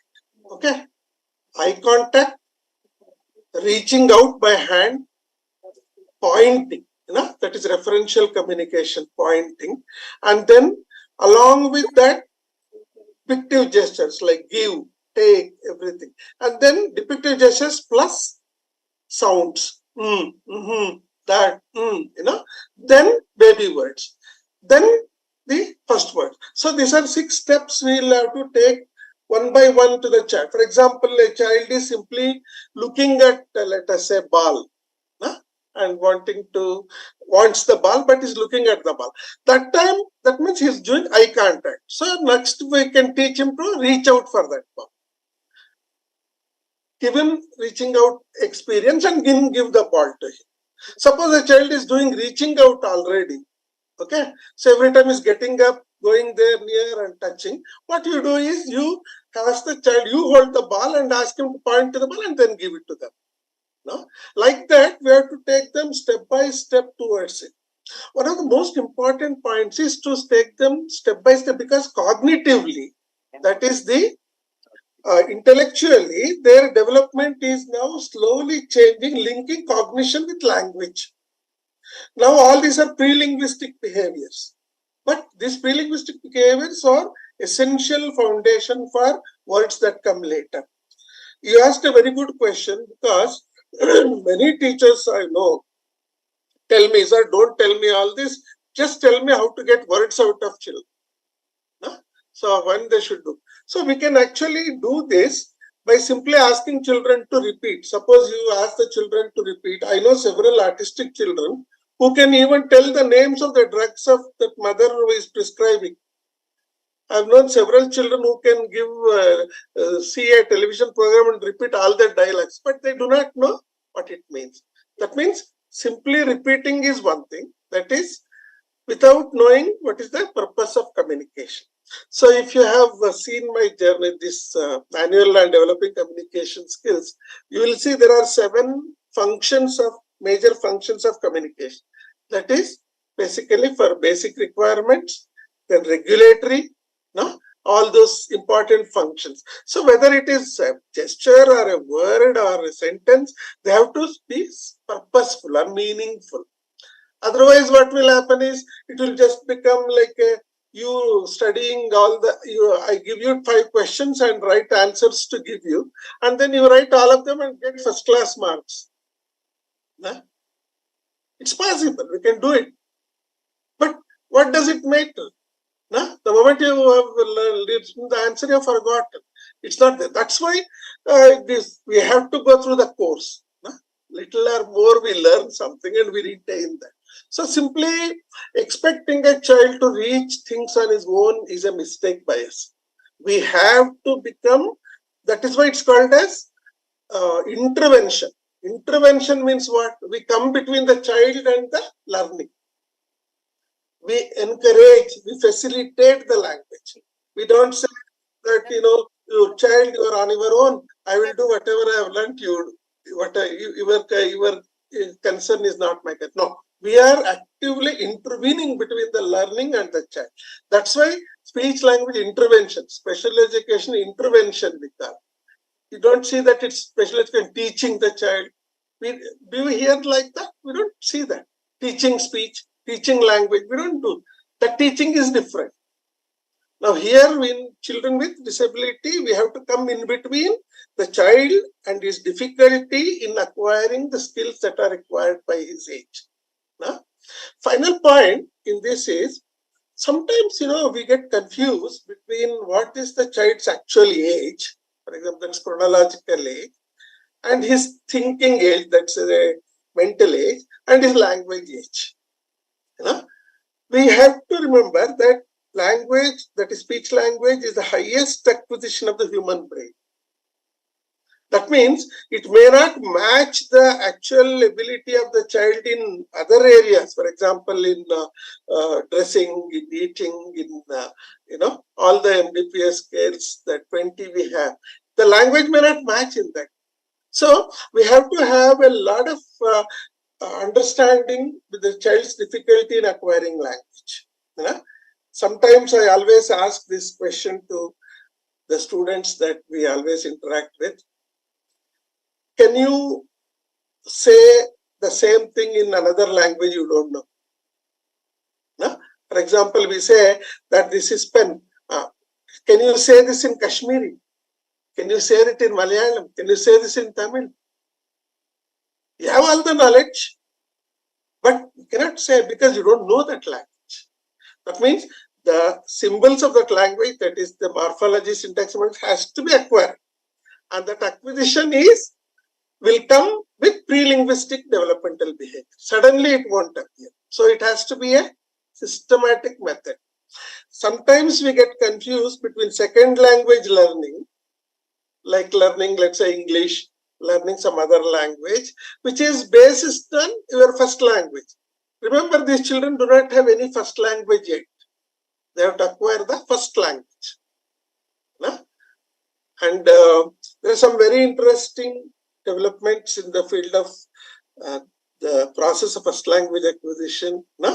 And if you have patience and other things, you can read it. There are very interesting things that are coming out to see how can we describe a child's language. Can we even describe? Rangasai sir was telling about a camel and a horse. I can add a very interesting description that if you look at language, it's like 5 blind men touching an elephant. If you ask anybody what is language, somebody will say it's a trunk, somebody will say it's a leg, somebody will say it's a tail, somebody will say it's a big tummy, Nobody knows whole language. Everybody knows part of the language. So sometimes it's so tough to deal with language disorders, but we should not worry about all that because we have to do what is in front of us. So we take the steps that a normal child developmentally goes through. We believe that all the children with disabilities are delayed in nature. They learn the same things, but they are learning slowly because they have some difficulty. We may not repair the difficulty, mostly in the case of hearing impairment, we can repair the difficulty. Even there, they have to go through the process of learning.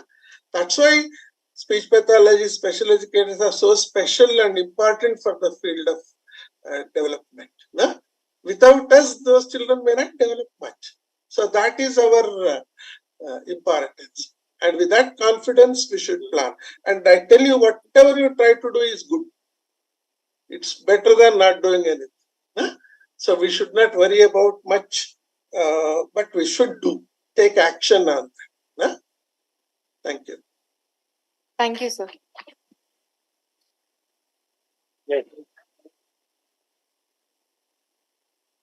Good afternoon sir. My name is Mohammed Tamid. Sir मेरा question ये है कि inclusive education में तो सारे बच्चे आ जाते हैं, लर्निंग डिसेबल, विजुअल इम्पेयर्ड और normal child, gifted child. Sir मेरा ये क्वेश्चन है कि जैसे गिफ्टेड चाइल्ड आ रहे हैं उसका आईक्यू लेवल तो बहुत हाई होती है सर, हाइट एंड सेंसिटिविटी होती है, तो उसके कारण वो लैग कर सकते हैं. तो उनको सर कौन सा कैरिकुलम डिजाइन किया जाए sir? Inclusive education. Well, yeah, I think that question itself is not for our group. It should have gone to the earlier educators group. There are few facilities with for brighter children. If you are in Mumbai, I think in Gurgaon there is a school for highly intelligent children, high performers. There is one school in Bengaluru also. So I think those are the places where such children need to be referred. No, I think what he was asking was, if there are so many mix of children, if there are gifted children, if there are very low IQ children, if all types of children are taken into an inclusive group, then what to do?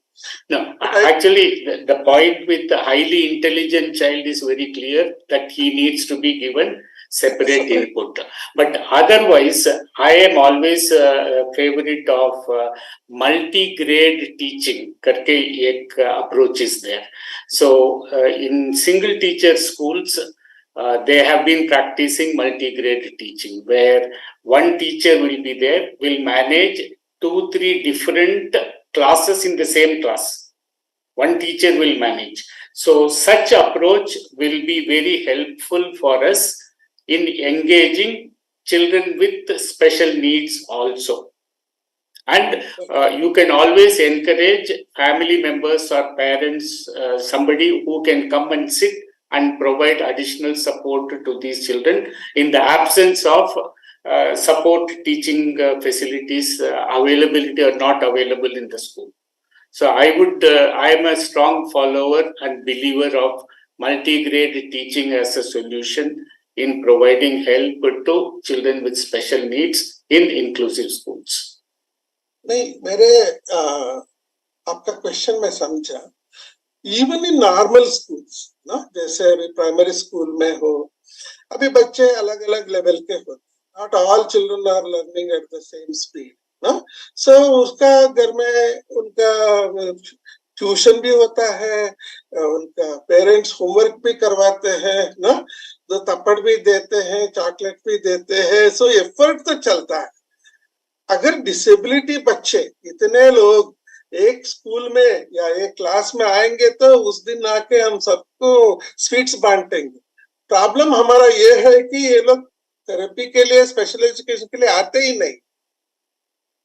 Problem इसमें है कि वो लोग आते नहीं हैं, और आते हैं तो डिले करके आते हैं, तो हमारा जो भी एबिलिटीज है उसका यूटिलिटी होता नहीं ना. But one thing you remember that solutions to problems will come when we face them. जब हम प्रॉब्लम के सामने बैठते हैं ना, तभी हमें सॉल्यूशन का पता चलता है. हाइपोथेटिकल सिचुएशंस बहुत मुश्किल है. पेरेंट्स ग्रुप्स फॉर एग्जांपल, एक एक्सपेरिमेंट था हैदराबाद में, NIMH ने बहुत स्प्रेड किया था उसको, कि पेरेंट ग्रुप्स ना, पेरेंट सपोर्ट ग्रुप्स बोल. सो एक एरिया में 10-10 पेरेंट्स है, उनका एक ग्रुप बन जाता है.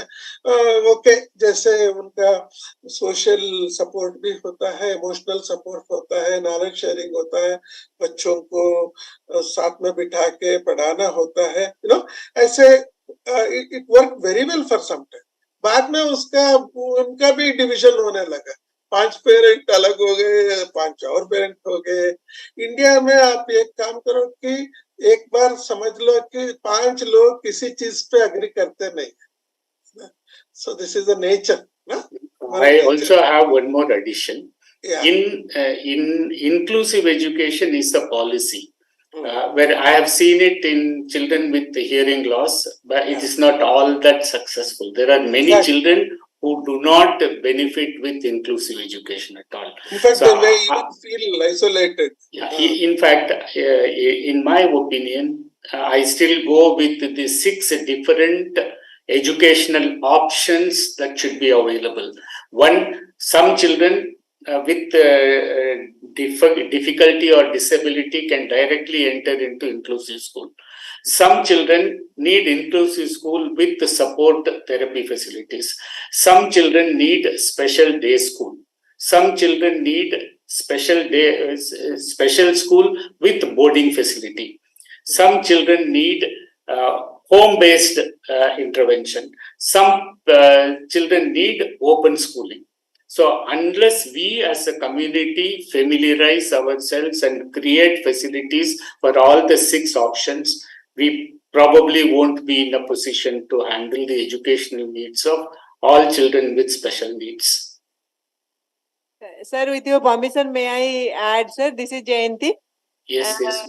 अच्छा, आप जो पूछे क्वेश्चन जो पूछे हो वो like you have this is a language assessment session है ना, तो आप जैसे पूछे हो जैसे कि सर वेरी अप्रोप्रिएटली बताए आपको curriculum planning is a holistic curriculum planning. और आप जो बोले हो कि इन्हें क्लास में जैसे कि VI HI सभी लोग बच्चे होते हैं डेफिनेटली होते हैं, and that is the cross disability approach जिसके लिए कि अभी RCI हो गया, directorate of education, Delhi government हो गया, we all the teacher trainer also we are struggling to give you the proper inputs that how you will deal with the cross disability approach. जब आप एक जैसे कि IDD डिप्लोमा इन IDD करके जाते हो, बट आपके क्लास में स्टूडेंट्स HI भी आ गए, VI भी आ गए, गिफ्टेड भी आ गए, बट उन लोगों का लैंग्वेज प्रॉब्लम नहीं रहता है ना. जो सर जो बोल रहे हैं कि ये लैंग्वेज के पे हम ज्यादा फोकस कर रहे हैं ना,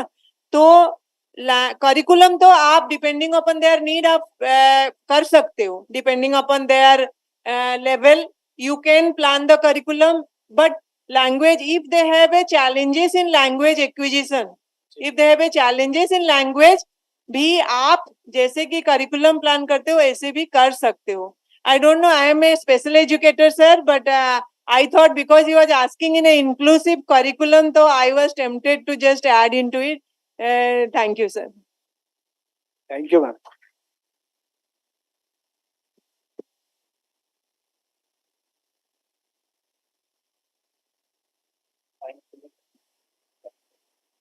Good afternoon, everyone. I have a question for Subba Rao, sir. How manage echolalia in children in an inclusive setup? Do we need to ignore it, or should the learning?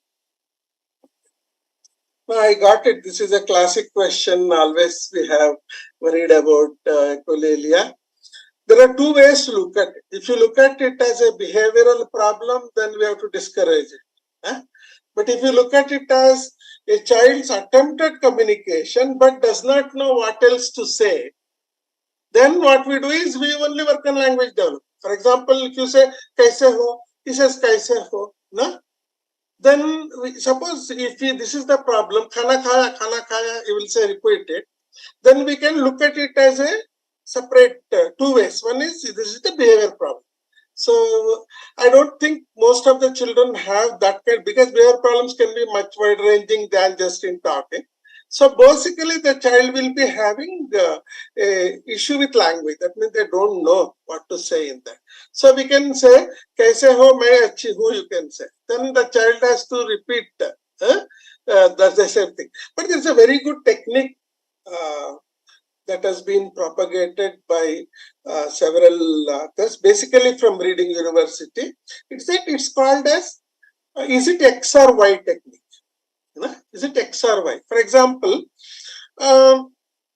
we can ask, like, is this a pen or a pencil? Okay, you say, is this a pen or a pencil? Then a person has to choose one of them. You know, so thereby what happens is the children, but there is no need to memorize because you are giving all the stimuli. So cognitively you are stimulating, but you have to make only a linguistic choice. So maybe equalalic responses can be attacked from that angle. But don't worry, it won't last long, echolalia. It will go away as soon as language develops well. Yeah. One question, one last question. Yeah. Thanks.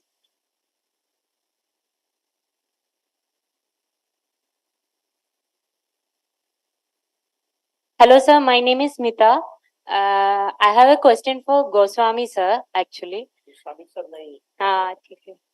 Rana साहब sir देंगे sir multilingual children के बारे में पूछना था. मतलब मेरे बेटे हैं, मतलब उनका मैं मलयाली हूँ, मेरे हस्बैंड तमिल है और वो हम लोग दिल्ली में रहते हैं, तो उनका मेरे बेटे को 4 लैंग्वेज सीखना पड़ रहा है अभी.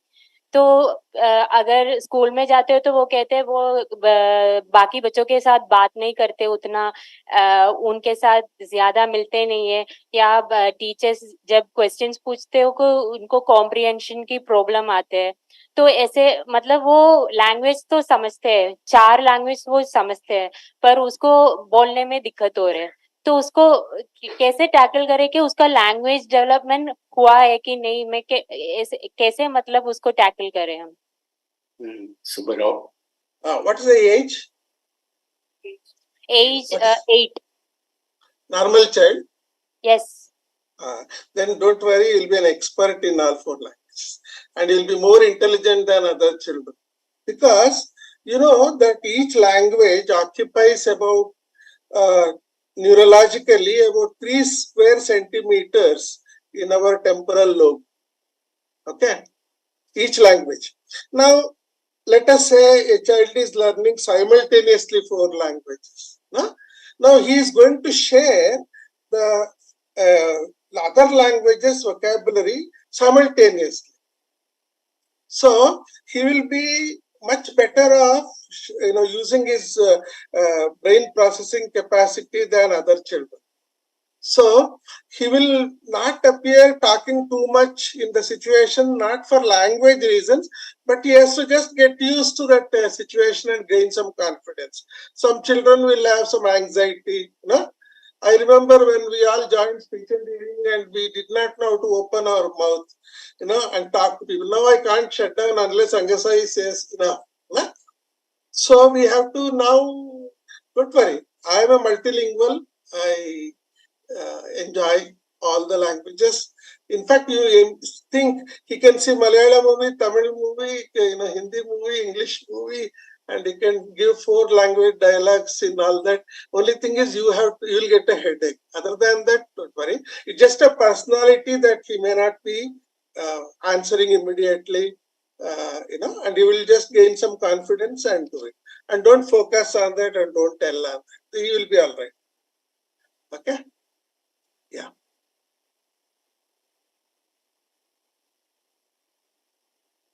Thank you, sir. Yeah. Okay. Sir, फिर प्रॉब्लम उसका पूछ लिया, समझ गए? Good.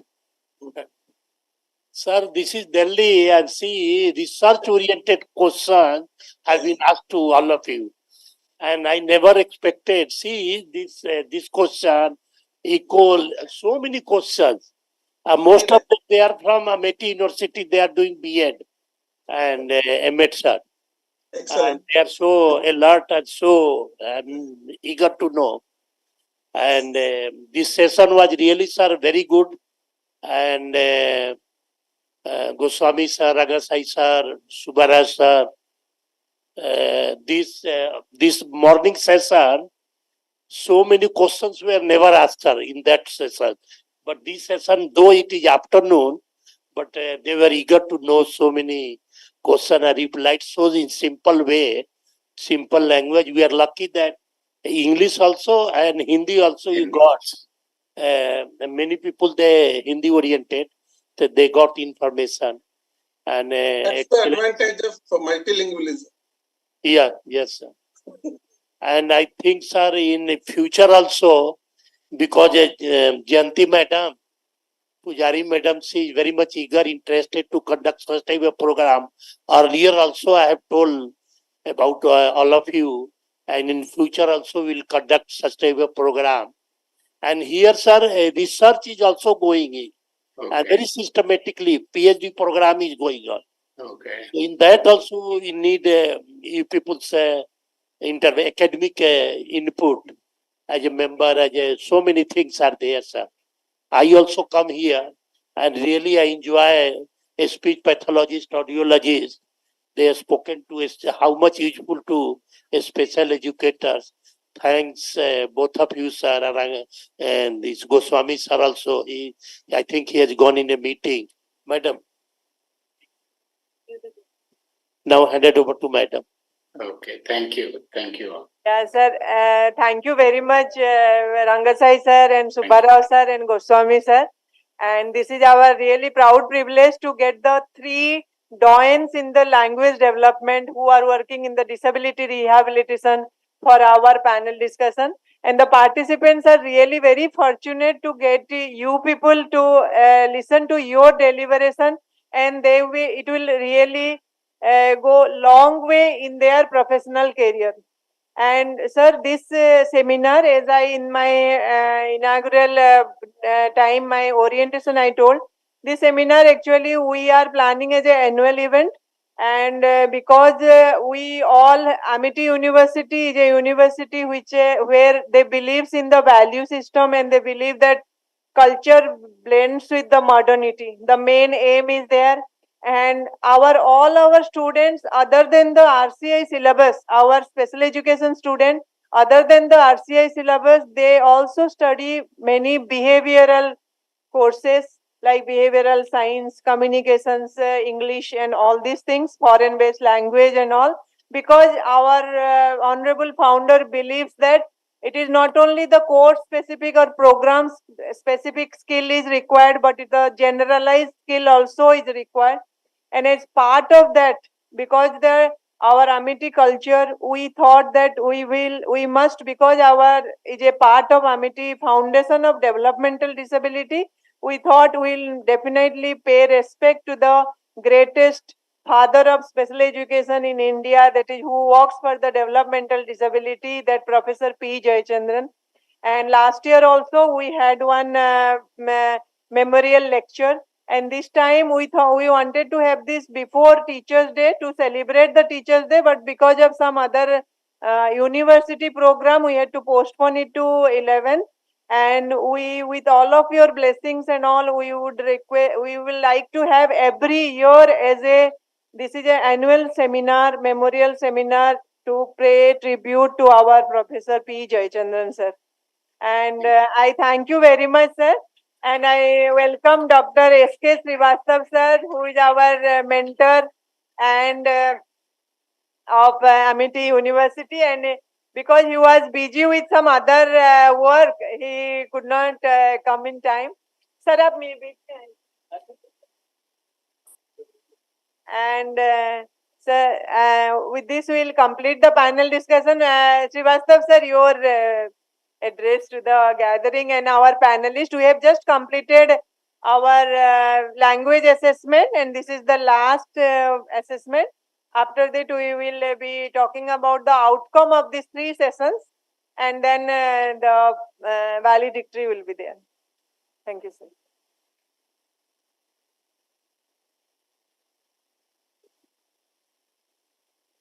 We are extremely honored to have Amit Sas, Dr. S.K. Srivastava, Senior Director, Health and Allied Sciences, former Member Secretary, Rehabilitation Council of India, New Delhi. Let me take the privilege to introduce Dr. S.K. Srivastava. Dr. Srivastava started his career in the field of social sector as Class 1 officer in 1985. He has served at distinguished positions in the field of disability as Deputy Director, Joint Director, Director and Registrar at Dr. Shakuntala Mishra National Rehabilitation University. He has served as Member Secretary of Rehabilitation Council of India. In 2018, Dr. Srivastava switched back to the government of UP and joined as the State Commissioner in Disability. His fair-sightedness, unsurpassed knowledge, and willing cooperation has truly impacted the disability and rehabilitation field in scaling greater heights. May I please request and invite Dr. S.K. Srivastava, sir, for his closing address, please. With a huge round of applause.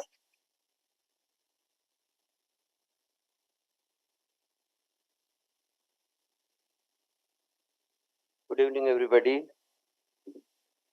क्या हो गया? Good evening, everybody. Very nice. Yeah. I'm very happy that this mega event is being organized in the memory of Professor Jayachandran, who was, in particular to me, very beloved. He was my good friend also. He has given an innovative idea, many innovative idea. He has introduced a tool also. So I'm thankful to Professor Jayanti Pujari ji, who coordinated such distinguished, eminent and very famous persons in this field to deliver their lectures. I hope you all might have been benefited with this full day seminar, workshop, whatever it is.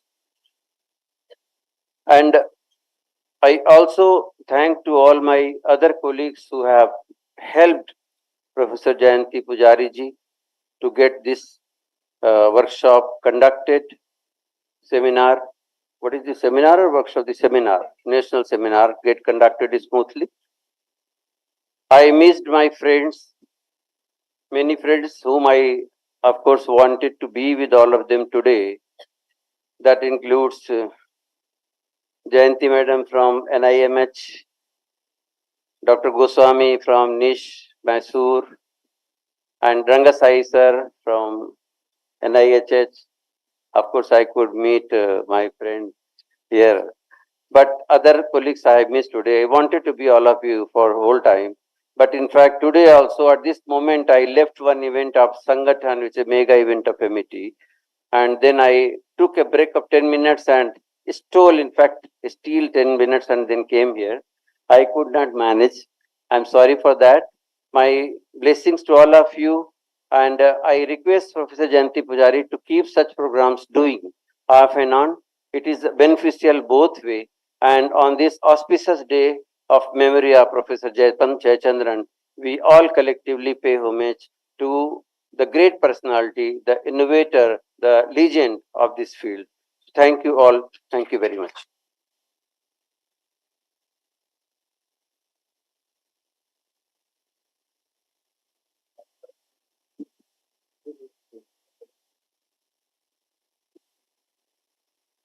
A very good evening to all the esteemed dignitaries, distinguished panelists, moderators, rehabilitation professionals, students, and faculty members who are present in this august gathering today. It is indeed my honor to read out the major outcomes and recommendations which have emerged from this one-day national seminar on assessment trends in special education, a shift to assessment for learning.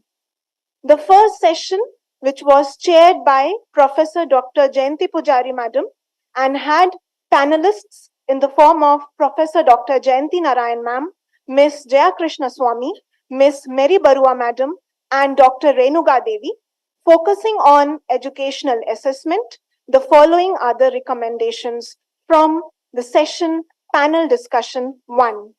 Communication should be the key focus of program planning for the child with special need instead of speech.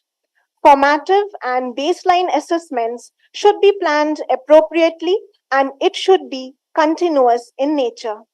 The assessment report by the interdisciplinary team is of core importance. All the skills learned and taught should be translated into real-life skill-based goals. Understanding of autistic brain needs to be encouraged among both professionals, and parents. Concrete and simplified instructions are the core requirements of a good program planning. Assessment of the child should guide curriculum accommodation modifications. From the second panel discussion, which focused on behavioral assessment and was chaired by Dr. Alok Bhuvan sir, and having panelists in the form of Dr. Saroj Arya madam and Dr. Roma Kumar ma'am, the following are the recommendations and the outcomes which have emerged. What is bothering the child is important instead of why the child is not functioning. Education, awareness, creation among parents is very important. Providing natural environment to the child is the core requirement of the hour. Children with developmental disabilities have unique needs, and assessment helps us to understand the same through well-planned assessment reports. Finally, moving on to the core recommendations from session 3, which focused on language assessment and was chaired by Dr. V.P. Shah sir, and having panelists in the form of Dr. Rangasai sir, Dr. Subbarao sir, and Dr. Goswami sir. Need for healthy, positive, strong, secure attachment and positive relationship at home within families is a core requirement for every child. Family relationship plays a significant role on child language development and hence needs to be strengthened. Screen time, especially during early intervention years, need to be reduced. Every child with special educational needs is a new child. Hence, we must aim and aspire to observe their unique needs. The focus should be on naturalness around the child. Observe the child and form an holistic development plan for him or her. Game-based and fun-based learning is useful for students with special educational needs. There needs to be focus on the child development through active participation in playful learning activities.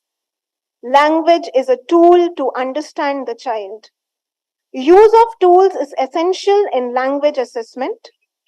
Teachers must prepare a good and comprehensive case history, and early intervention is needed for language development, which has to be a systematic process. So with this, I come to an end of the recommendations and important outcomes which have emerged from this very informative one-day national seminar. Thank you.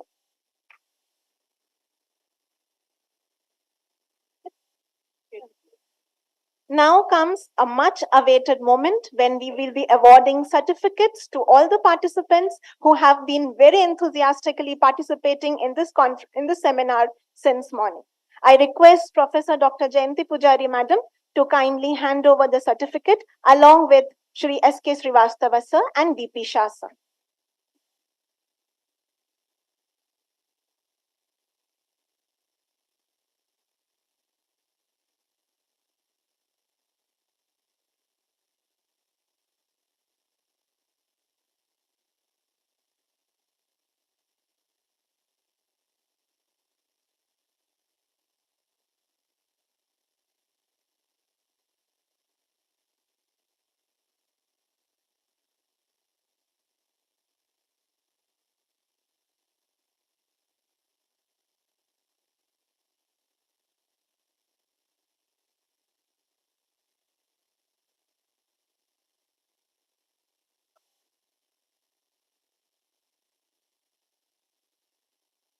Dear participants, please note, a few of the certificates will be handed over here from the seminar hall. The remaining certificates will be given to the heads of the respective institutions who are participating today. So kindly collect it from your own heads and institution heads. The first certificate, Ms. Ruby Kumari Nirala from Manovikas Charitable Society.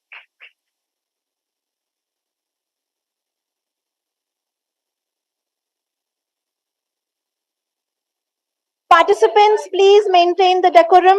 Kindly settle down. Ms. Vinita from Manovikas Charitable Society. Ms. Vinita. All participants are requested to kindly maintain decorum and discipline.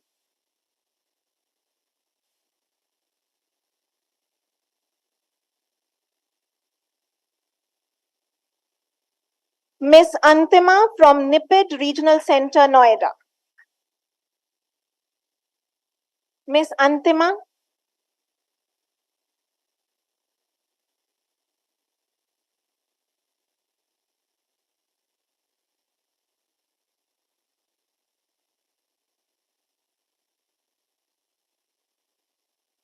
Miss Purnima from NIPID Regional Center, Noida.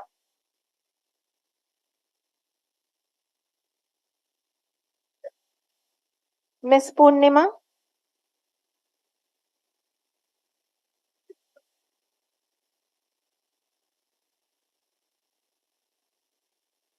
Mr. Ravi S. Chaube from Institute of Rehabilitation, Ghaziabad. Mr. Ravi S. Chaube.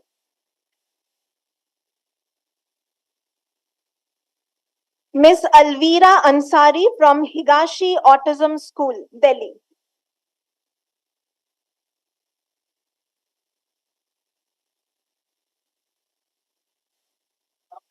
Miss Barkha Mohan from Amity International School, Noida.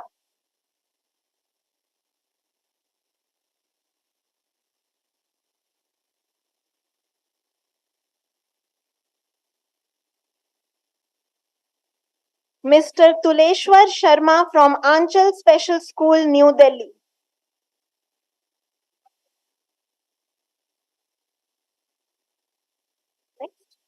Miss Gunjan from Higashi Autism School, Delhi.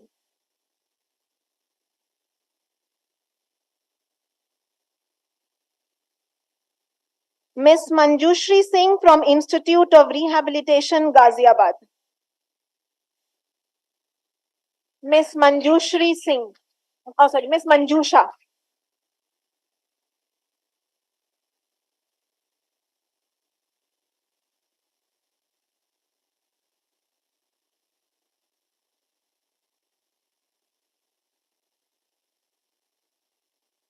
Thank you, respected dignitaries.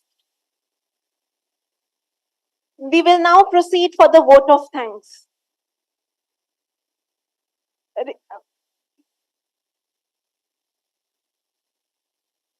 A very good evening to all the esteemed dignitaries and all the esteemed participants who are assembled here. I now take the privilege to put on record the formal vote of thanks on behalf of Amity Institute of Rehabilitation Sciences, Amity University, Uttar Pradesh. This one-day national seminar titled Assessment Trends in Special Education, a shift to assessment for learning, witnessed a galaxy of distinguished and prolific speakers. It has indeed served as a loving tribute to the memories of veteran Professor P. Jayachandran Sir, our beloved teacher, mentor, guide, and the father of special education in India. Requesting for silence in the hall, please.